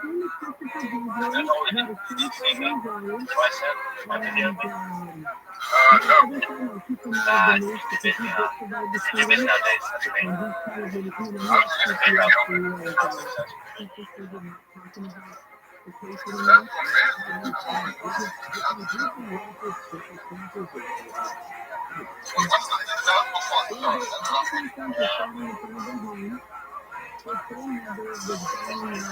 it's always, we don't have messages now.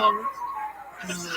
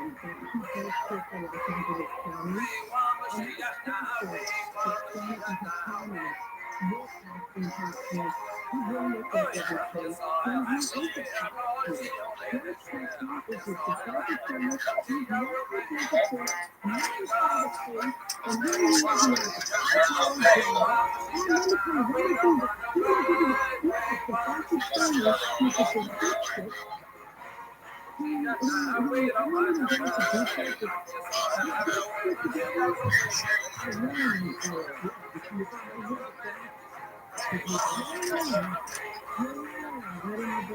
Nice catch. It's tight.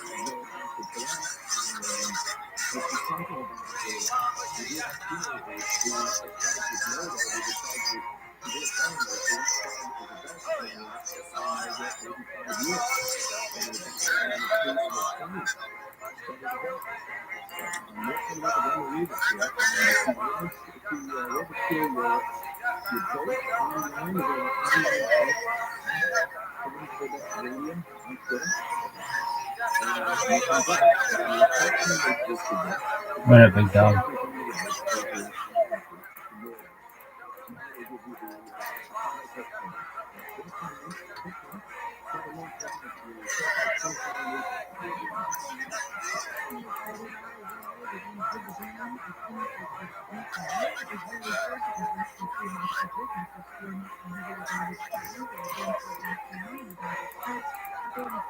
Yes, it is.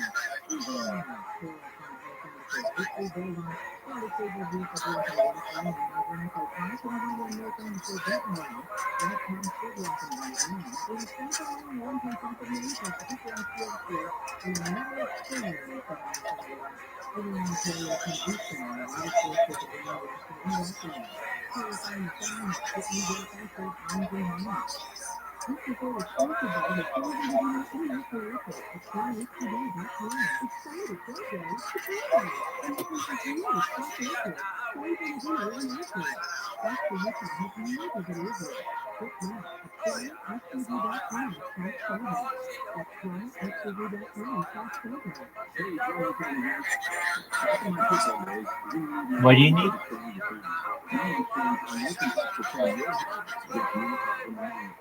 Okay. What about it?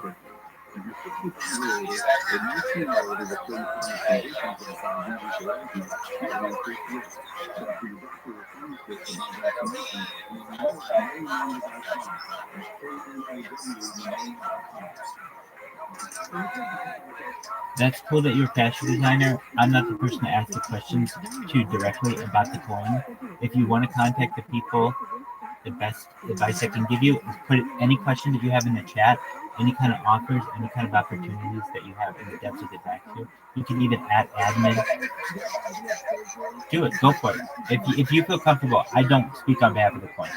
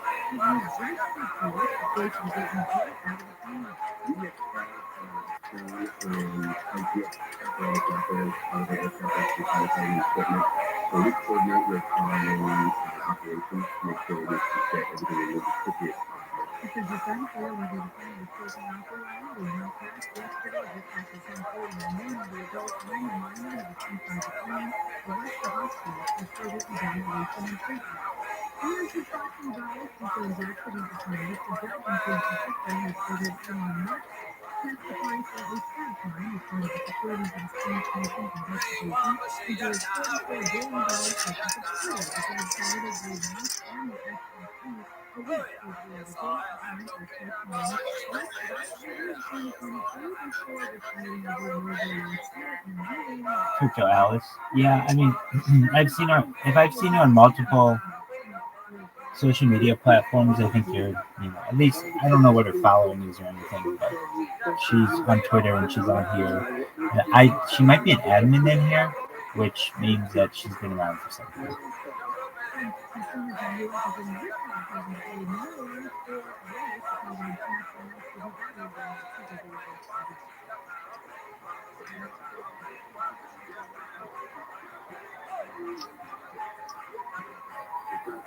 Scale of 1 to 10, Usher's halftime performance yesterday, Anatoly.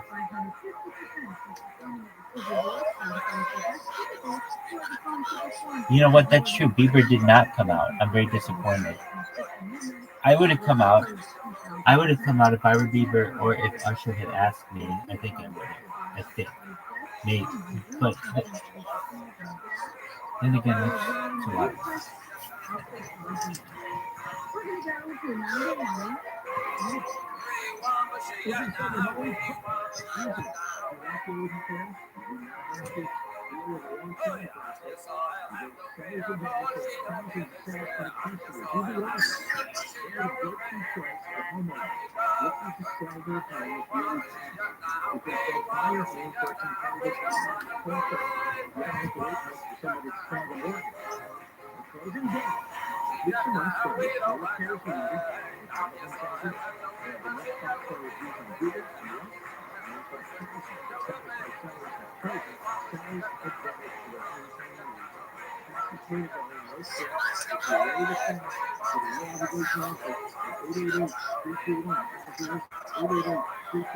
Imagine.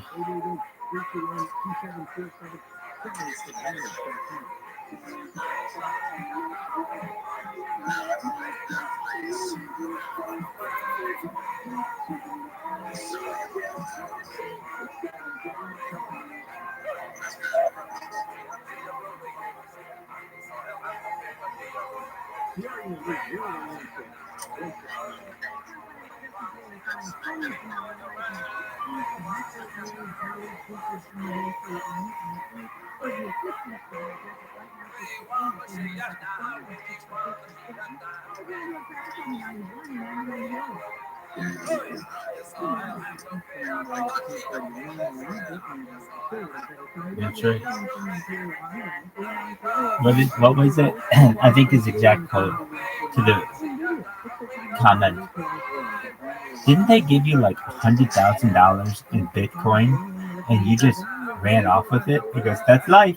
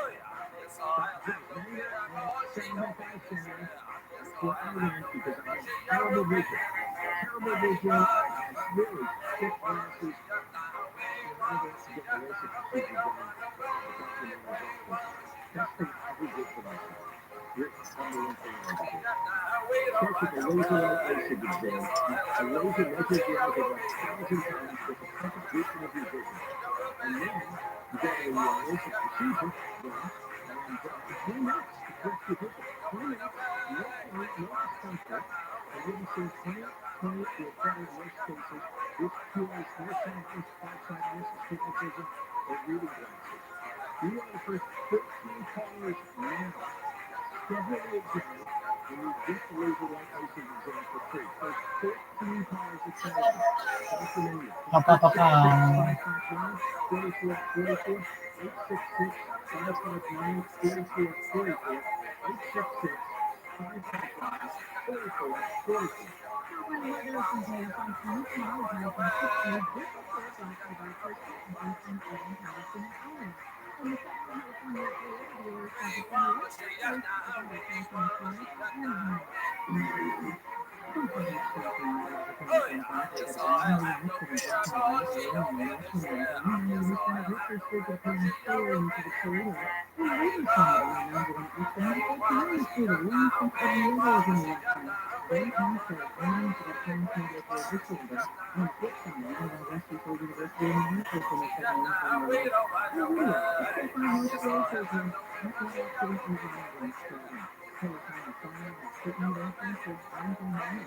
Documents for brand new US and ultraviolet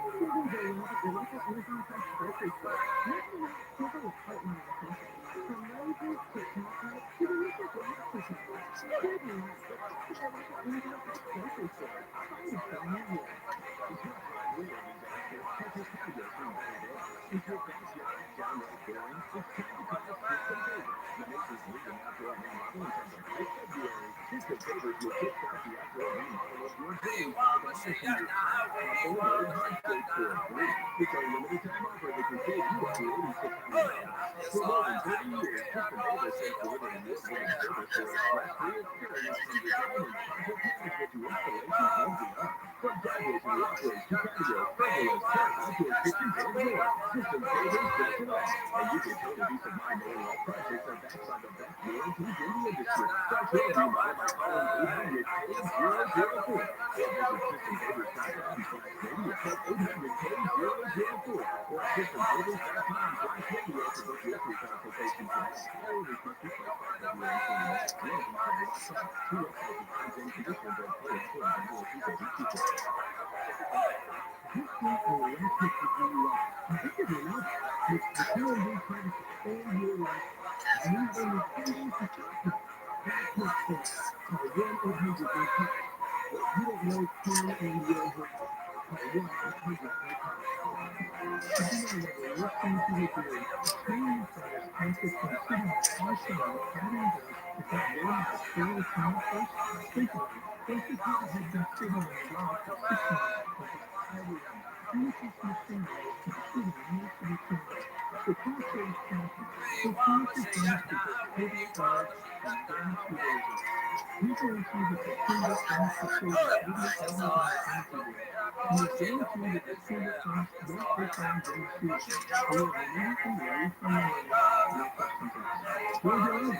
Small farming for the easy and inexpensive to keep your furnace quiet and specified.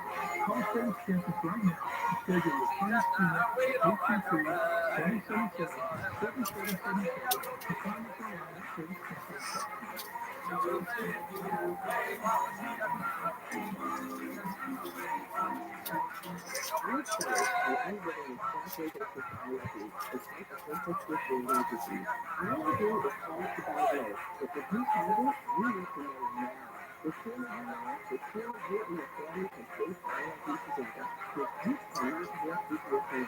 If you're out of breath and have a prostate eye it may be asthma or COPD that is cured with IRB. Ask Optimal Outfit or keep asking until you know. Learn more now at learnforyours.com. The TRILLIONAIRE has over 100 commercial features like the Diva Sound.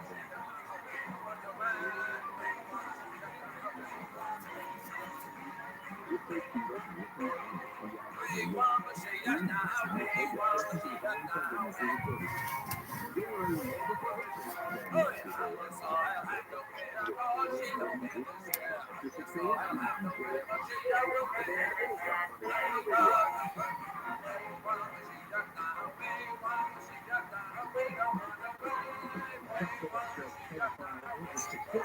Everywhere. mean, I heart radio, I'm the local food, I'm the food farm. So I'm for that. So for them, it's like, I see the program as a parent, and Central Coast today, they do it at 1 o'clock, and they do it for 24 hours. 2-year-olds to be exercising in digital space. We got that plant and all its challenges, including some of the farmers on the scene, like the hot back, the hot, and that's 8 hours, 7 or 8 hours. Everybody is on this satellite that we put together. Thanks for that radio. It's good. So you go there and vote. More percentages of the live stream is great, and all of it.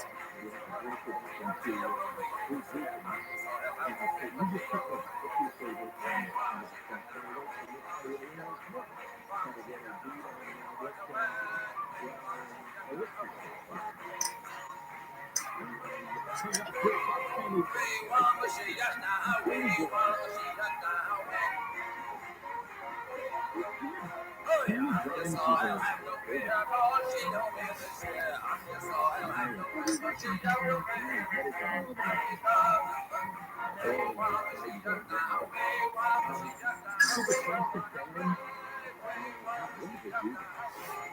Years ago, 2014, yeah, 10 years they found this thing, crazy plastic bag, which worked perfectly well. So what they did, I don't know if you they split the plastic bag in half, but they charged us again because they go, grocery stores couldn't get away with it in order to split the bag with the state. So nickel goes to the state and nickel goes to the grocery companies, and billions of bags later, that's where it is. Anyway, it turns out that even more plastic is ended up in landfills and blown around the world. Even more. Because people are throwing away the trash bags just as much as the food bags, and they don't care what they do with them. Okay. Anyway, now they're back. They're going to pick the bags as well. I'll tell you about the food example. California's really got good news. All right. Well, on the legal aliens, we just had a report from News Nation about thousands of tiny drones. Now there's Poland wanted to be sued for Ukraine and Britain. Now they're going to leak out all the truth that's been going on in the last 2 years. So when it comes to the illegal aliens surge, one of Biden's top aides, Susan Rice, which is has been suspected Susan Rice is one of the shadow presidents when Biden was running. She got angry with the other cabinet members over immigration, saying that Xavier Becerra, who used to be a California congressman, now he's the Health and Human Services Secretary, and she was insulting, telling him, talking to Putin, and his CEO, I'll be right back to you. That word is imbecile. So you can fill in the blanks. That's what Susan Rice was told to say. Also called him an idiot over rising prices because she wasn't providing a safe haven for all the children coming over the border. I'll be right back to you. Rice also insulted Kamala Harris because Harris is supposed to be the border patrol. And she's still angry. She thinks Harris Rice's chances of being the vice presidential running mate are distributed on opposition research that resulted in some unflattering coverage. Harris is always in time, not Rice. And Rice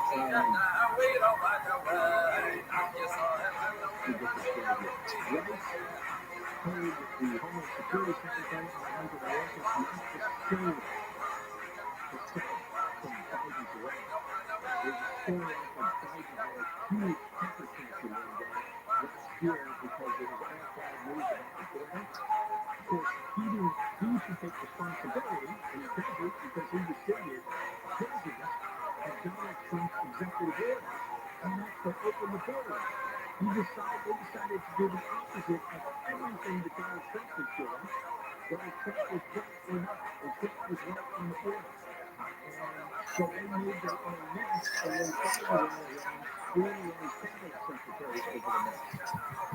Ours was supposed to be the borders are there, and according to one administration official, she's the offense and accomplice, so honestly, Joe, not seeing it as her responsibility. It was an opportunity for her, and she didn't follow the brief. And let's see what else here. Chicago Democrats angry with all the progressives, the sanctuary city policies. There is one advocate, Zelina Smith, members, and she says she's the black mother and an activist, and she is angry now that all the money is going for illegal aliens. It's just a lot, and it's overwhelming. All the trouble that she sees in her community. There's not enough food, there's not homelessness, there's high taxes, there's bad guns, there's illegal guns. And she does not understand how the governor of Illinois can spend $650 million for illegal aliens, and the city manager, Brandon Johnson, throws out another $140 million. Yeah, but it's $780 million for illegal aliens in Chicago and Illinois, and then a lot of black neighborhood leaders are furious. Many of them are left-wing, many of them are Democrats, and they all are extremely resentful of all the money being spent on the illegal aliens. The Denver mayor is angry because they have cut $5 million from public services for Americans to pay for illegal alien costs. He's blaming the Republicans, which of course is absurd. This is entirely football. This is all on fire. He's the president. He's the one who withdrew the Trump executive orders. He replaced him with his own set of executive orders. I don't know if Seniority is sent in. I don't know if he remembers. Who knows if he cares? But now the Democrats are eating other Democrats over the border situation. When we come back, the plastic bag ban, is it coming back? Because it failed the first time 10 years ago. And if you go to radio and Twitter, you can vote for our county district attorney. The first time those people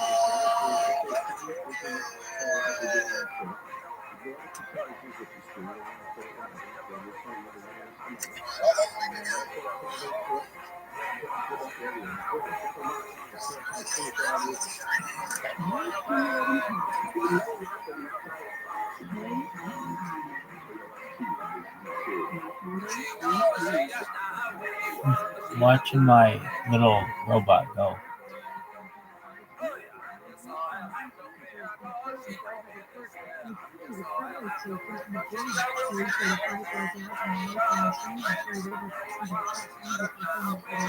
I don't know, but it keeps getting promoted to me.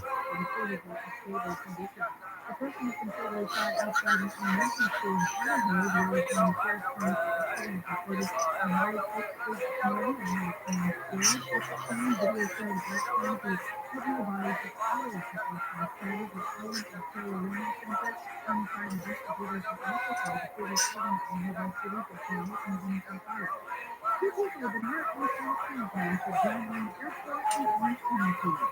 Firefighters and paramedics found one dog still inside the PC that claimed just started the runway and had a 16-year-old who was able to get them covered up. Ocean Fire Authority Captain Tom Dolan says firefighters used rescue tools successfully to get the adult out of the plane. The firefighters said no, they didn't take the adult patient to the hospital for 75 days. Dolan says not knowing whether the plane was taken out alone or when it crashed yesterday morning in northeastern part of the field. It isn't clear who was flying the plane or where it went down. Emergencies are not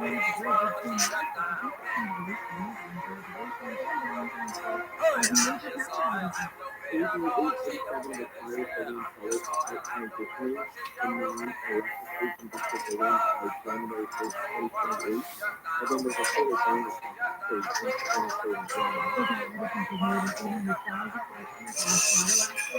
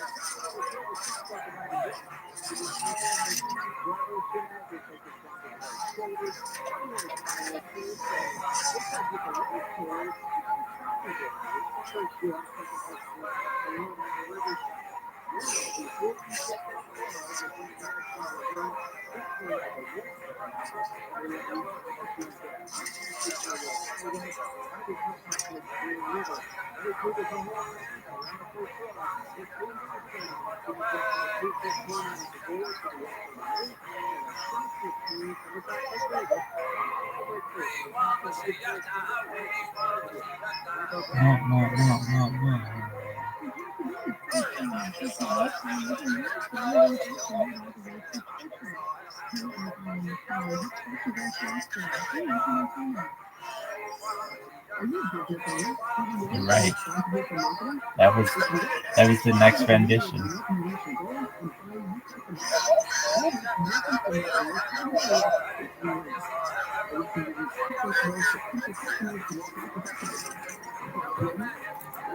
Back to podcast.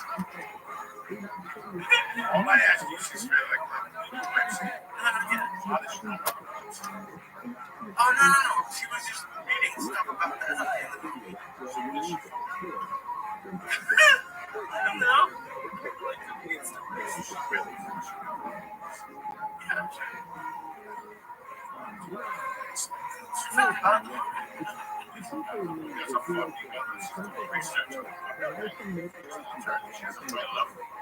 Yeah, we'll write it up. We're gonna read for fucking the next 20 years. You wanna read with some fucking movies? They made the movie. You wanna read? Start fucking thing. There's a fucking.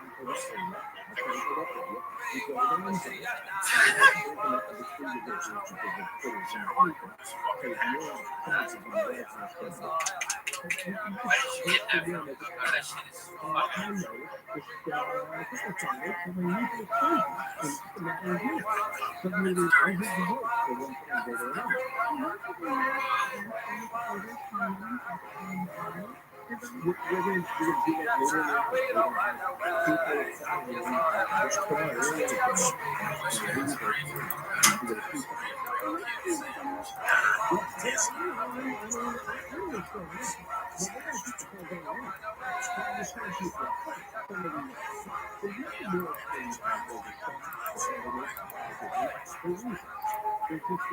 I had doubts. It gets cooked off so there's not a Yeah, it burns so hot. So, yeah, I actually like them. I just think that shit's dangerous. Yeah, I can't. I would prefer to. Dude, that's what I'm afraid of. I'm afraid of fucking step on that shit, man. Well, no, but the guy who was there had one that was battery operated. That was apparently even stronger. So there's ways to do it. That's just. Yeah, man. I mean, you gotta have a torch. Fucking, if I pass out on the head, the light goes out. You know what I mean? It's like, what the fuck? I gotta clean up on this is, you know, that's the only problem. And it's like, this shit's dangerous. You gotta put the torch.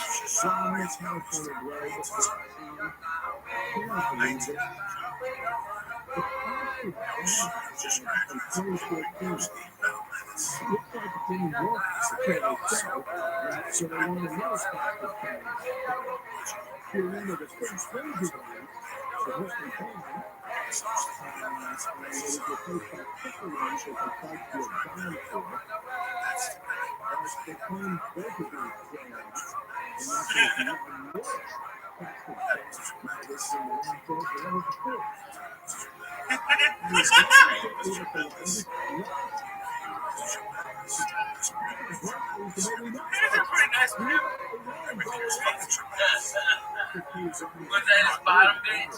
A tremendous jacket?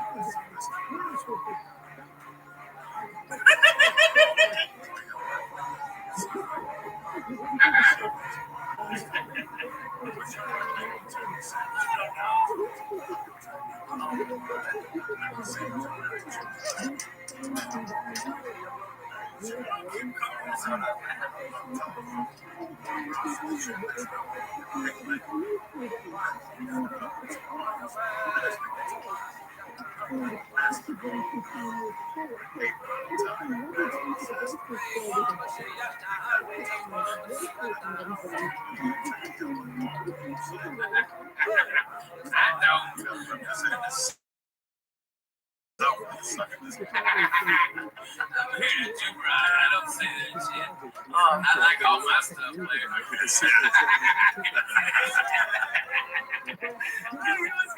Man,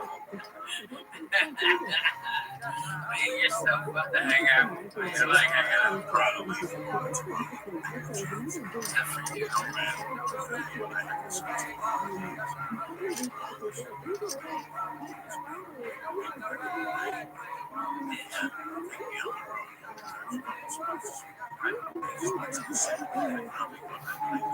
Joey Diaz and Ralphie May and Lee Syatt on their podcast. It's very blue. It's very dirty. Fuck you. Fucking dying on a vine. Dying on a vine. You do whatever they want. It's gonna be. Yeah. It's gonna let them see how it went. God fucking bless his soul.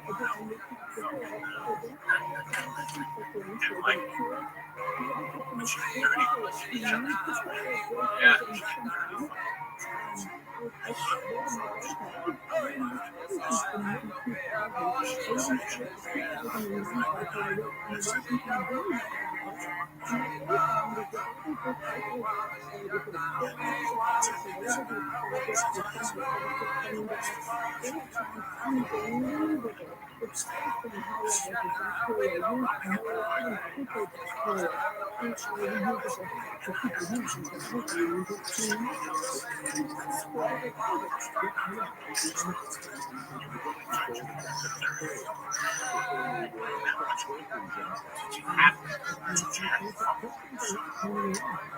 There's no getting around it. There's no fucking shortcut to the fucking top of the mountain. Put out as many goddamn vines as you want. You can fucking tweet all day long and have the fucking night. And guess what? You still have to fucking get behind the microphone in front of live motherfuckers and fucking have new jokes. So many young comics, they write the first 5 minutes and then they think that they've never done before, and then they never do that again for another 6, 7, 8 years till they start going up with jokes that they've never done before. Here's 5 new minutes, and it's like they don't have balls. They get afraid they're gonna lose something. They're not gonna be funny if they don't. It's fucking bullshit. You know, I mean, these guys. You know that kid, Matt Rife. He's like 19. He's on that show Wild and Out now, and he's a good comic. Okay, he's not fucking great, but he is good. All right. I met that kid when he was 16 in fucking Ohio. He was hitting me up 6, 7 times a day on Twitter, Facebook, everything, asking for a fucking guest spot on my fucking theater show. And I'm like, I don't know about this. And then the motherfucker showed up at my bus at fucking 8 in the morning with breakfast. His mom brought fucking lemonade. I'm like, fuck yeah. Kid, you're going up. This is fucking hard. This is some kid that wants to perform. I put him up and he rocked the motherfucker. Blew it up. And now he's doing TV. But it's that hard, that initial fucking nothing can stop me from making my goals happen. Okay? That is something that all these fucking the bullshit young comics, they're just waiting for stuff to come to this.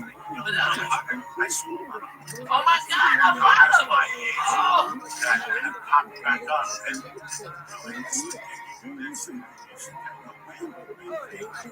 right? just stop. Keep going up the times when I understand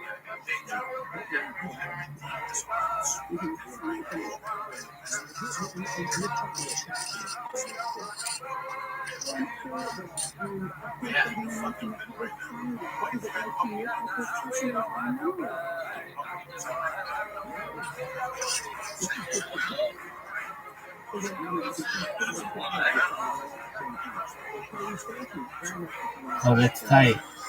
Now they get to wah wah wah. That's a good one.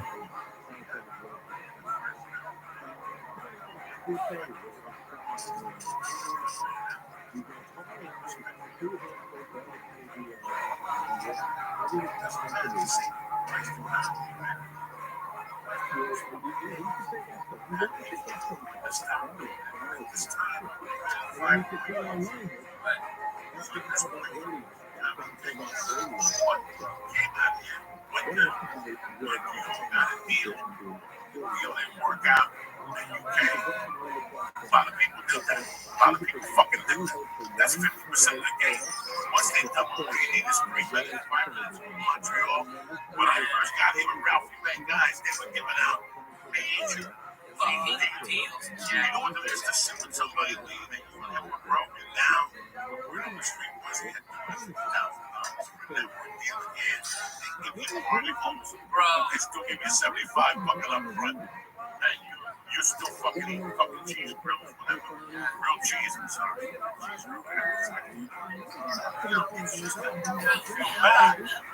About the story of fucking chicken. Alright? This kid goes up in Montreal, blows the fucking place apart, gets $750K. Okay? Alright? And his management, 3 arts, say he had a bunch of more shows. They're like, fucking get out of here. Alright? And they flew him back on private jets to LA and said you can't do any spots. Because they wanted to deal fucking pay attention. Because they were afraid of fucking Hollywood, which he was. It was so fucking, he was crazy. Google it. Alright? Fucking show up chicken. Alright? And then the guy, like 3 or 4 years later, commits suicide. You know, it's like, no reason. That guy was I know. So what? The stand up guy was paying money. What? You know, that was the last thing they wanted. But now he did black roll down. That's fucking that's what's happening. He got to put his state black roll down. He was depressed. He was depressed. No, he wasn't doing it. He was a bunch of girls.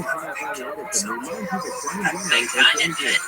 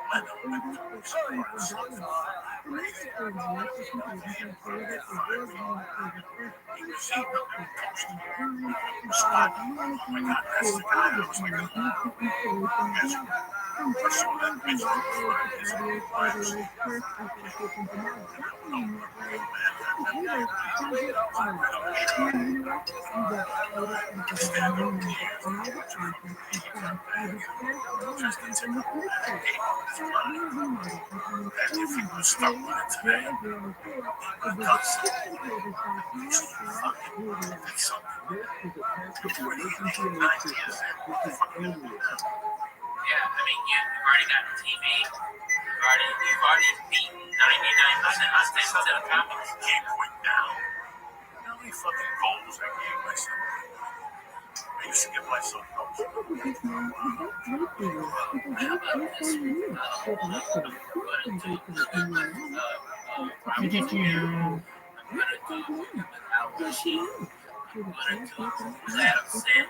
That's you.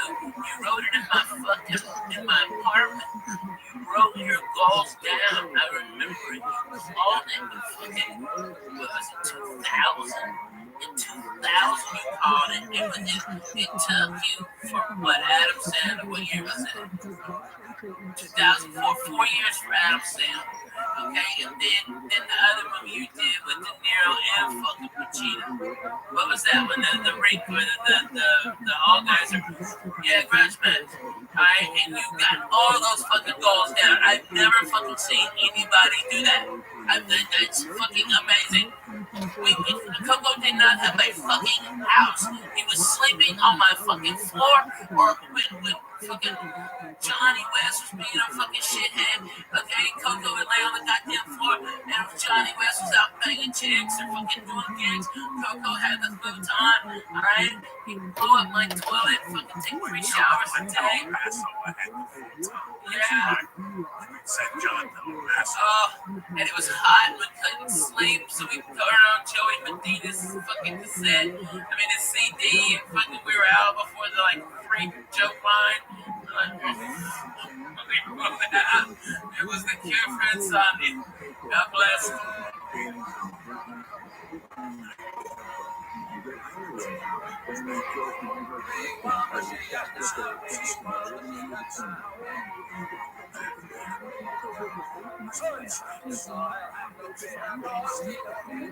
Yeah, man. It's actually called just relax, right? Yeah. And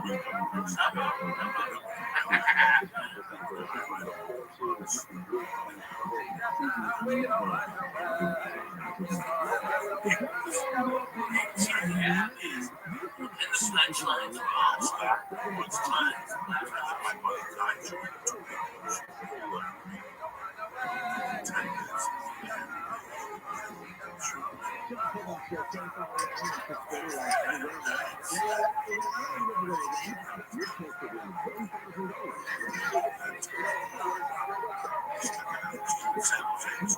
Yes, sir.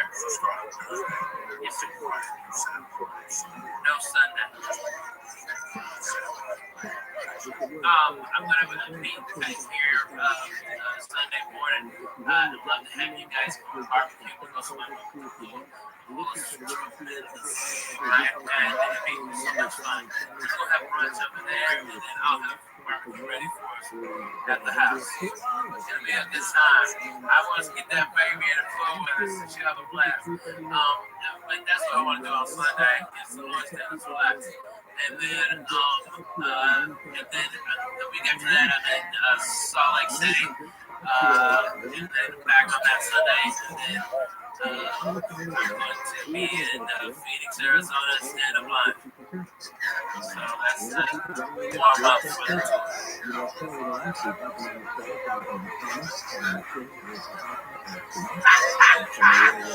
Love her.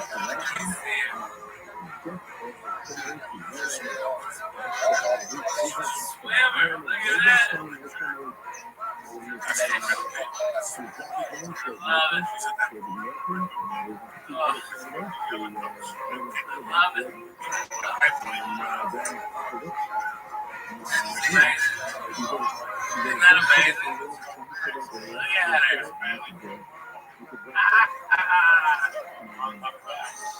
Is that bad?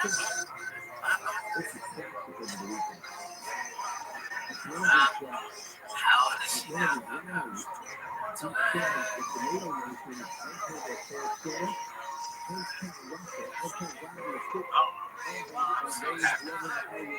Hey, as usual, my main motherfucker's on it. On it.com. Best thing.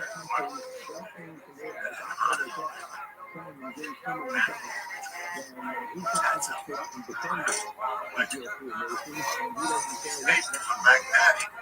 Alpha brain, 100% guaranteed. Don't leave her no droppings. We ain't fucking around. All your brain cells. No more film.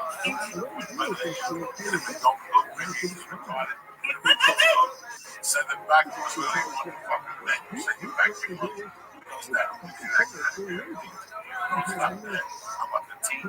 Fucking 10,000 levels. They also have coconut free coffee. We ain't fucking around no more.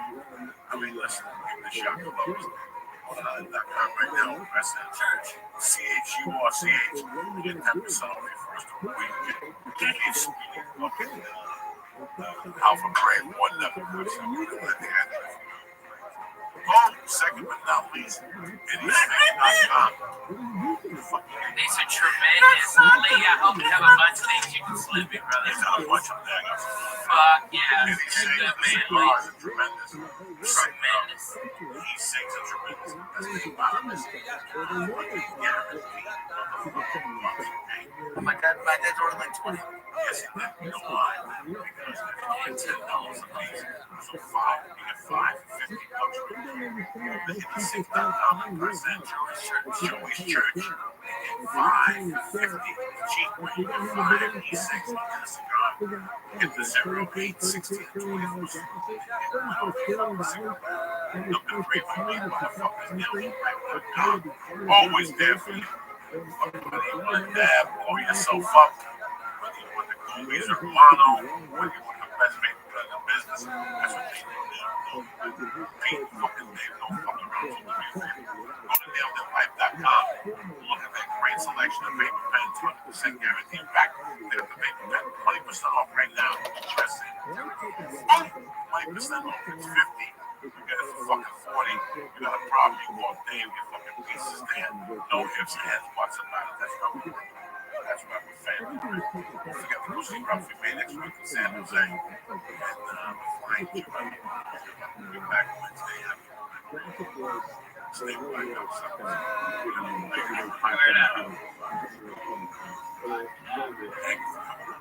Man, I love you. I'm sorry, fans and rappers. I'm kind of happy. I love you, man. It's like I feel like I'm talking at the kitchen table. My apologies. No disrespect.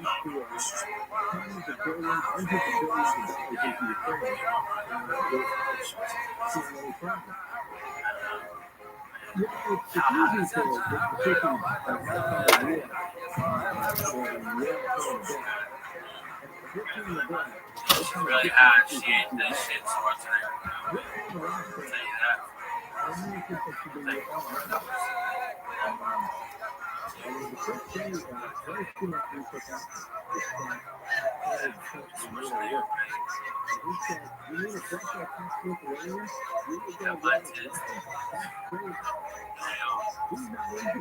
On that note, this show is brought to you by Haunted.com.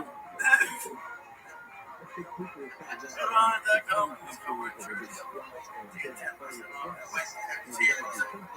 I'm on RalphieMay.com and follow me, guys, on Twitter. I'm at Ralphie_May.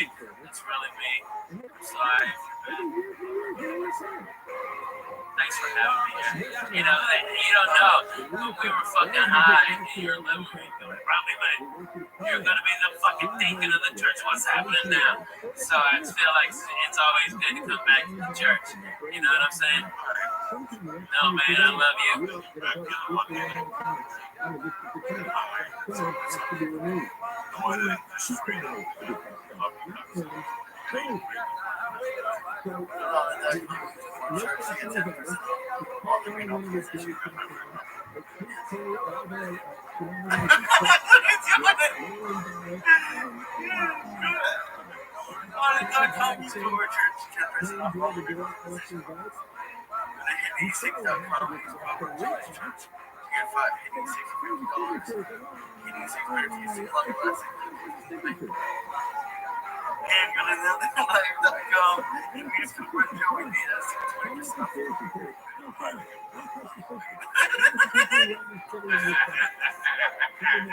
No, man, you're gonna be calm. Everything you know is gonna be fine. Yeah. I saw that.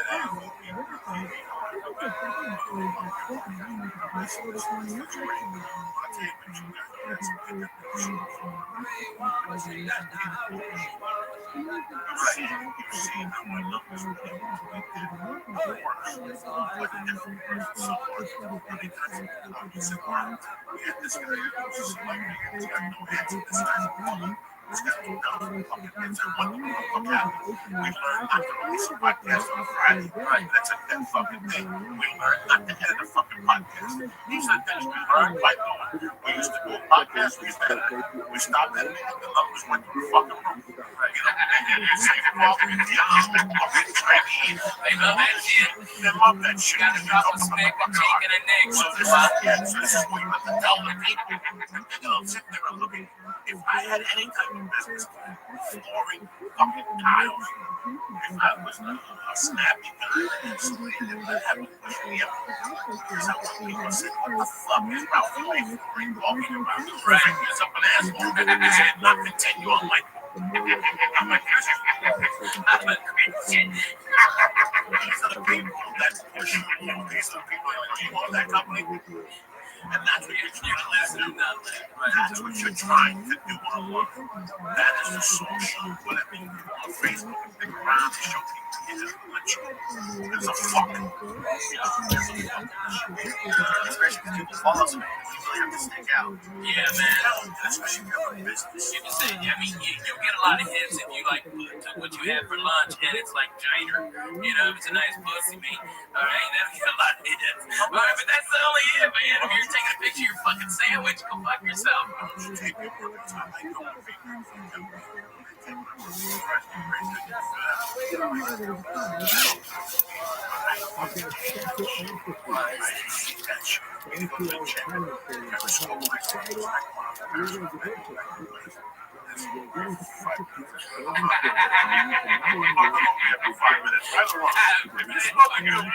You smoke the joint, you had your soda, you had your donut. Is there anything else I can do for you? No. All right, see you later, bye. That's the Dina. Get the fuck out of here. Put the stereo on, I'm getting the fuck in there. That's right, man. I'm fucking YouTube with music. I want to see you smoke dope. You fracture me. Yeah, right. Meditate on this fucking ass and you smoke. I'm hearing fucking sirens. That's the point. That's the fucking point. Get away. I love getting high. I don't trust it.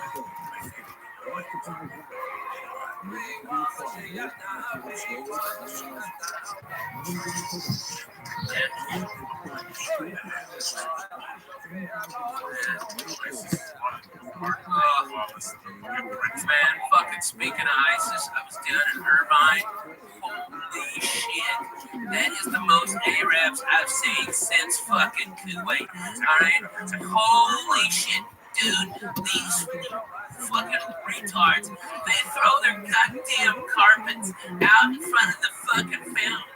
It looks like valet parking from Magic Carpets. It's Arabian night. It's Arabian days. Hey, because it look blow up as fuck out there. That's why.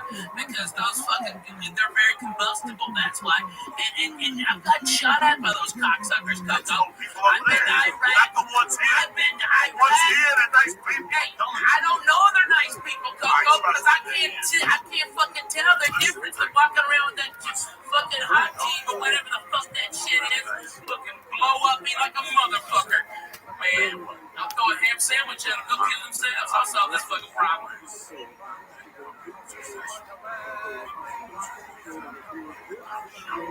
I like some of them. You know who I really dig? And it's fucking crazy. Iranians. I fucking like Iranians more than I do the Arabs. I fucking way more. Oh, I like the Armenians too. They're fucking crazy. And it's like, hey, you can comb your shoulder, bro. I mean, yeah, right. I hate Russians. I'll tell you that. I love Russians. You love Russians? Keep it up in the trouble during the Good. I hate fucking Russians. I've hated Russians since goddamn 84 when they killed Swayze and Red Dawn. They can suck my dick. And you know what? They killed Apollo 3 too, nigger. Don't forget, you slipping. Hey, go fuck that self. Alright, those cocksucking Russians, they put baby in the corner. Fuck them motherfuckers. I hate those cocksuckers. Eat his dick, Russians. Yeah, the Russians here, they're the ones who sink on the great American dream and taking over white people, punching them in the face. I'm talking about the cocksucker Russians. Okay, that in Russia. Okay, I mean, Lee's probably fucking Russian Jew. Yeah, he's Ashkenazi like a nigga, man. I love that guy. Alright, but that's what it is. That's what it is. Lee's down. Okay, I like Lee. Yeah, right? For real, because look at you, Lee. You ain't wearing no sweater in the fucking summer. Okay, you ain't smoking shit crazy cigarettes. You don't smell like smoked fish. Alright? Those Jews always smell like fucking fish. Those fucking crazy Russian Jews over there in West Hollywood. That's all they got, bro. Oh, Oh man, I wish they were on Fairfax. They're on Sunset. That's a big place. That club by that urban ramen place. That used to be that. I mean, it's been like 1,000 places. It's right across from Green Tea House where we used to go. Remember, we used to go over there for fucking. That's right across. That's a big Russian hangout. Yeah, they're all Russian gangsters. All right, one of their girls hit one of our cars, and they came out and said it was our fault. The car was parked, and nobody was in the car. And they started fucking saying something. And you know me, Coco, I carry a pistol a lot. Okay, I've got a class 3 weapons license. Okay, and I've got this thing from the FBI. All right, I can carry the fucking thing anywhere. Okay, I can fly with it. All right, and I'm just fucking. Pull my gun. I just pulled the gun and the guys backed the fuck off and we got to exchange information and there's no drama. Alright, but they were fucking surrounding my wife. What the fuck am I supposed to do? I got hit by a Russian lady parking lot here. She refused to, but it was her. Yeah, exactly. 90 years old, so I felt really bad. But she just turned down. That was the main her phone was killed. Oh my god, I got it too. I got hit by a Russian lady. Me too. Sean Stanley. Fuck you.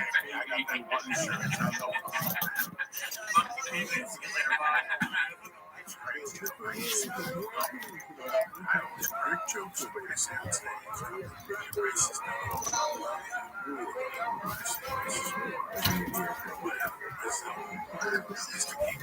Racist. That's at the back of my mind. I know this shit about Spanish. Oh man. I know people are talking about Mexicans. I'm not even fucking Mexican. I hear people talking about Mexicans. They're real cute. And I giggle and I don't make a joke. But I fucking know now at least I know how you feel. I know it doesn't bother me. I'm not gonna listen. I never felt it. I felt it.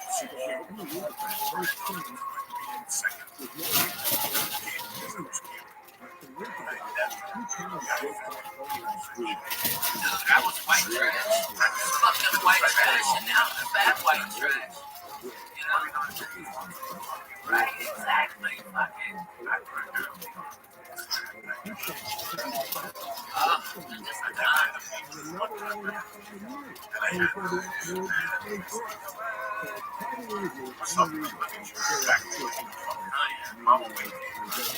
Oh shit. What you making over there? What's she making for dinner? I don't know.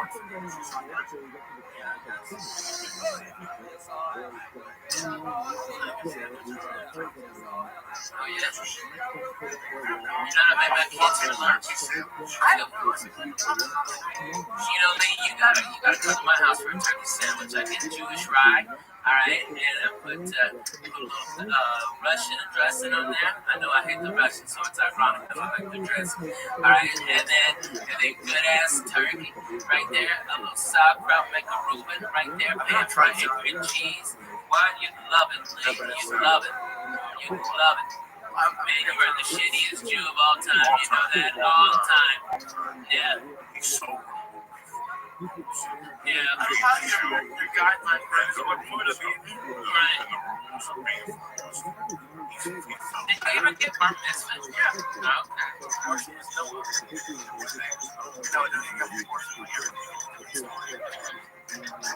yeah, he read part of the scroll.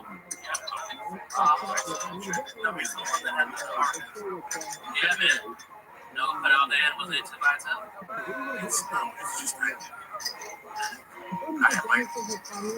Say some of that for us. I know you still remember. Don't you bullshit me.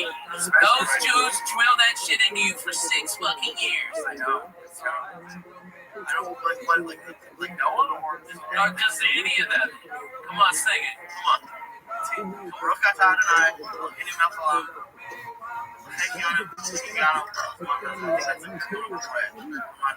Yeah. Sure, why not? You gotta do it. What if you're ever in Israel? You gotta bless some bread. No shit, man. Hey, and you know what? Fucking number 1 in Israel right now. Church of what's happening now. Fuck yeah. Man, I like Israel. I like the way they fucking roll.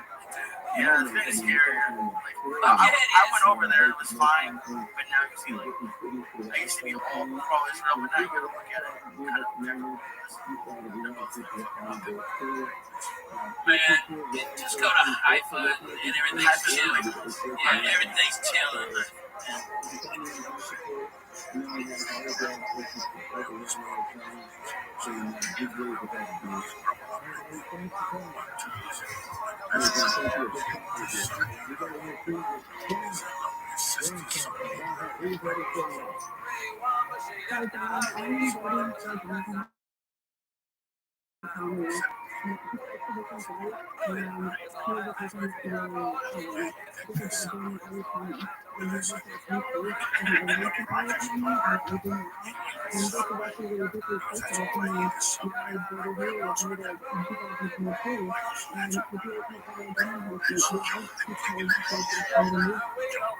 What up, baby? How you doing, Mr. Icy? Yeah, crack it in. You get one of them fucking tiki drinks.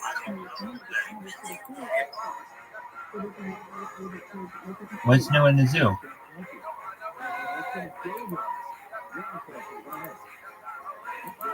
What's new with you, Mr. Icy?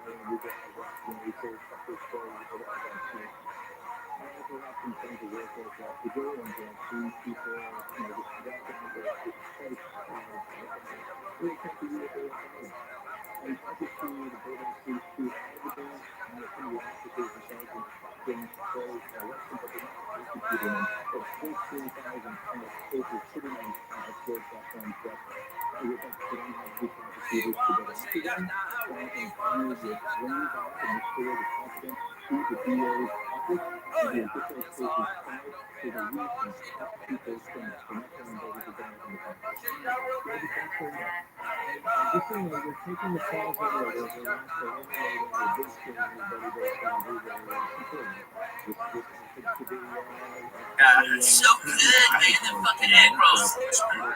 Oh, man, the spare ribs.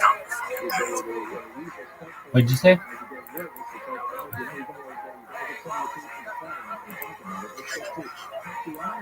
One more time?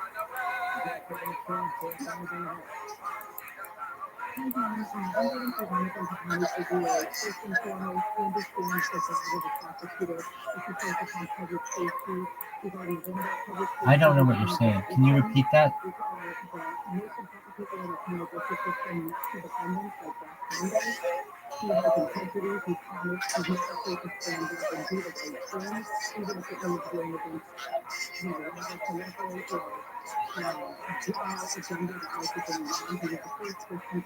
I'm not authorized to answer on behalf of that. If somebody else is in here, please do.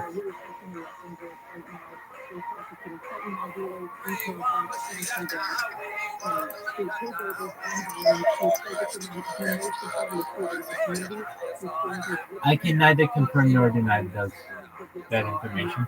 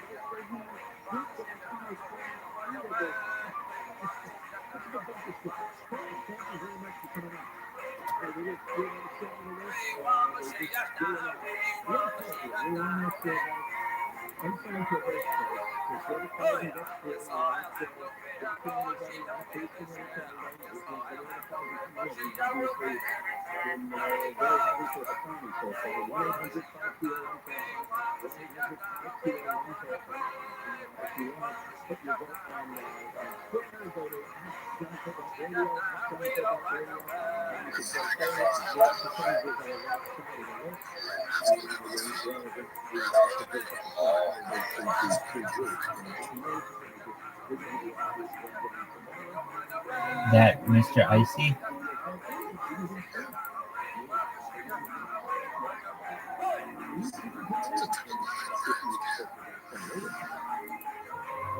Oh, it's so weird. I fucking fried rice. That's what you know, when I went to New York City 10 years ago.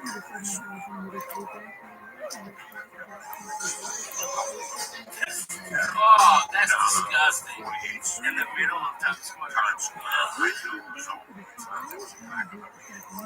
Right in the building.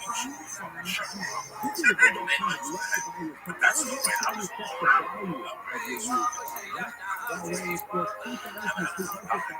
What the fuck is going on?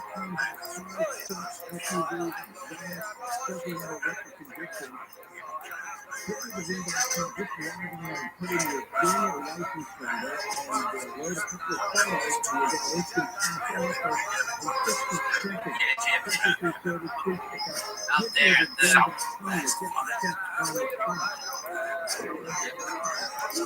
it's right?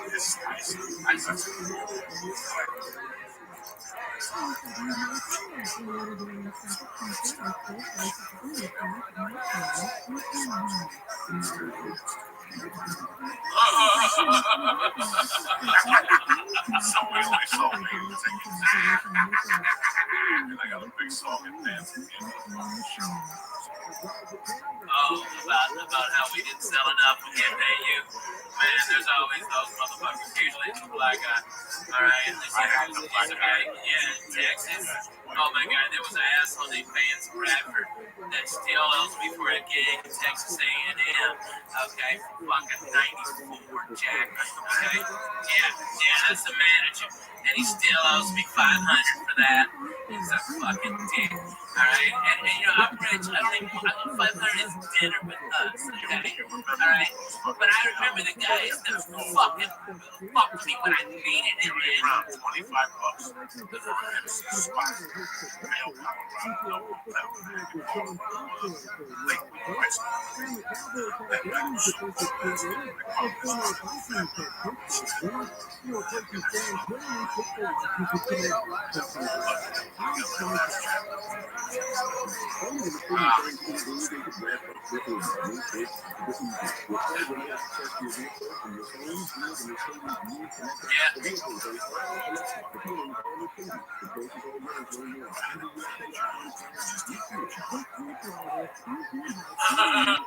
Man, tell them about gas station.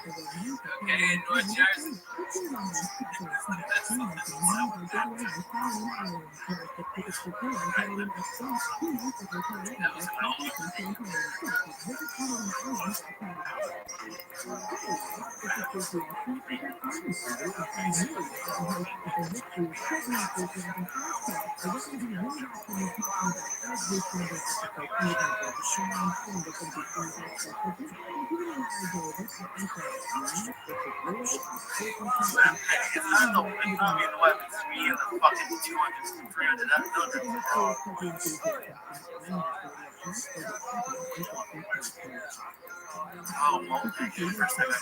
Oh, wow. I know so many people I know so many motherfuckers that include Mullen and that died.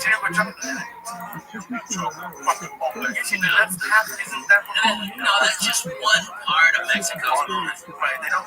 Her mom and her only couple. What's this song?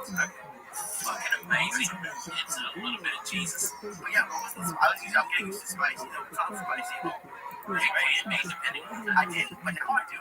It's just I have to. That's what all these white people are afraid of Mexican spice. If you watch Mexican spicy food, they just put a little bit of salsa, like a little bit of billion. Dumb white people are using the fucking ketchup on their goddamn tacos. Retarded. I was in Washington and my fucking buddy goes, let's go to Taco Time. Okay, it's a chain, a shit chain up there. And the fucking lady said, do you want mild salsa or ketchup on your tacos? And I fucking laughed. I go, bro, if you eat that, I'm gonna fucking fire you because I can't stand to look at your face. And we just left it there. We paid for it and left it. Fuck anybody wants it. Taco Cabana. Fuck no, man. Potato tacos for breakfast. Stop, Stop Pepito. with motherfucking kolache. They don't know, man. They don't know. We used to fuck it up. Good times.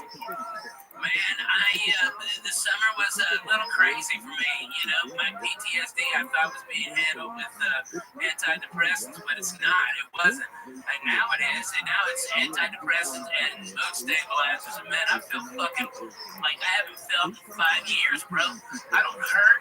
I am up at 7, throwing sidekicks for Jesus. I'm fucking the wife real good. I'm putting her legs up. I'm hugging my babies. I'm playing with my babies more.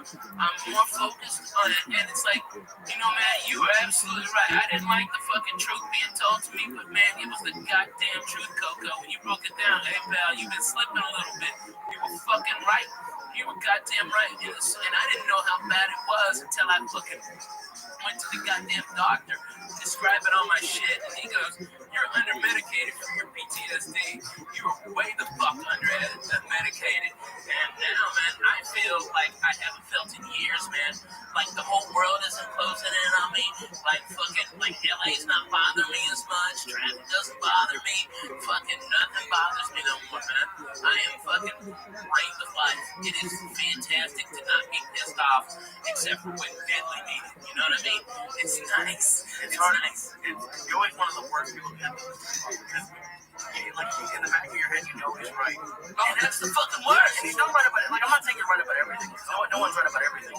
But we've had a couple of those talks, and during it, you hate him. And it's brutal. You hate him. I think it's just anybody who you hate. It's so. Like the most 9 out of 10 men. I'm mad. But they're not doing that anyway. That's true.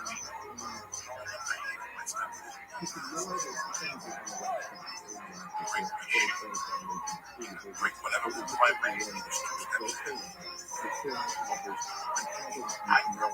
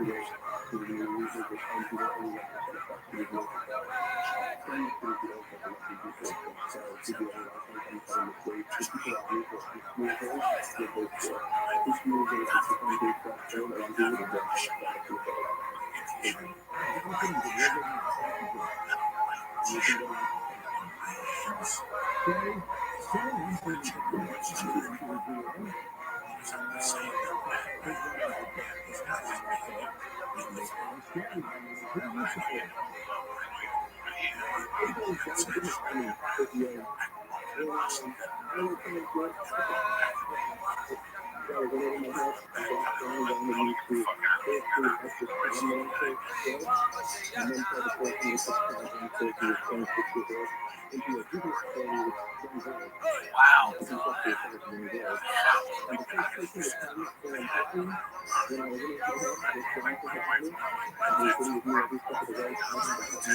Yeah. Yeah, the white slave. No, No, the not white the white slave slave. guys from Yeah. white suckers. Oh, They had just moved to LA. man. Dos pesos de la fortuna.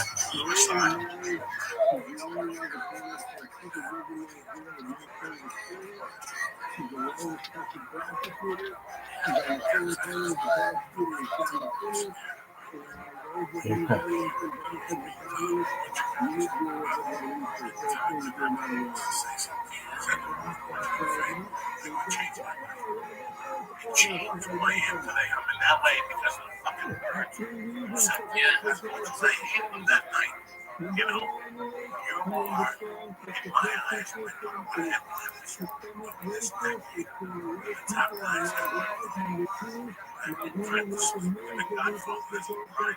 Every time I hear them, I watch myself in the face. And it's the fucking worst line you can ever say. But I come from this truth. Women and children sleep. Men don't sleep. That's it. Yeah. Women and children make mistakes. Men can't make mistakes. They don't have enough time to make mistakes. I can let it We've got igers. Yeah. Without a doubt. I have had children.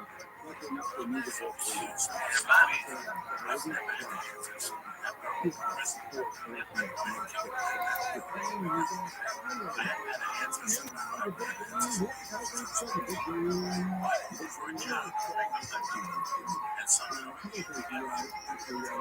Yeah.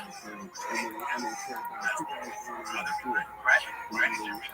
Fucking hustle, right? Every day, work every night. It's scary when you see like how close it is. Like, so I just did that seminar, and now I'm trying to start doing more of them. And I wasn't even really scared before, but now that I'm like, oh, I can see, I really enjoy doing it. And now that I can see, not that it's gonna be easy, but I can see that it's possible. Like after you guys do shows, you see that's possible. You know, this is how it works. Like, at least for me, it got scary. I'll tell you what, this guy's a genius. I think right now, I got some podcasts. I got some podcasts. I think Yeah. tech people really are uncomfortable. They don't know this world. They want to learn from me. They have friends of mine that respect them. It's you don't have pennies. Countless issues are taken. You strike one of those companies. You hit. Oh, you can go after companies. Okay. Go after fucking AT&T. AT&T. Yeah, that's crazy. Talking about their services, what's going on with fucking technology. And like answering people's problems and shit. Yeah, That's what it knows. That's who's at home right now. There's a board meeting going. Right. Since 22%. Yeah, savvy. Yeah. Man, look at fucking Amazon. Amazon today's getting slammed by fucking shit work conditions for people. I mean, they're keeping people working in fucking warehouses over 110 degrees with no breaks. They time everything. They need some fucking counter that shit. I mean, I don't want to buy Amazon now. I mean, but if they would have a podcast that could explain it and tell me, hey, the air conditioning broke, you know, maybe I don't know the full context. Maybe the full context is not being reported. You know, those fucking news agencies is always fucking by the way. I'd like to hear the other guy's fucking side of this shit, right? And that's exactly what they need. I mean, you can fucking kill that shit, dude.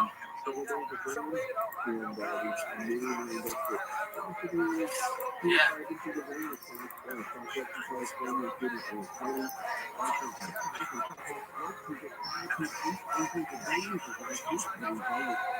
It's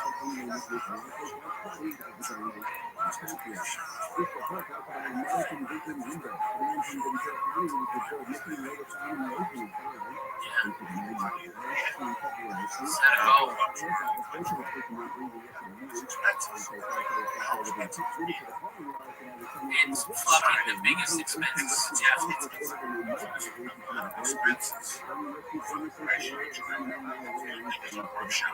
It's fine, fucking fine. The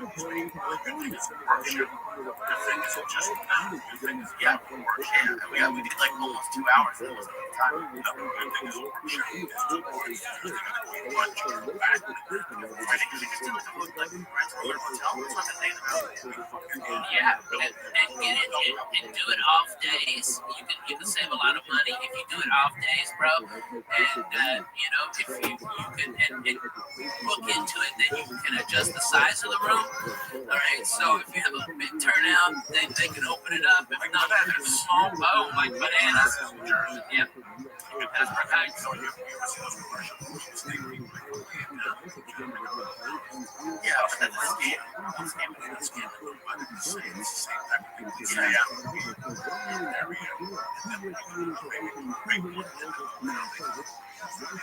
Yeah, I bet Zanies in Nashville would do it, bro. There's a ton of comics there that need to be podcasting, and if you had there, I mean, you can do. They put it out to all the comedy clubs in the southeast, and all these comics that come. There's fucking 40 guys in Memphis. There's fucking shit ton in Louisville, Lexington, fucking Knoxville, Chattanooga, Atlanta, Birmingham, and all of those guys will come up. Everywhere, but and that was the one thing that I was surprised by. The crowd that came out to Toronto wasn't a lot of comics. There were a couple there, but it was mostly other people. Yeah, Really.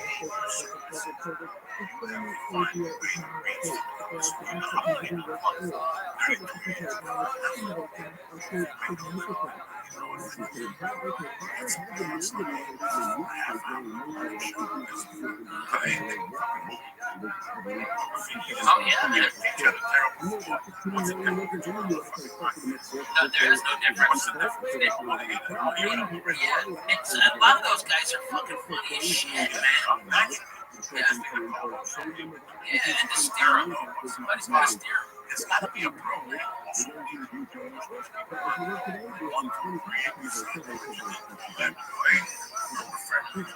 I did that. I know you did that. Now the next one is take it down. Because you'll leave. Motherfucking down.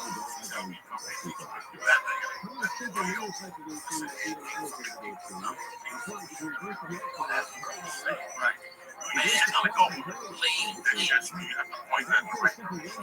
Brother, just come to Nashville, okay? I'll set it up. I'll get you a night. Okay, I know everybody fucking run out there and support you. Nashville always supports us podcaster comics, okay? And dude, and not only that, you don't even have to get a hotel and you can stay at my house. My house is like 8 blocks away from the club. And it's empty. It's a big fucking house. It's full. Fuck yeah, man. I got everything in there ready to go. Yeah, man. Lee, be my pleasure. And I even got my buddy Aaron who'll pick you up from the hotel, from the airport. My car. You can drive my car. Yeah. And then Like on the road.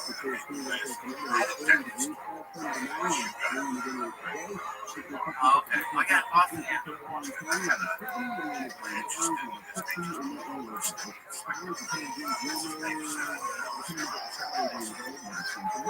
Yeah, right.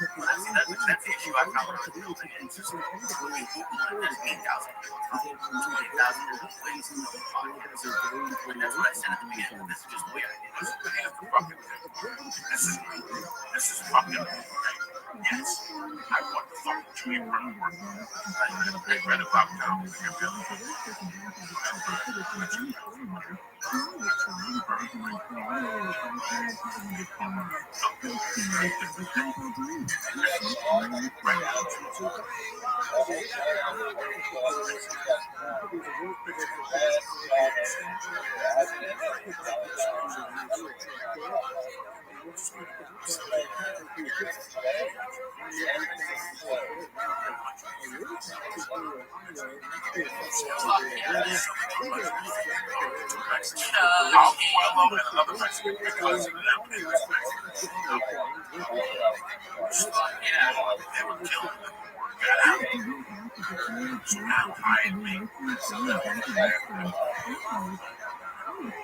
understand what you're saying.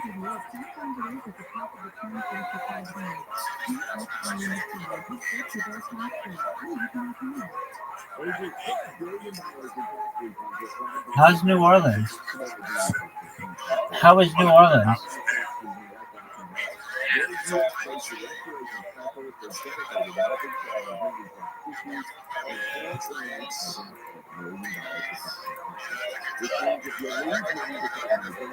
Are you glad you're there?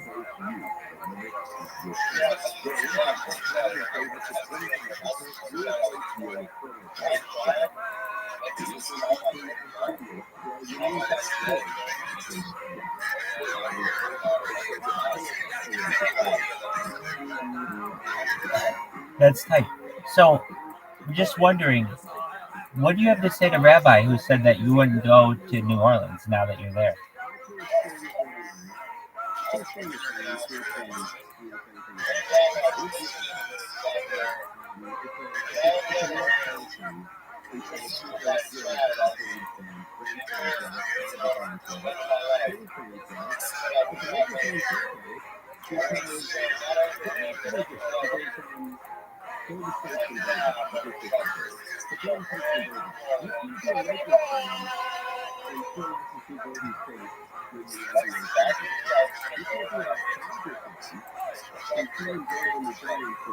Role play.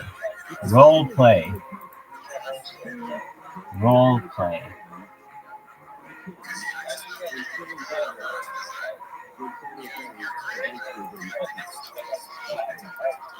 My man, I think on my feet better than you think normally.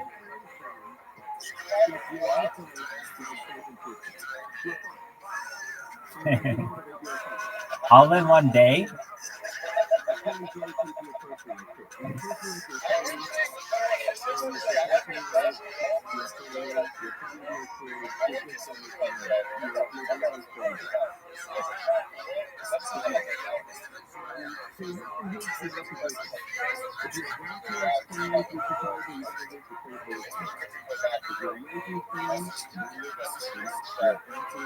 I'll be sure to edit that part out. Wherever you're funny, I'm going to edit it out.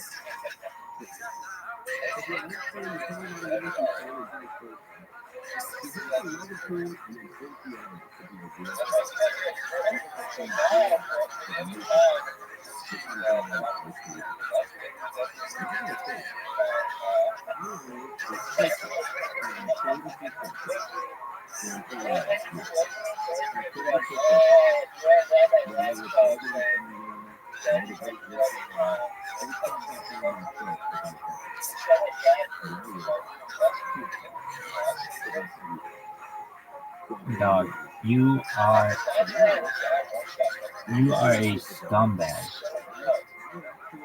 You are a scumbag. A scumbag?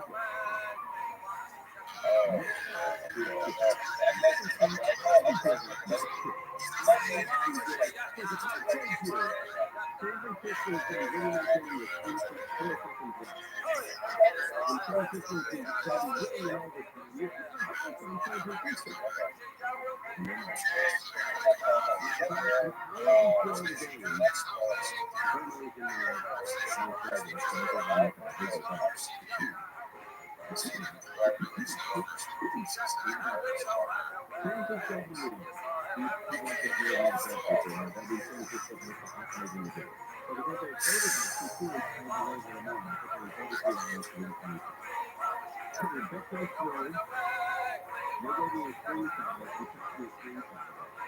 And I said, buddy, load up and here's the shit. I have never run a piece of better back in my life. I probably back, I don't know, 18 or 19 people days. Over 18, over 19. I have never, ever run a piece of better back. And I purposely bet on certain people when I say no, no, no. And so we did. Joe could have for sure not offered on the stadium and gone back to the airport after 36 minutes, around about 4:30, had a drink, and not suffer through the pain. It would have been humiliating on TV, and the physical pain was there. They went down, we went sometime. They had another linebackers, I think, went down. Debo went down. There were other people who went down. Yeah, right. Oh, yeah. Live injuries, and now they lost 3 in a row. I think 3 in a row. And he said, well, linebacker, Joe Green, he tore his ACL. Yeah, he's going on. Yeah, I think he's done. I think he'll be a Raiders fan. Totally sorry, maybe 2 years, right? Yeah, I think it's going to be a but I was recent. I was on 26. Okay, yeah, okay. Maybe not 26. And I love, you know, if you go back and you watch, if I'm trivia games, I'm totally on YouTube, and you watch trivia games, quarterback, not you. And you watch, yeah, I'm watching, Warriors is here, right? I think linebacker number 54, for San Francisco 49ers. In the first quarter of the Rams NFC Championship 2 years ago, if you believe it, he hit by Matthew Stafford. Right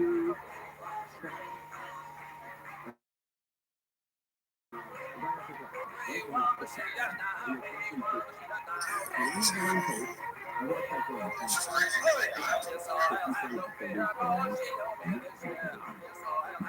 I still watch it. That was the first time I've watched it. I've watched it way over 100 times. Way over. Probably close to 150 or 200. And I watched it again last night. Matter of fact. So I had back-to-back watches with any football. I got to watch them lose in 2024, and I got to watch them lose for the NFC Championship over those 2 years ago. I have none of it. Just none of it watching this game go by. And I'm mad at the fact that that game really, really sucked. You know what? You have it there. You can't be upset. That team put me through hell. When Montana was great, back when I was the 80s. And I suffered when San Francisco was great.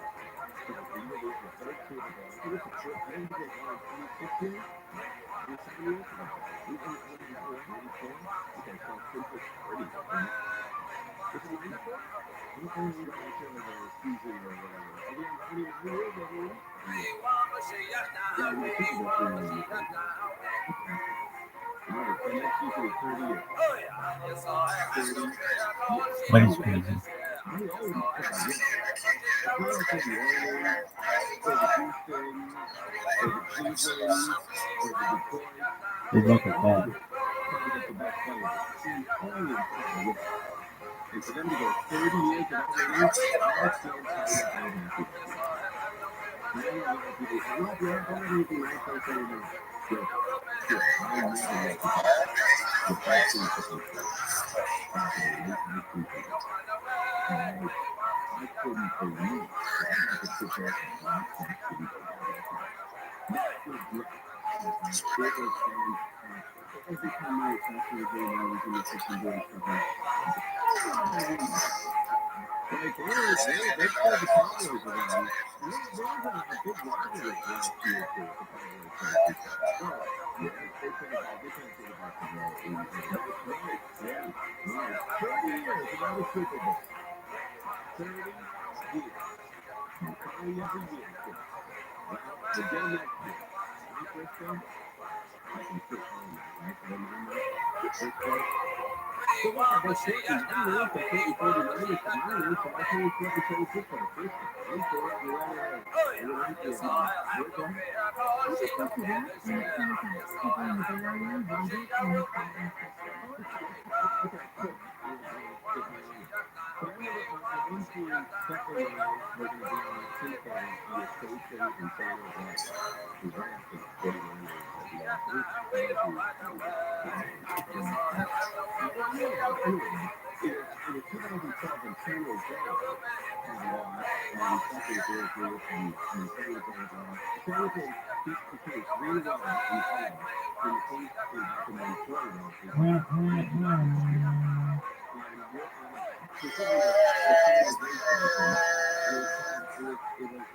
It was yesterday. San Jose might have the best podcast these days. San Jose might have fucking killed it, and I screwed up. It's too much. Dude, I'm sure you do this to yourself when you're doing something like this. You're like, there's no fucking way this is gonna work.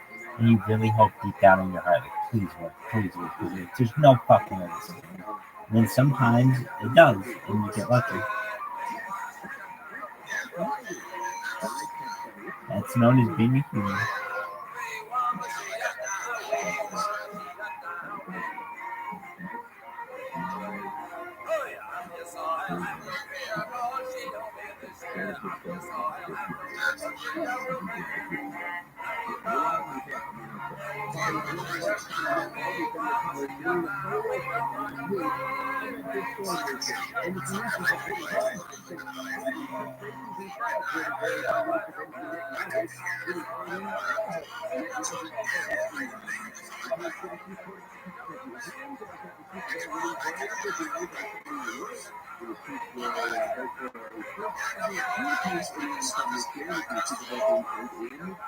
Dog shit.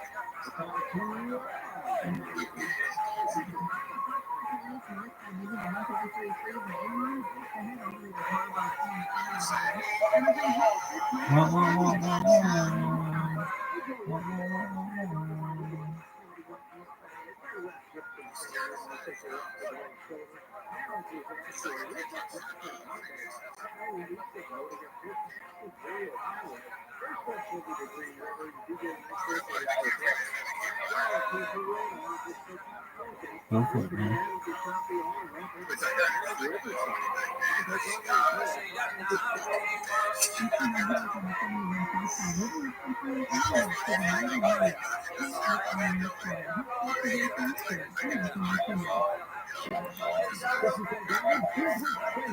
That's right. You want to know something?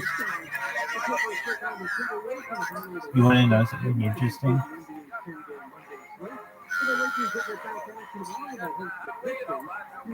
You want to know?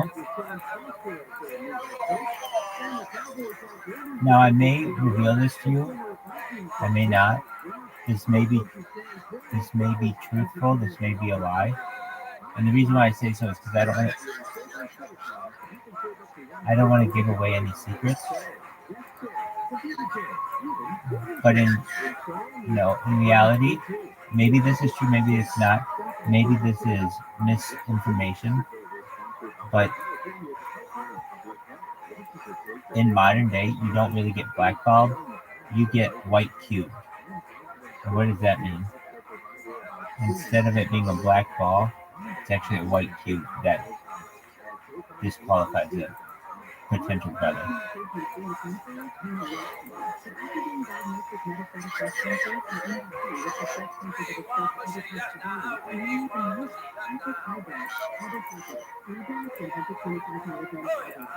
But I could be telling you a lie, and that blackballing is actually, it is a blackball. It's my goal for it. Okay, you're the guy. Cool.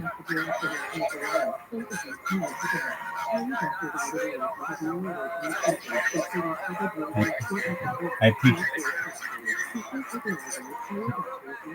Well,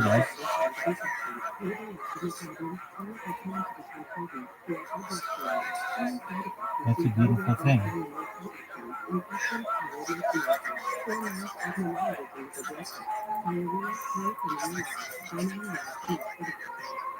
I can sense the frustration in your voice.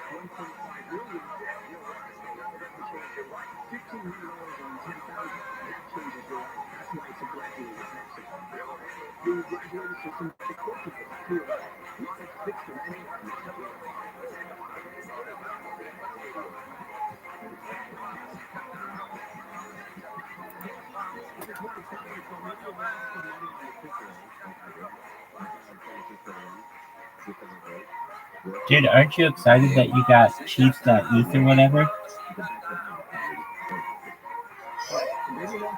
Didn't you buy some kind of domain name?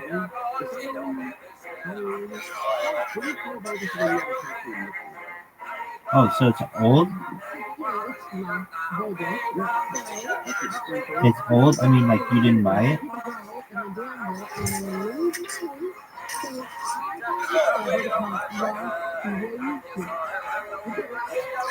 Dude, there is a guy who's on Twitter who has come after me so hard. It's incredible. He posts about me multiple times an hour. No, this is some like super MAGA guy. No. It's you, isn't it?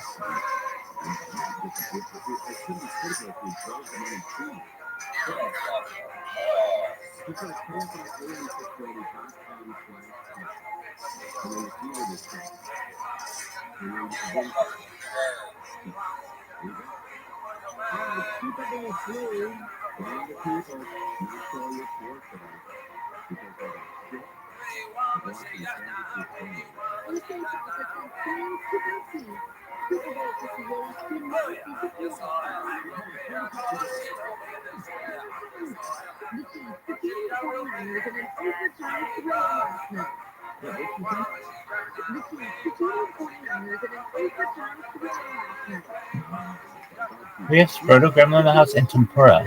What up, bitches?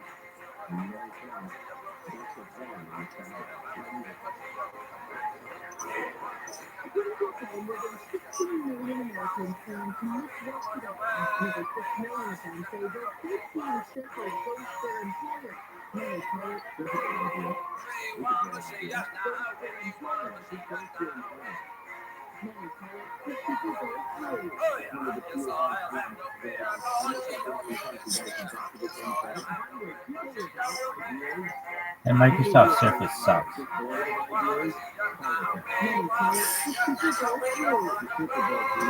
people who are just basic and have not a single regular thought in their life.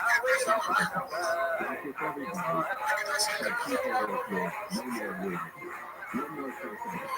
One of the few events where I met that girl in the country that was exactly the same thing. She said, well, after the failure of California, a little bit of passion for comedy. So you used to enjoy the Super Bowl on the East Coast. That's a late finish for me. It's the third quarter that he starts at Pentecostal. Normally we're supposed to get this room. We have to sit here. Pentecostal is like 9 years. So in 3 months, that's a long time. To me, when people run every all the time, the best of the work, that's going to be going on about. What did you say? Yeah, what was that? The one thing I just say, Alicia Keys, yeah, she's great. And she on Connect on her here's what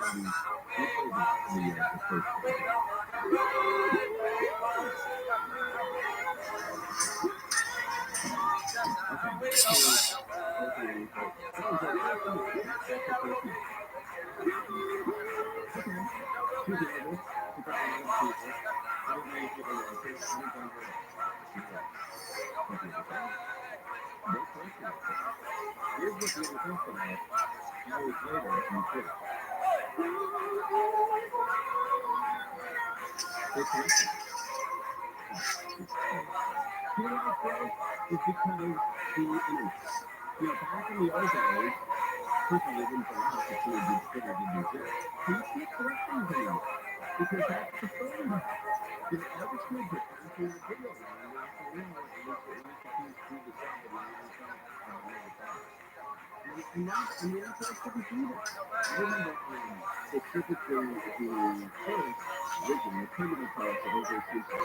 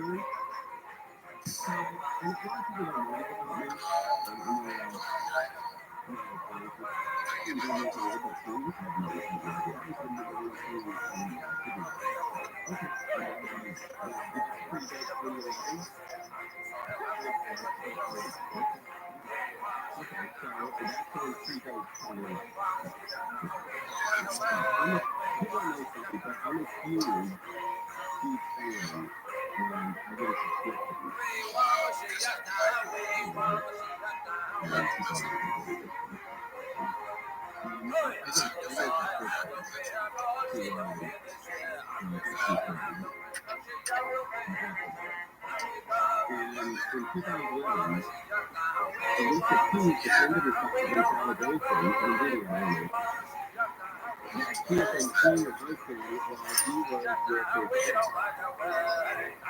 And at the beginning of that song,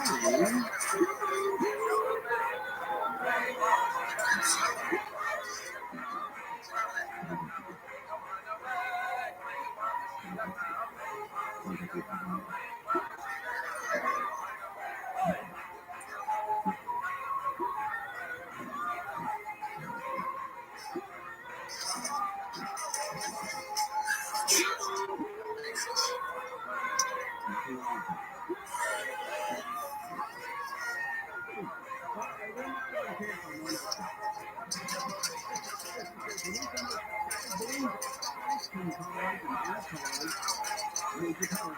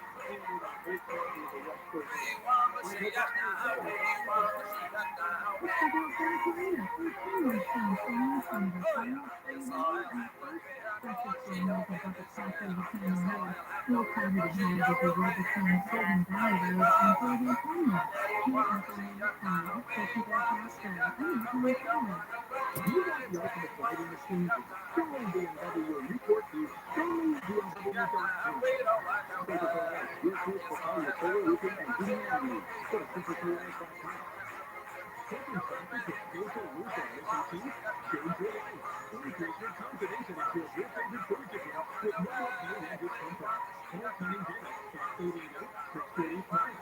We can transform your smile with our teeth in one-day procedure for as low as $17,000. There's the lowest price on a teeth in one-day procedure with no hidden fees. Walk in with your loose, missing tooth and walk out that same day with a beautiful new smile for as little as $17,000 with no hidden fees. Call today and schedule your free exam, CT scan, and X-ray at $2,500 value. Cunning Dental is a veteran and family-owned dentist that's been making smiles great for over 55 years. If you're afraid of the dentist, they also offer sleep dentistry. Visit CunningDental.com to see their smile gallery and read their 5-star reviews. Easy financial options are available. Call Cunning Dental now to transform your smile. 888-640-SMILE. That's 888-640-SMILE. Or seconds of fun. Hello, this is Sophia. You can just find me. I'm the host of the history of segment for Dragon Podcast. So we're going to be rewatching and talking about every single episode, and we're going to break it down, and we're going to be joined by special guests, including we had a very interesting Ryan, Richard Lewis, and Courtney Hope, and so many more, and we're going to sit, and it's just going to be a lot of fun. So listen to the history of Chubby Enthusiasm, and I'm not sure what I'm for the topic, you got this one. Hi, this is Coffee from the Constitution Show. Yes, anything that's Mexican, or keeping you occupied, call 855-829-2455. It's that best time to run to the IRS right now. Don't waste the most taxes. Don't let the IRS take from you and your family. Your father, you, toys, and promise to raise it. Pay your fee today. And to go back to you, see if we can even give you payments if you're occupied. Call 855-829-2455.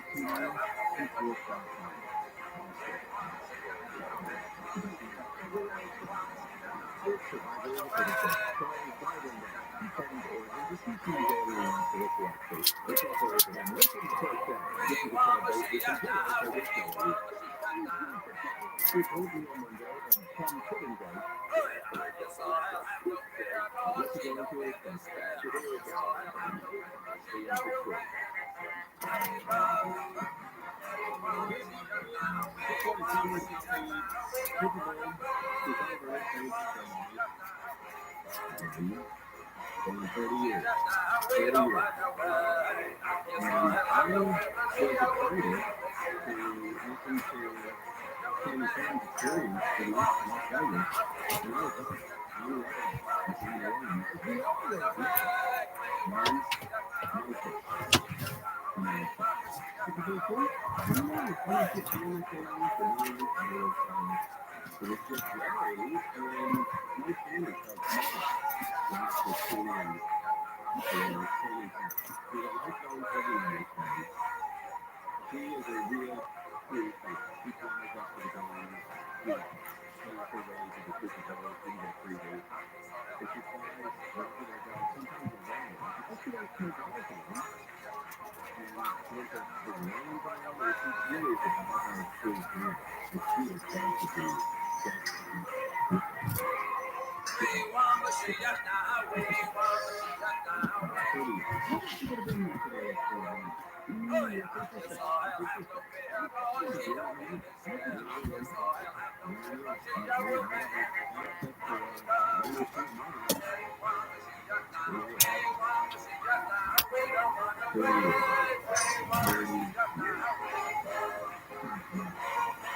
The first kid with the 49ers, when they cut out the other side, I guess he's not good, right? I think I like because they shouldn't take the ball first and everything. Because it benefits the second team. Because, you know, the kicker is the first thing, right? If the first, if the guy took that first and the other team, they're going to make a decision until second. If they're, if the second team does it, if they're losing, they have, for every 10 yards, they got 4 solid games. They never make a decision. And if you keep working at the perfectionist, that's right. I think that's exactly right. So, it's just maybe because of the defense offensive coordinator like training and right, maybe they should get a coach like that. They get a real coach. And then maybe they feel the real coach.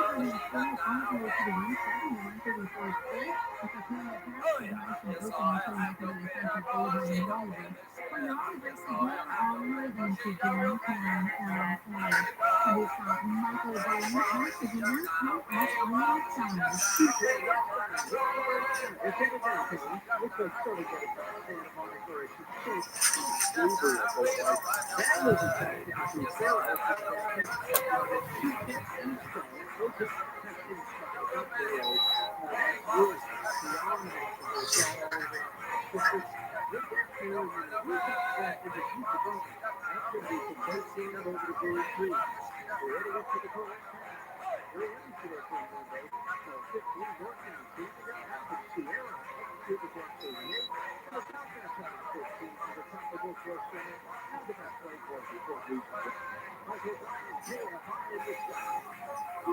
57 comes off the ball right to the 91 and hit by the Lakers all the way to the 60. Here at Anaheim, get you their thoughts here. I'm Anthony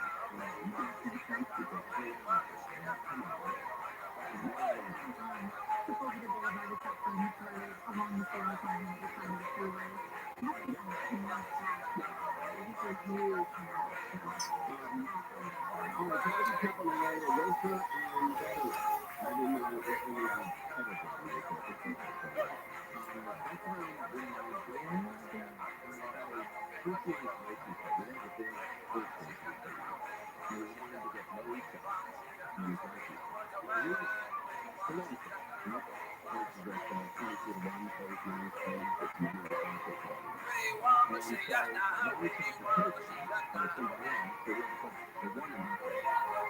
Yes, I am the way I go. She don't feel me, say yes, I am the way. But she a romance.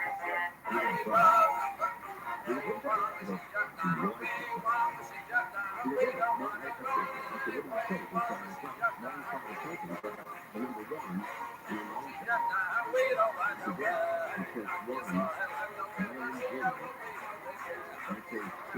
She a romance. We want she got now. She got now. We want she got now. We don't want no way. We want she got now. We want she got now. We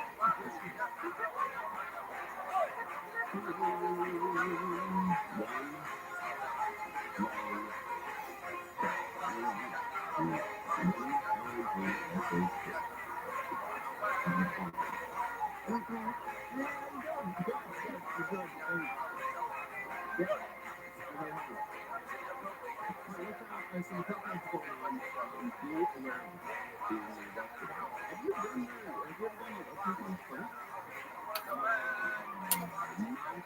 We don't want no way. Oh she got now, we want she got now.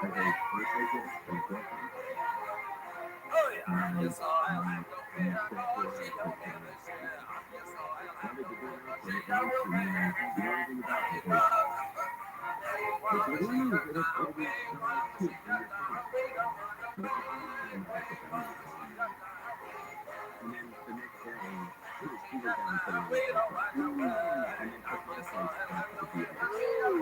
Yes I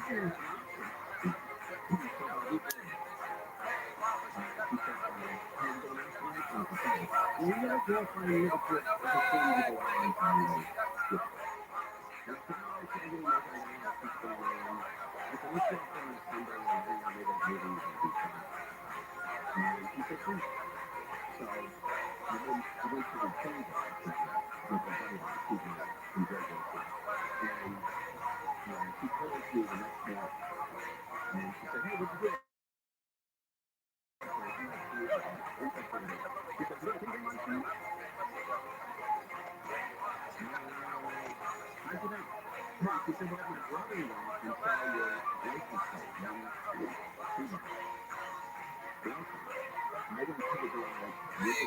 She got now, we want she got now. Oh yeah, yes I am the way I go. She don't feel me, say yes I am the way, but she a romance. We want she got now, we want she got now. We don't want no way. We want she got now. She got now, we don't want no way. Yes I am the way, but she a romance. She a romance.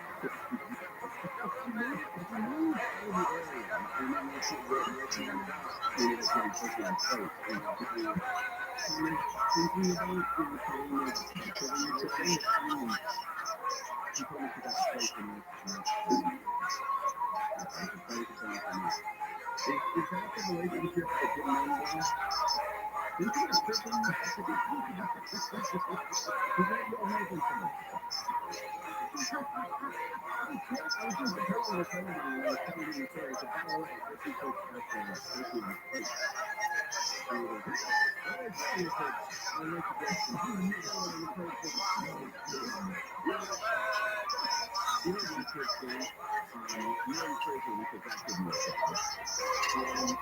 want she got now. We want she got now. We want she got now. We don't want no way. We want she got now.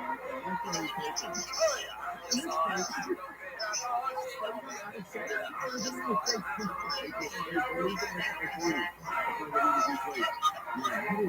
she got now.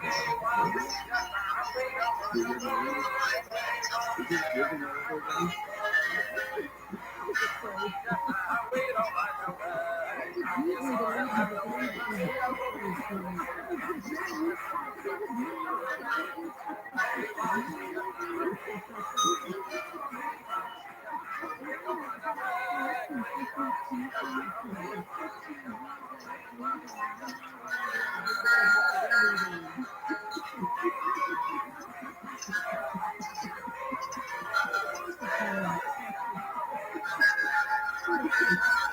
got now.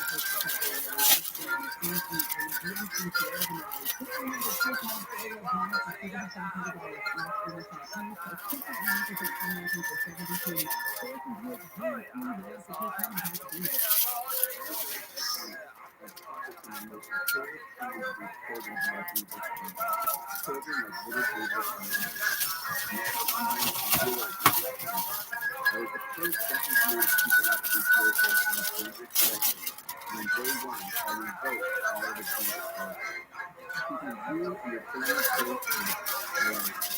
I'm going to return and ask you to revoke this listening and my state. Thank you for coming to this experience and benefit. Your service and any other responsible versus IOD is not social disability disease. IOD is called to guide life, but if you have it, you need to know now. The sooner you know, the sooner you and your family can face IOD together, because you cannot work this work alone. If you're out of breath and have a constant onset, it may be asthma or COPD that is cured through IOD. Ask a supervisor of the option until you know. Learn more now at learnforreal.com.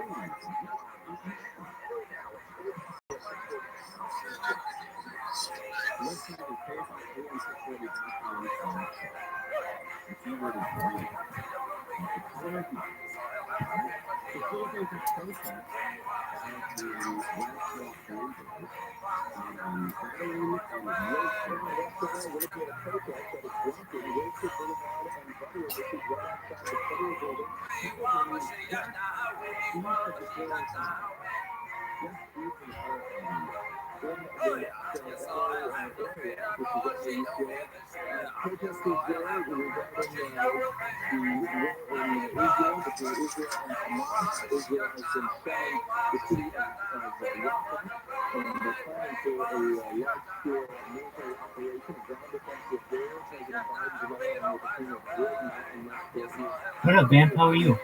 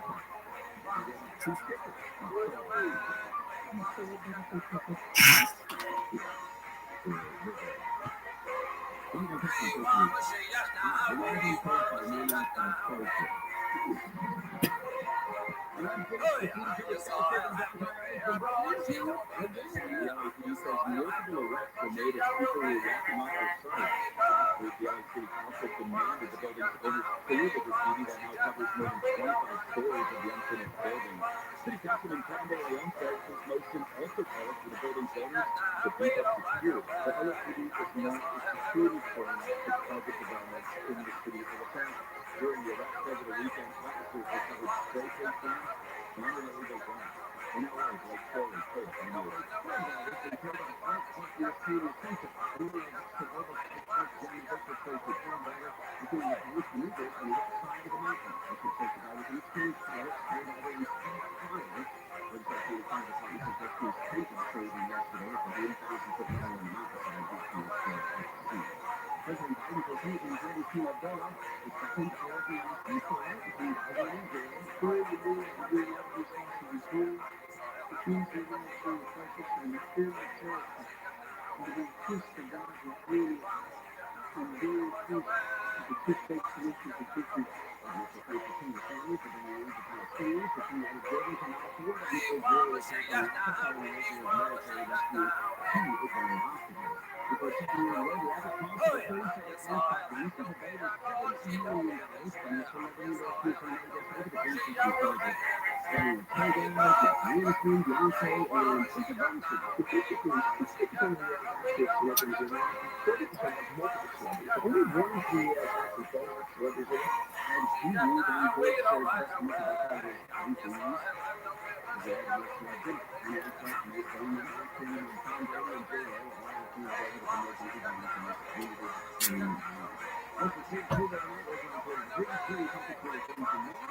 Up to a week during the day, getting 5 into the street, so that means we're leaving the weekend. Right now, 55 and 10 for Monica, 52 in Toronto, the temperature is in the This is how Wednesday connected to the North 57 in the Atlantic Florida. We found partial parts of that connector, and delays are backing up on the 91 eastbound from East Street. So the connector is on. We've got Michael driving to and from the next time.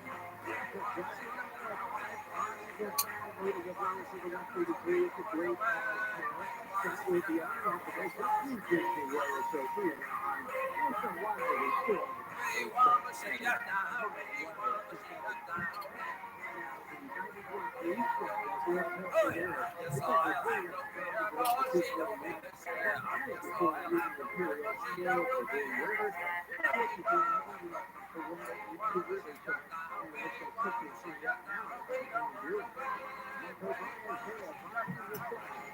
Puerto Rican from the Huntington Eastbound, things are closing out from there as the spread down on the base east passes out of the to the tunnel. Keep and from the westbound, especially that class 3. I'm Michael Martinez. The truth of the matter is, you need to stop your gym and get past the Facebook. I'm doing this a long time. It's like just one for the world. Think base for your body speed. And you have good comments on the 855-829-2455. 855-829-2455. This is doing this for a very long time. This is enormously successful results. Don't let the IRS keep you out under the hood. Don't actually look at it for you. Once again, it's 855-829-2455. 855-829-2455. This is Jacob Allen. We've been involved in a motorcycle accident and this whole for 24 days. I should feel safe living in Los Angeles, but I don't. That's why I'm voting for Judge Craig Mitchell to be our next state representative. I'm Judge Craig Mitchell. As a criminal state judge for almost 20 years, a shooter is happening on the streets. Robbery, home burglary, murder. We need a Mississippi Code who is not afraid to say, enough is enough. Our left agenda has only benefited those who commit crimes, not protecting law-abiding citizens or providing justice for the victims of crime. The common sense approach is needed. It is what I do in my courtroom every day. It is what I will do as your district attorney. Please vote for me, Judge Craig Mitchell. District on Mississippi District Attorney 2022. Record conflict with power companies. Record bills for huge profits. So how already has them the highest rate in the country while making huge profits. Now they don't even know it. Making yet another huge rate increase. Local government Central Florida is on a mission to help you achieve energy independence. The best way to do that is with solar tax battery storage. Introducing Tesla Powerwall 3.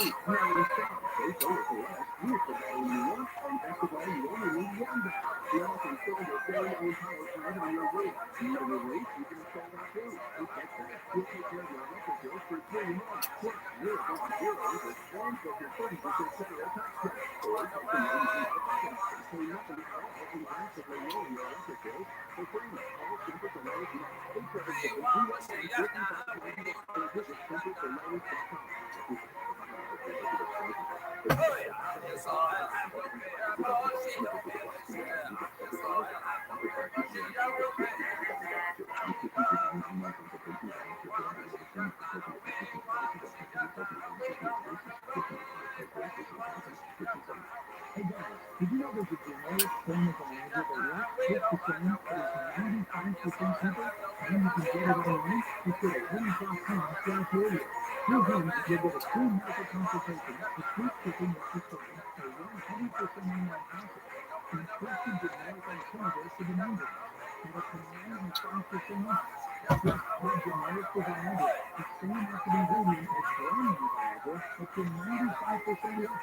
It's the same medication, still prescribed by a licensed medical provider, but with zero copay, no expensive appointments, no awkward face-to-face conversations. To start your free online visit, you need to get this exclusive offer. Hims.com/radio. That's Hims.com/radio for your free online visit. HIMS.com/RADIO.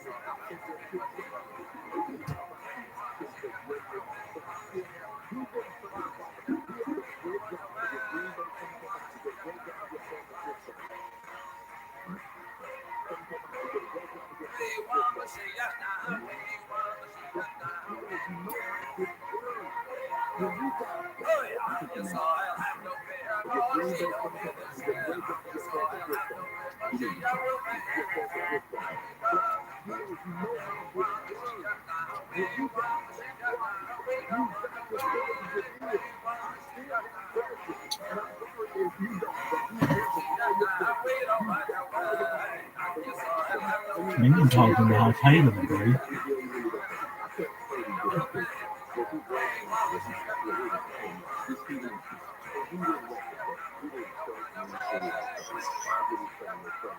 Knock yourself out, baby. Glad you're here. You could been anywhere in the world, but you're here with me, and I appreciate that.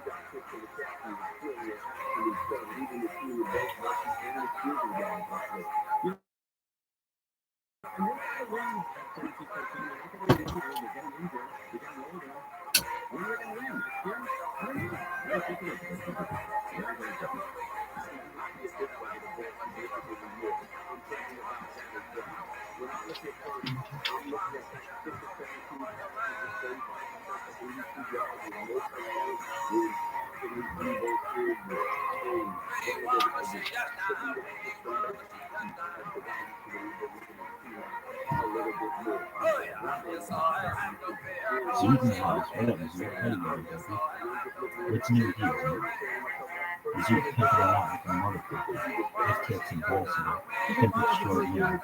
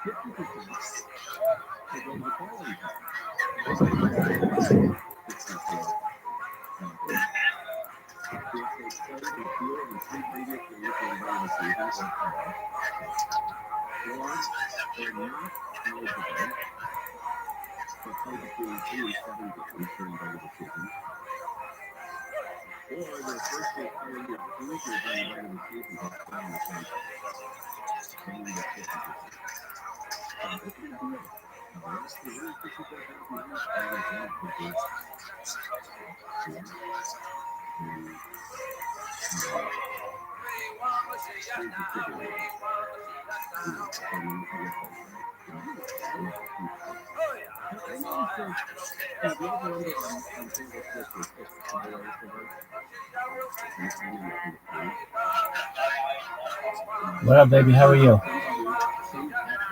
Excellent to hear.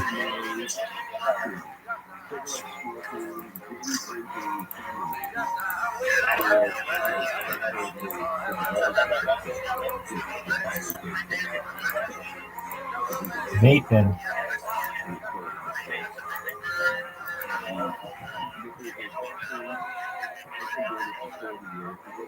Okay.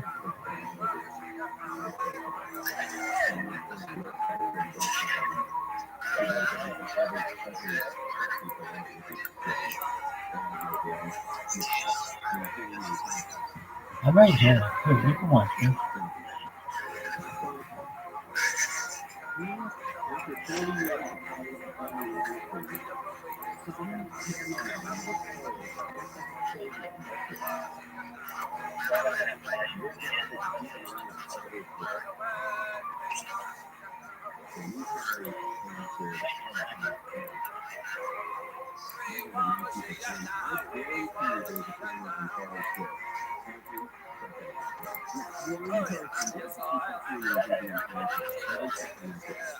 What'd you say?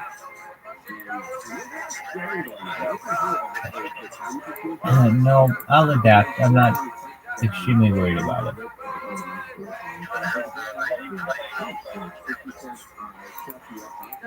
I'm not.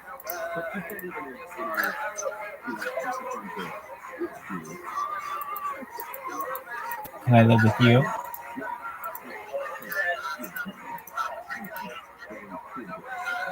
Your house is 1. Your garage is 2. And your backyard's 3.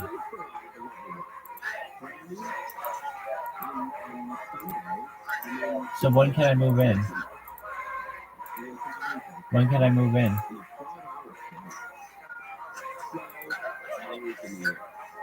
You have? You're gonna let me move in? It'll be you, me, and the dog.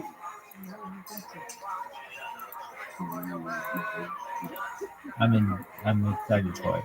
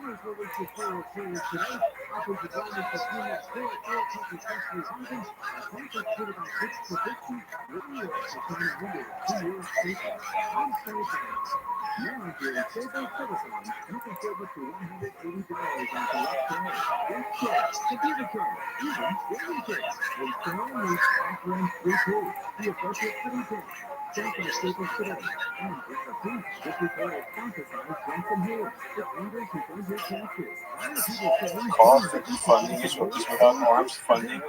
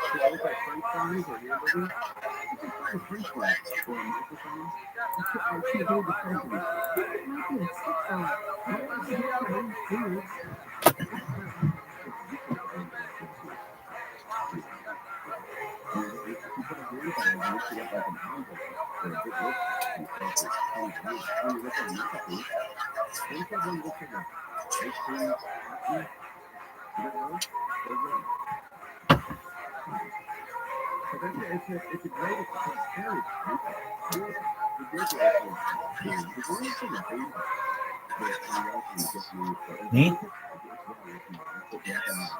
I think that I don't know necessarily in the coming months directly. I'm more of a long-term investor, and I see us moving towards a global recession. So cryptocurrency seems like a good option alternative from fiat, like it always does, but even more so now.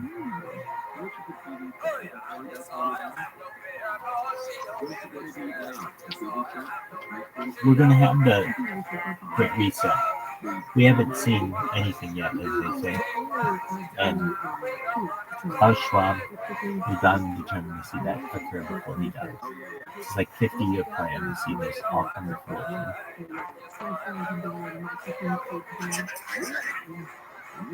Yes.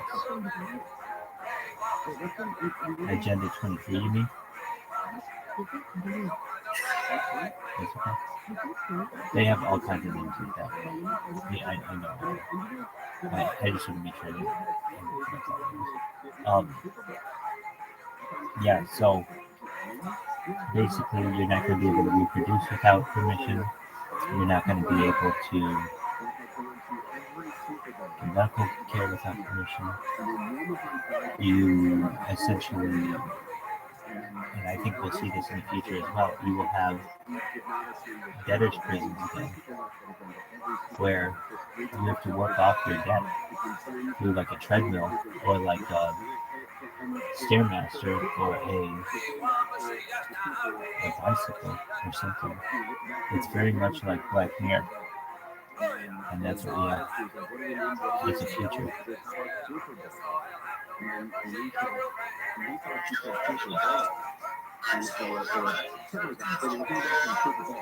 Man, like, hey, what are you doing, baby?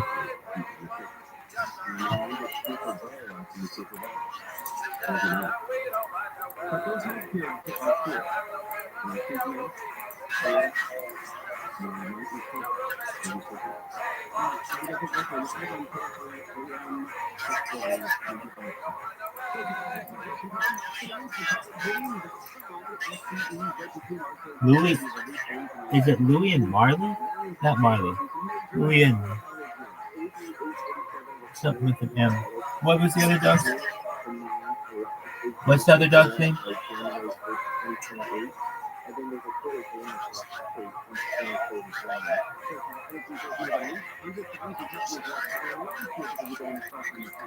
I think it'll be the global reserve currency someday. This Bitcoin, yeah. This one. Ticker Bitcoin.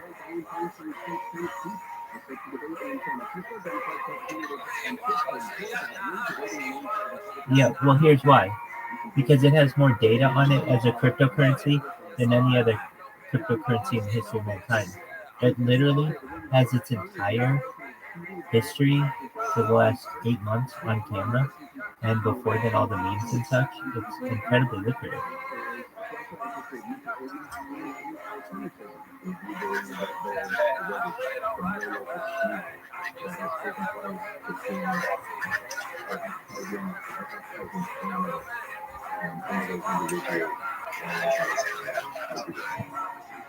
How high does it go? You want a number? Well, see, it's going to be relative. And when I say it's relative, I mean that. I don't look in terms of a lifetime. I know that sounds strange, but I look at things perhaps in terms of digital immortality, meaning you're hearing me speak right now, but in the future, I may be able to hear this conversation because I'm recording it, but I'd be in another body, but have the same digital immortality. So as I'm watching this, I would imagine that inflation for fiat currency is just going to continue and then we'll get into hyperinflation. So, for instance, let's take the price of bread, or something like relative that we all understand, bread. Let's say a couple of years ago it was $1 a loaf, $1 USD a loaf. I think now in the United States it's like close to $4 a loaf. For the cheap white bread, just like basic what most kids in America probably eat for lunch or something like that. Okay, so that loaf of bread right now is $1. When in 1913, that loaf of bread was like a penny.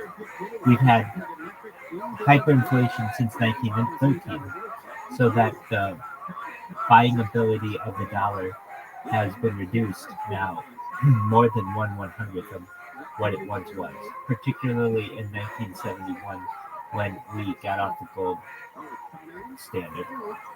So essentially, I imagine that with the effect of inflation, we're going to have to talk about the dollar a little differently. So when I say that a loaf of bread is $4 now, I imagine in 10 years a loaf of bread could cost $40, could cost $400. And you're going to say, wow, that's an incredible hyperinflation. And I'm saying, yes. I'm saying that there will be perhaps a run away from the dollar. Now, here's what happens long term, if you really want to know. Every fiat currency fails of all time, always has, always will. And eventually, what will happen with the US dollar is it will hyperinflate so that to buy a loaf of bread, it'll be like the Weimar Republic, like $40,000 to buy a loaf of bread. And that's just in the morning. You could have hyperinflation in the afternoon. It could be $80,000, so you better get the bread today. Kind of idea where you're going to the bank with wheelbarrows full of money. I can tell you this. It's my opinion, and I say this very seriously, as you see, that I believe that the Federal Reserve note will be the #1 wallpaper of all time in the future. What do I mean by that?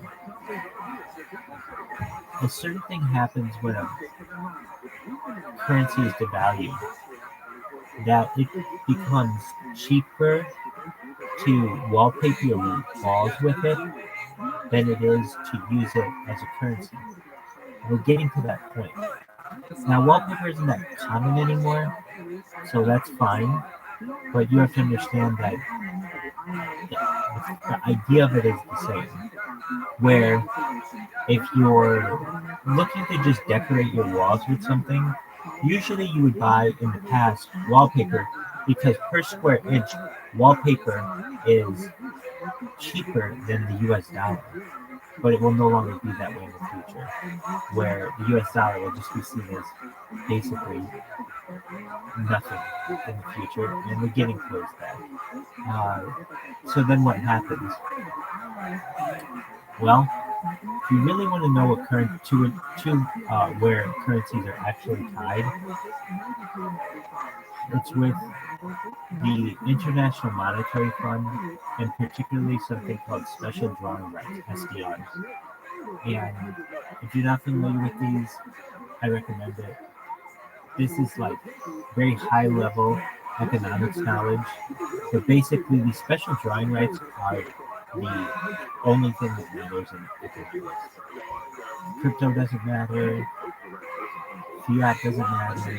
It's the special drawing rights of the International Monetary Fund. A lot of special drawing rights. These special drawing rights give countries the ability to essentially manage their own currencies, and only certain countries have this type of ability that's given by the International Monetary Fund. So basically, fiat currency is just a front for these special drawing rights, which is really the special drawing rights. They're called SDRs. They're the future. We've been on the system for some time now, and really to summarize this point, fiat currency isn't even. We know that fiat isn't held up by anything except that which the public gives it. But even on top of that, it's not even how governments consider their own versatility in a currency. That's really based on special drawing rights of the International Monetary Fund. And so when it comes to fiat currency, you're going to see hyperinflation in the future to the point where this is what happens, and people don't realize it. It's a sick game. But basically, if you have hyperinflation long enough, it's just inflation, but eventually hyperinflation, that each generation doesn't realize that their buying power has been depreciated, and generation after generation just has this understanding. Here's a perfect example. I always thought it was a perfect example. I have been in management most of my life, either management of employees or project management. It's been both overlapping. I really enjoy managing people and making people's lives better. I had this employee of mine who, when I was in first managerial position I had, I was 24, something like that. He was my employee, and he was looked like he was close to 80. He had been with the organization over 40 years, and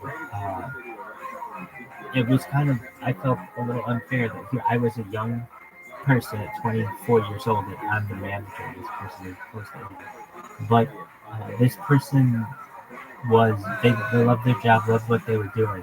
And I looked at what their starting rate was 40 years ago and what it was that day.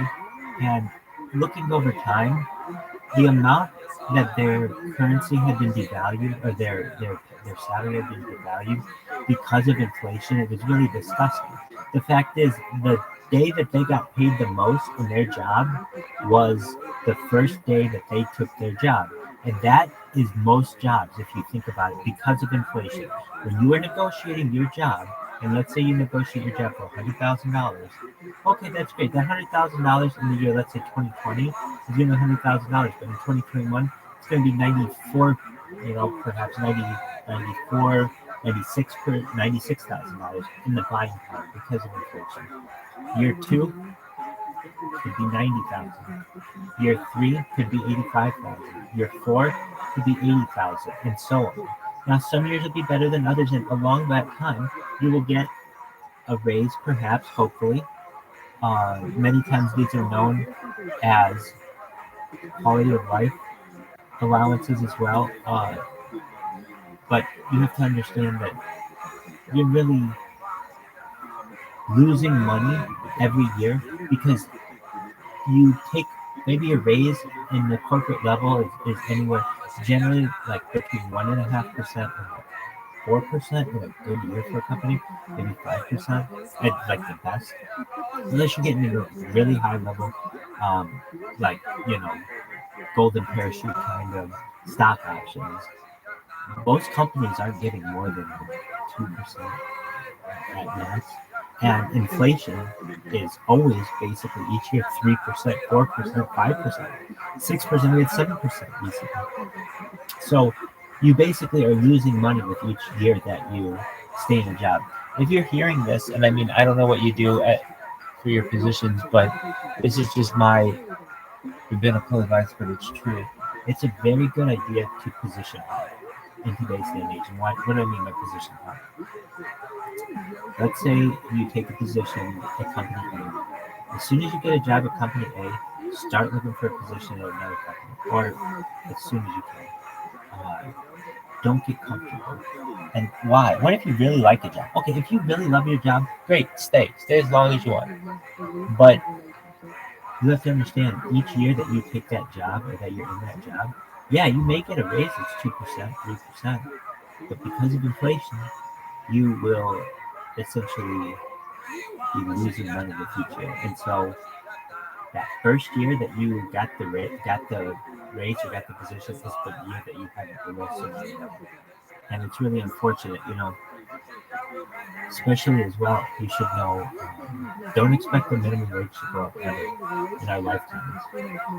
And what do I mean by that? The minimum wage was established as a protection for the common man, the common person, I should say, to ensure decent living for everyone. But what ended up happening was that the corporatocracy understood that by raising the minimum wage, you're raising the quality of life of people, but also corporate profits are reduced. The biggest cost of any company, most any company, is their employees. Employees are very expensive, and both the recruitment and the retaining of employees is very expensive. And so you have to realize that if a company is able to, they're going to ensure that they're running as efficiently as possible. And I'm just a believer of someone who, frankly, um, wants you to do as well as possible. It's very good to go from one company to another and use the lessons you learn from one company to another, and then go for really big increases. So what do I mean? Let's say your first job out of college is $50,000. Your next job, go for $25,000 out of it, so $75,000. Why? Because you won't generally in the same company get a $25,000 raise. Generally, you won't, unless it's a new position. You're just not going to get an annual raise of like 33%. It's just not going to happen. So it's much smarter of you to go from one position to another, where another company doesn't care. If they don't even know. So you could tell them making $100,000 in my other company. They don't know. Yeah, they can check some aspects of your background, but it depends on how diligent they want to be and if the company wants to disclose what you're doing. But generally they don't. So you can go in there and say, if you think you're worth $100,000, then go in there and win a job that's $100,000. You're still, let's say, being paid your $50,000 a year or your $75,000 a year. What I'm trying to say is that due to inflation, if you don't job hop, if you just stay in the same position without any kind of without any kind of increase in your any kind of significant raise, you will be losing a significant amount of money because a company's not going to give you any more than maybe 1 or 2% of a raise every year, and if they do that, you are going to be making less each year because inflation is happening. Does that make sense? Excellent.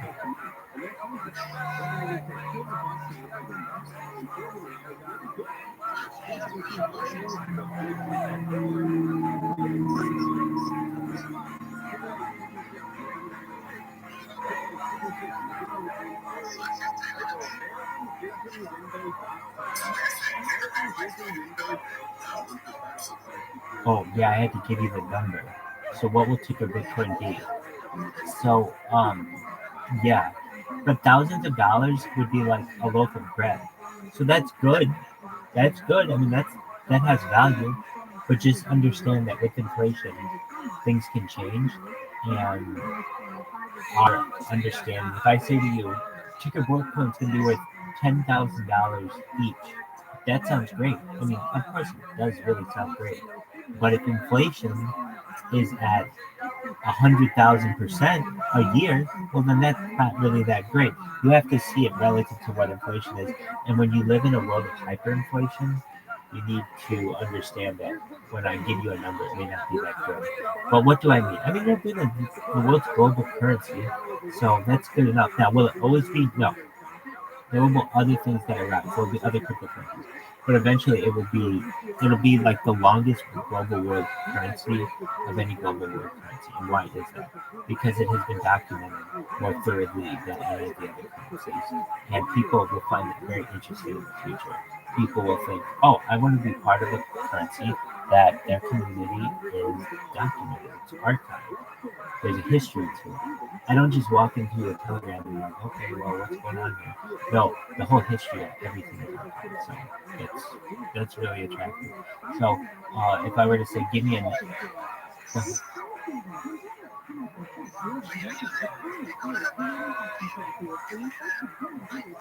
yeah, I think we all will be. I say that very seriously.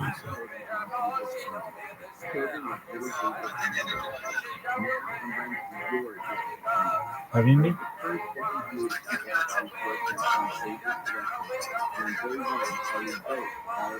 Sell feet pics?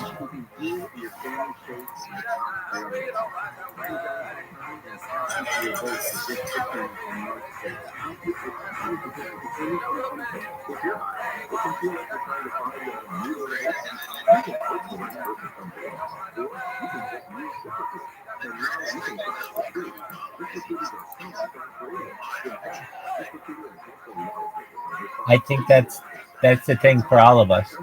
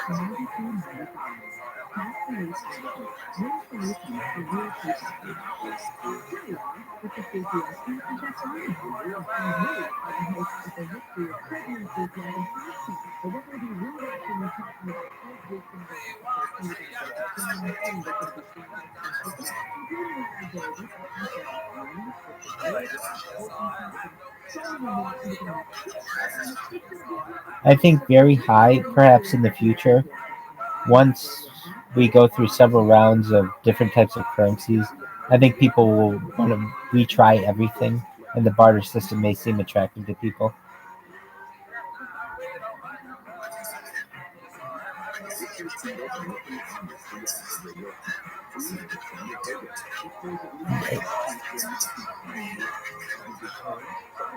I could see people, some people who are like, make like a type of lifestyle, their religion almost, like vegans. I could see someone who's like, oh, I'm barter only, which means like they only barter. But I imagine still that will have some kind of electronic future.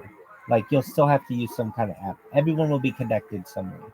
There won't be anyone who's totally off grid.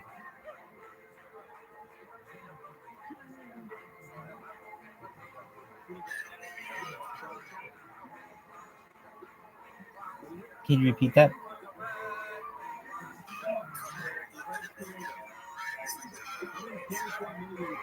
Well, yeah, exactly. So that's what Twitter wants to be, is essentially the world's social media bank. And I think it probably will be. So I'm killing my social credit score on it now, I guess, by just inundating it with bots. But nevertheless, it is what it is. Striking while the iron's hot.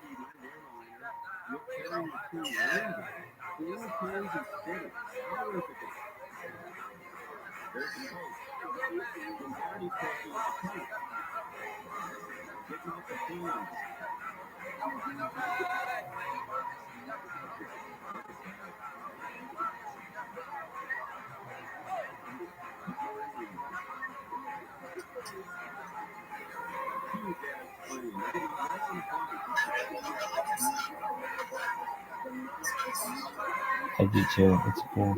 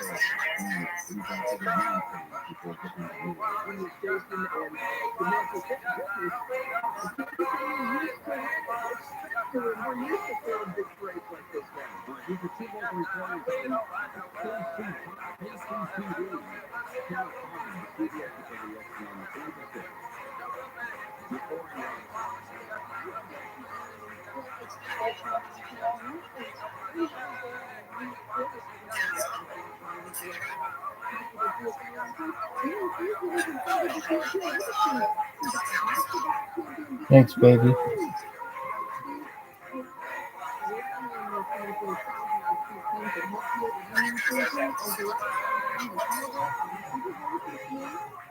Was I happy with him? Yeah, I think it was very. I don't know if the Chiefs are my team, but actually the Niners were my team growing up, so that was a little disappointing. But I think it was very Hollywood fairy tale ending. I'm very surprised Travis Kelce did not propose to Taylor Swift. I don't know if he look. I'm gonna be honest with you. The only way he could have made his game probably, I mean, he could have played better, but if he would have scored the winning touchdown, that would have been kind of the only way he could have improved on it. This guy just won the Super Bowl. His girlfriend is the biggest pop star in the world. Why wouldn't you propose to her? If you're ever going to propose, now's the time. So here's what I really think happened. And I could be wrong. I absolutely could be wrong. Well, I'm going to say this. I think I am wrong, but I kind of, a little romantic part of me hoped that this, what actually happened was that he did propose. They've just kept it a secret. She's been able to share it with all her girlfriends and everything. And then once the Super Bowl hubbub is all over, then it'll be the Taylor Swift engagement. And now we plan for Taylor Swift's wedding. Maybe in like 2 weeks that might come out. I think I'm wrong, but I wouldn't be disappointed if that happened.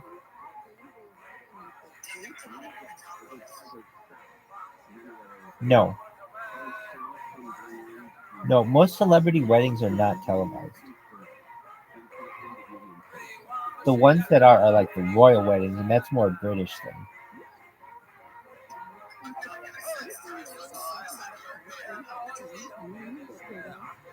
Um, I mean, she's big, but to be honest with you, I think that this is just a phase. Like, she's not like I could tell you.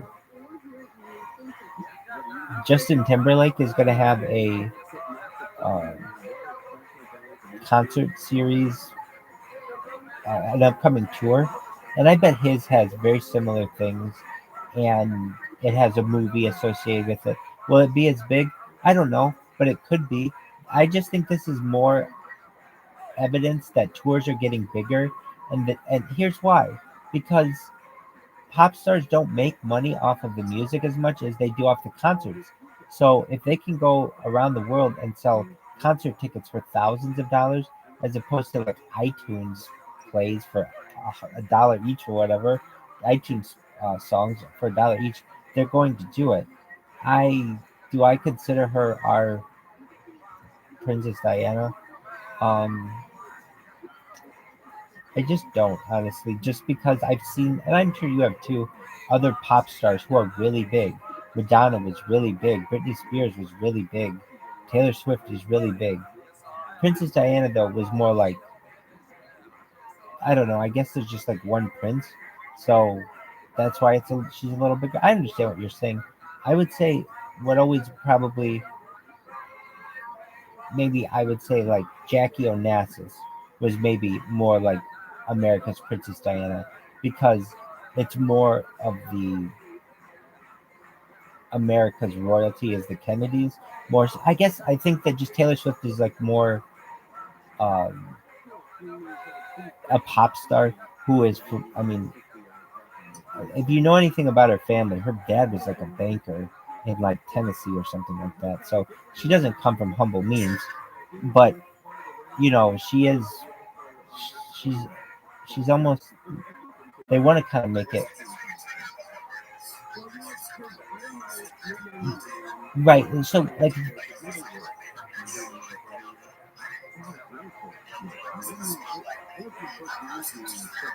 yeah, and let's talk about this too.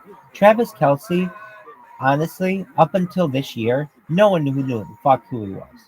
No one knew who the fuck who he was. Even though he had won 2 Super Bowls, still, most people did not know who he was. So it's not like it was she's marrying Tom Brady, where he's like, 7 time Super Bowl winner, and he's like the ultimate guy versus the ultimate girl. Travis Kelsey's cool, but he's not necessarily like the ultimate. I mean, I don't know. In my opinion, there could be more hype to it. What other relation? Like, here's one. Here's what it's. Is it more like okay? Here's a relationship that I think was closer to Princess Di and Prince Charles. I'm not denying what you said. I'm just saying that one is just like they're not big enough to be that. But here's one: Michael Jackson and Lisa Marie Presley, because that was the king of pop and the daughter of the king of rock and roll, where that was almost like its own kind of royalty, where they were like that was huge. I don't know. Travis Kelsey's big too, but I just don't think of him being like he just wasn't that big 3 years ago, 4 years ago, when Michael. Exactly.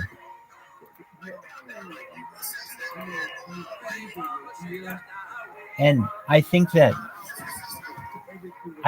this is more like Justin Timberlake and Britney Spears than it is like okay, let's think what kind of relationship could get bigger than this? Probably like a sitting president who married. That's only happened once. Um, there are some big. We just as Americans, I guess, we love weddings. There's no doubt about that. But can you think in America of one live streamed wedding?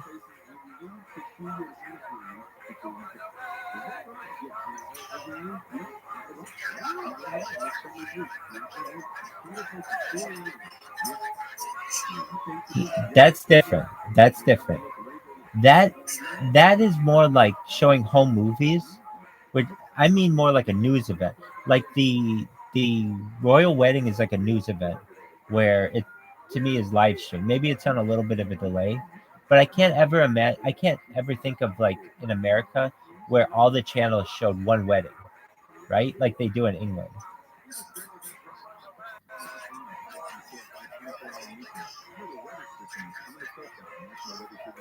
Exactly.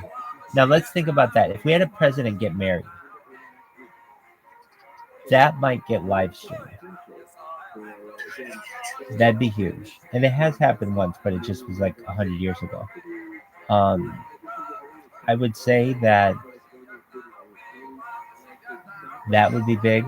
We just don't have that kind of fairy tale royalness in American society. So maybe I'm wrong, and I'd say, yeah, you're probably right. This is as close to that as we get.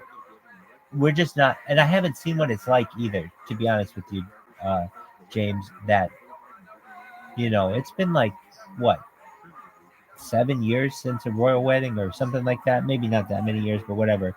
For Kate or not Kate, Meghan and Harry or whatever. So in today's day and age, and it would be an American, that would be big. But um, I don't think it would be as big. I honestly wonder if an American wedding, the marriage of an American president, sitting American president, would be bigger than a royal wedding today. And I think it's arguable. Um, were you happy with the result of the Super Bowl?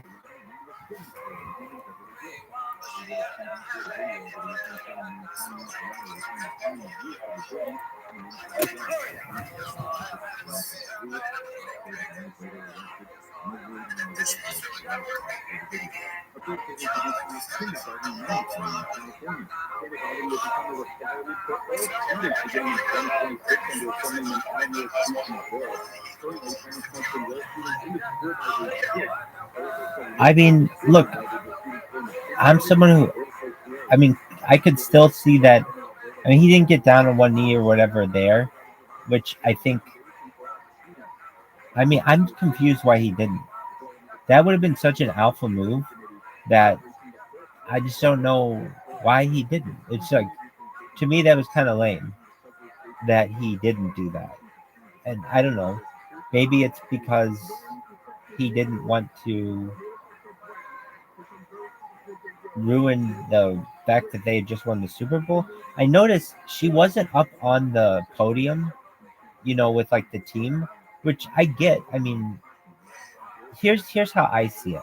When they take a picture of the people on the podium at the Kansas City Chiefs, like 50 years from now, they don't want to, when they see that picture, they don't want to think like the odds are those two will probably get divorced. Just looking at odds, if it's a Hollywood couple, the chances are they're going to get divorced. So it's best to just have people up there who are associated with the organization directly. Um, I think, honestly,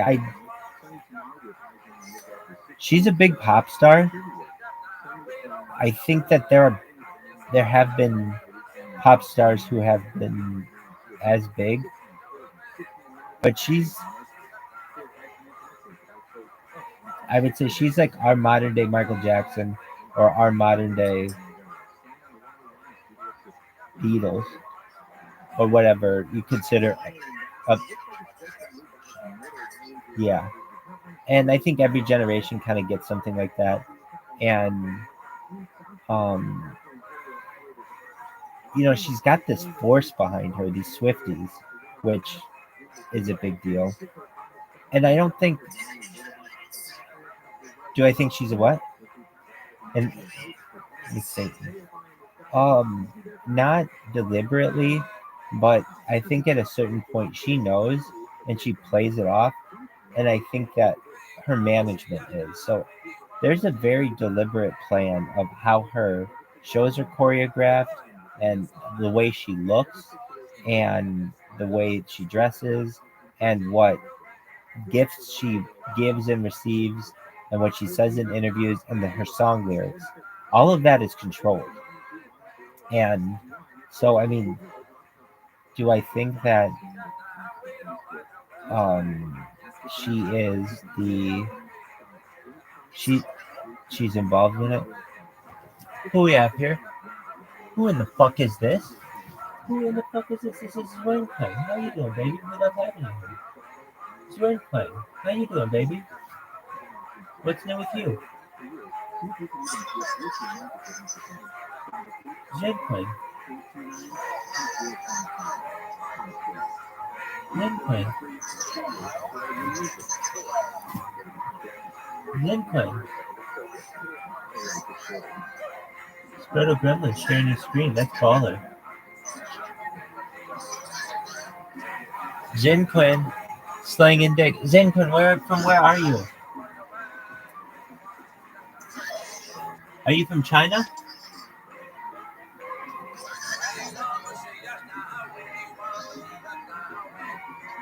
Cool. Where in China? Shanghai? Beijing. Oh, wow.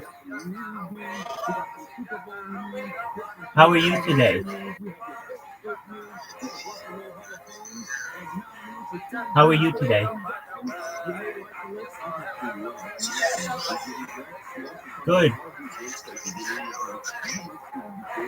Can I speak Chinese? I have no idea what Chinese is. You can teach me Chinese, absolutely.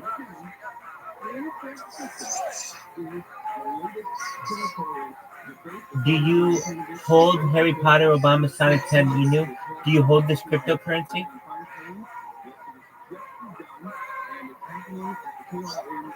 Do you own this cryptocurrency?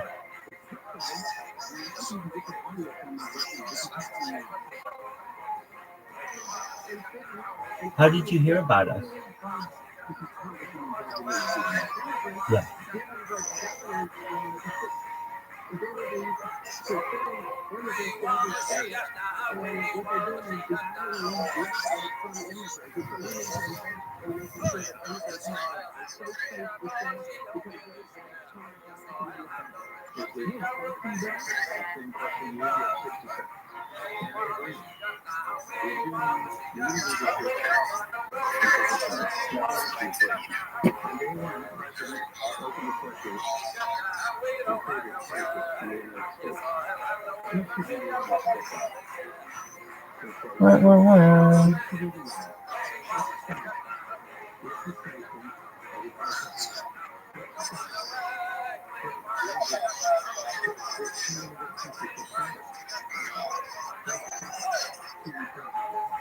What up, baby? How you living?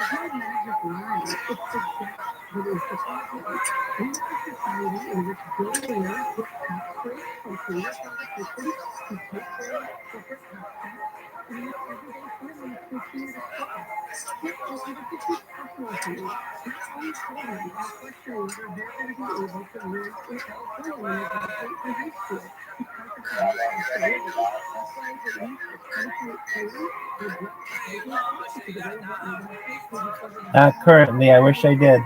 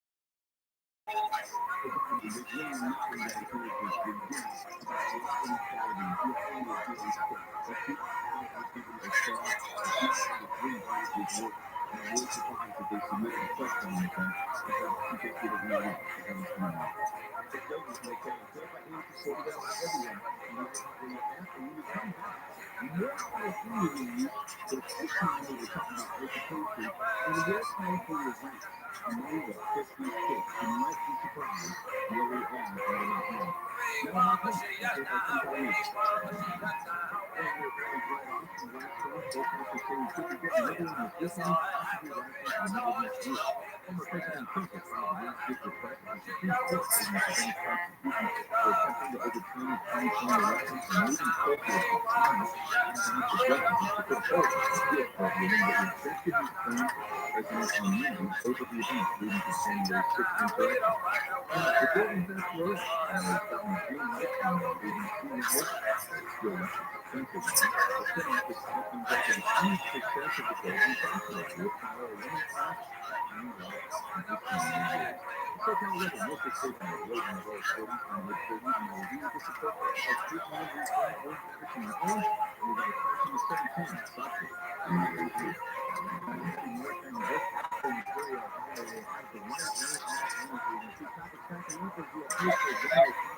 Some probable traffic here on the 5 heavy traffic and east LA taking the 710 that drive Bay Ridge until you reach the 605. Management having one at 605. First crossing in the city of Industry just after Valley Boulevard Crossing has been moved out of the right lane. The drivers recovering from the fire. Terrifying this time. Let's take you there faster in favor of the lane.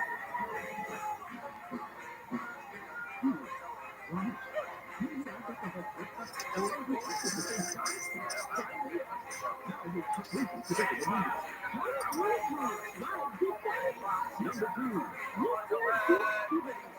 Their recruiting professionals use proprietary AI to connect businesses with highly skilled talent. With Robert Half, they know how. Visit RobertHalf.com today. Healthcare provider about screening and early detection. Find out how you can take on Oakland. Ladies and gentlemen, welcome aboard this ROTHSCHILD announcement.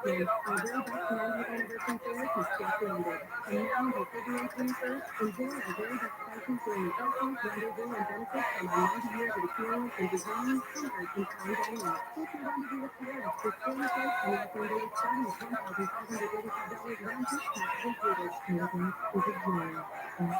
Round trip purchase required. Advertised for 90 days on offer. Additional restrictions apply. Terms and conditions at website.us. Studio Los Angeles landlords that own rent control properties. You are now able to increase rents by 4% for your rent control property. An extra 1% for utility, up to 6% from the added only if you pay the entire gas and electric bill. And don't forget to give your tenant an advance 30-day written notice for rent increases of less than 10%. It is so great. Learn more about the rent increase at housing.lacity.org. That's housing.lacity.org. Reminding you to exercise your right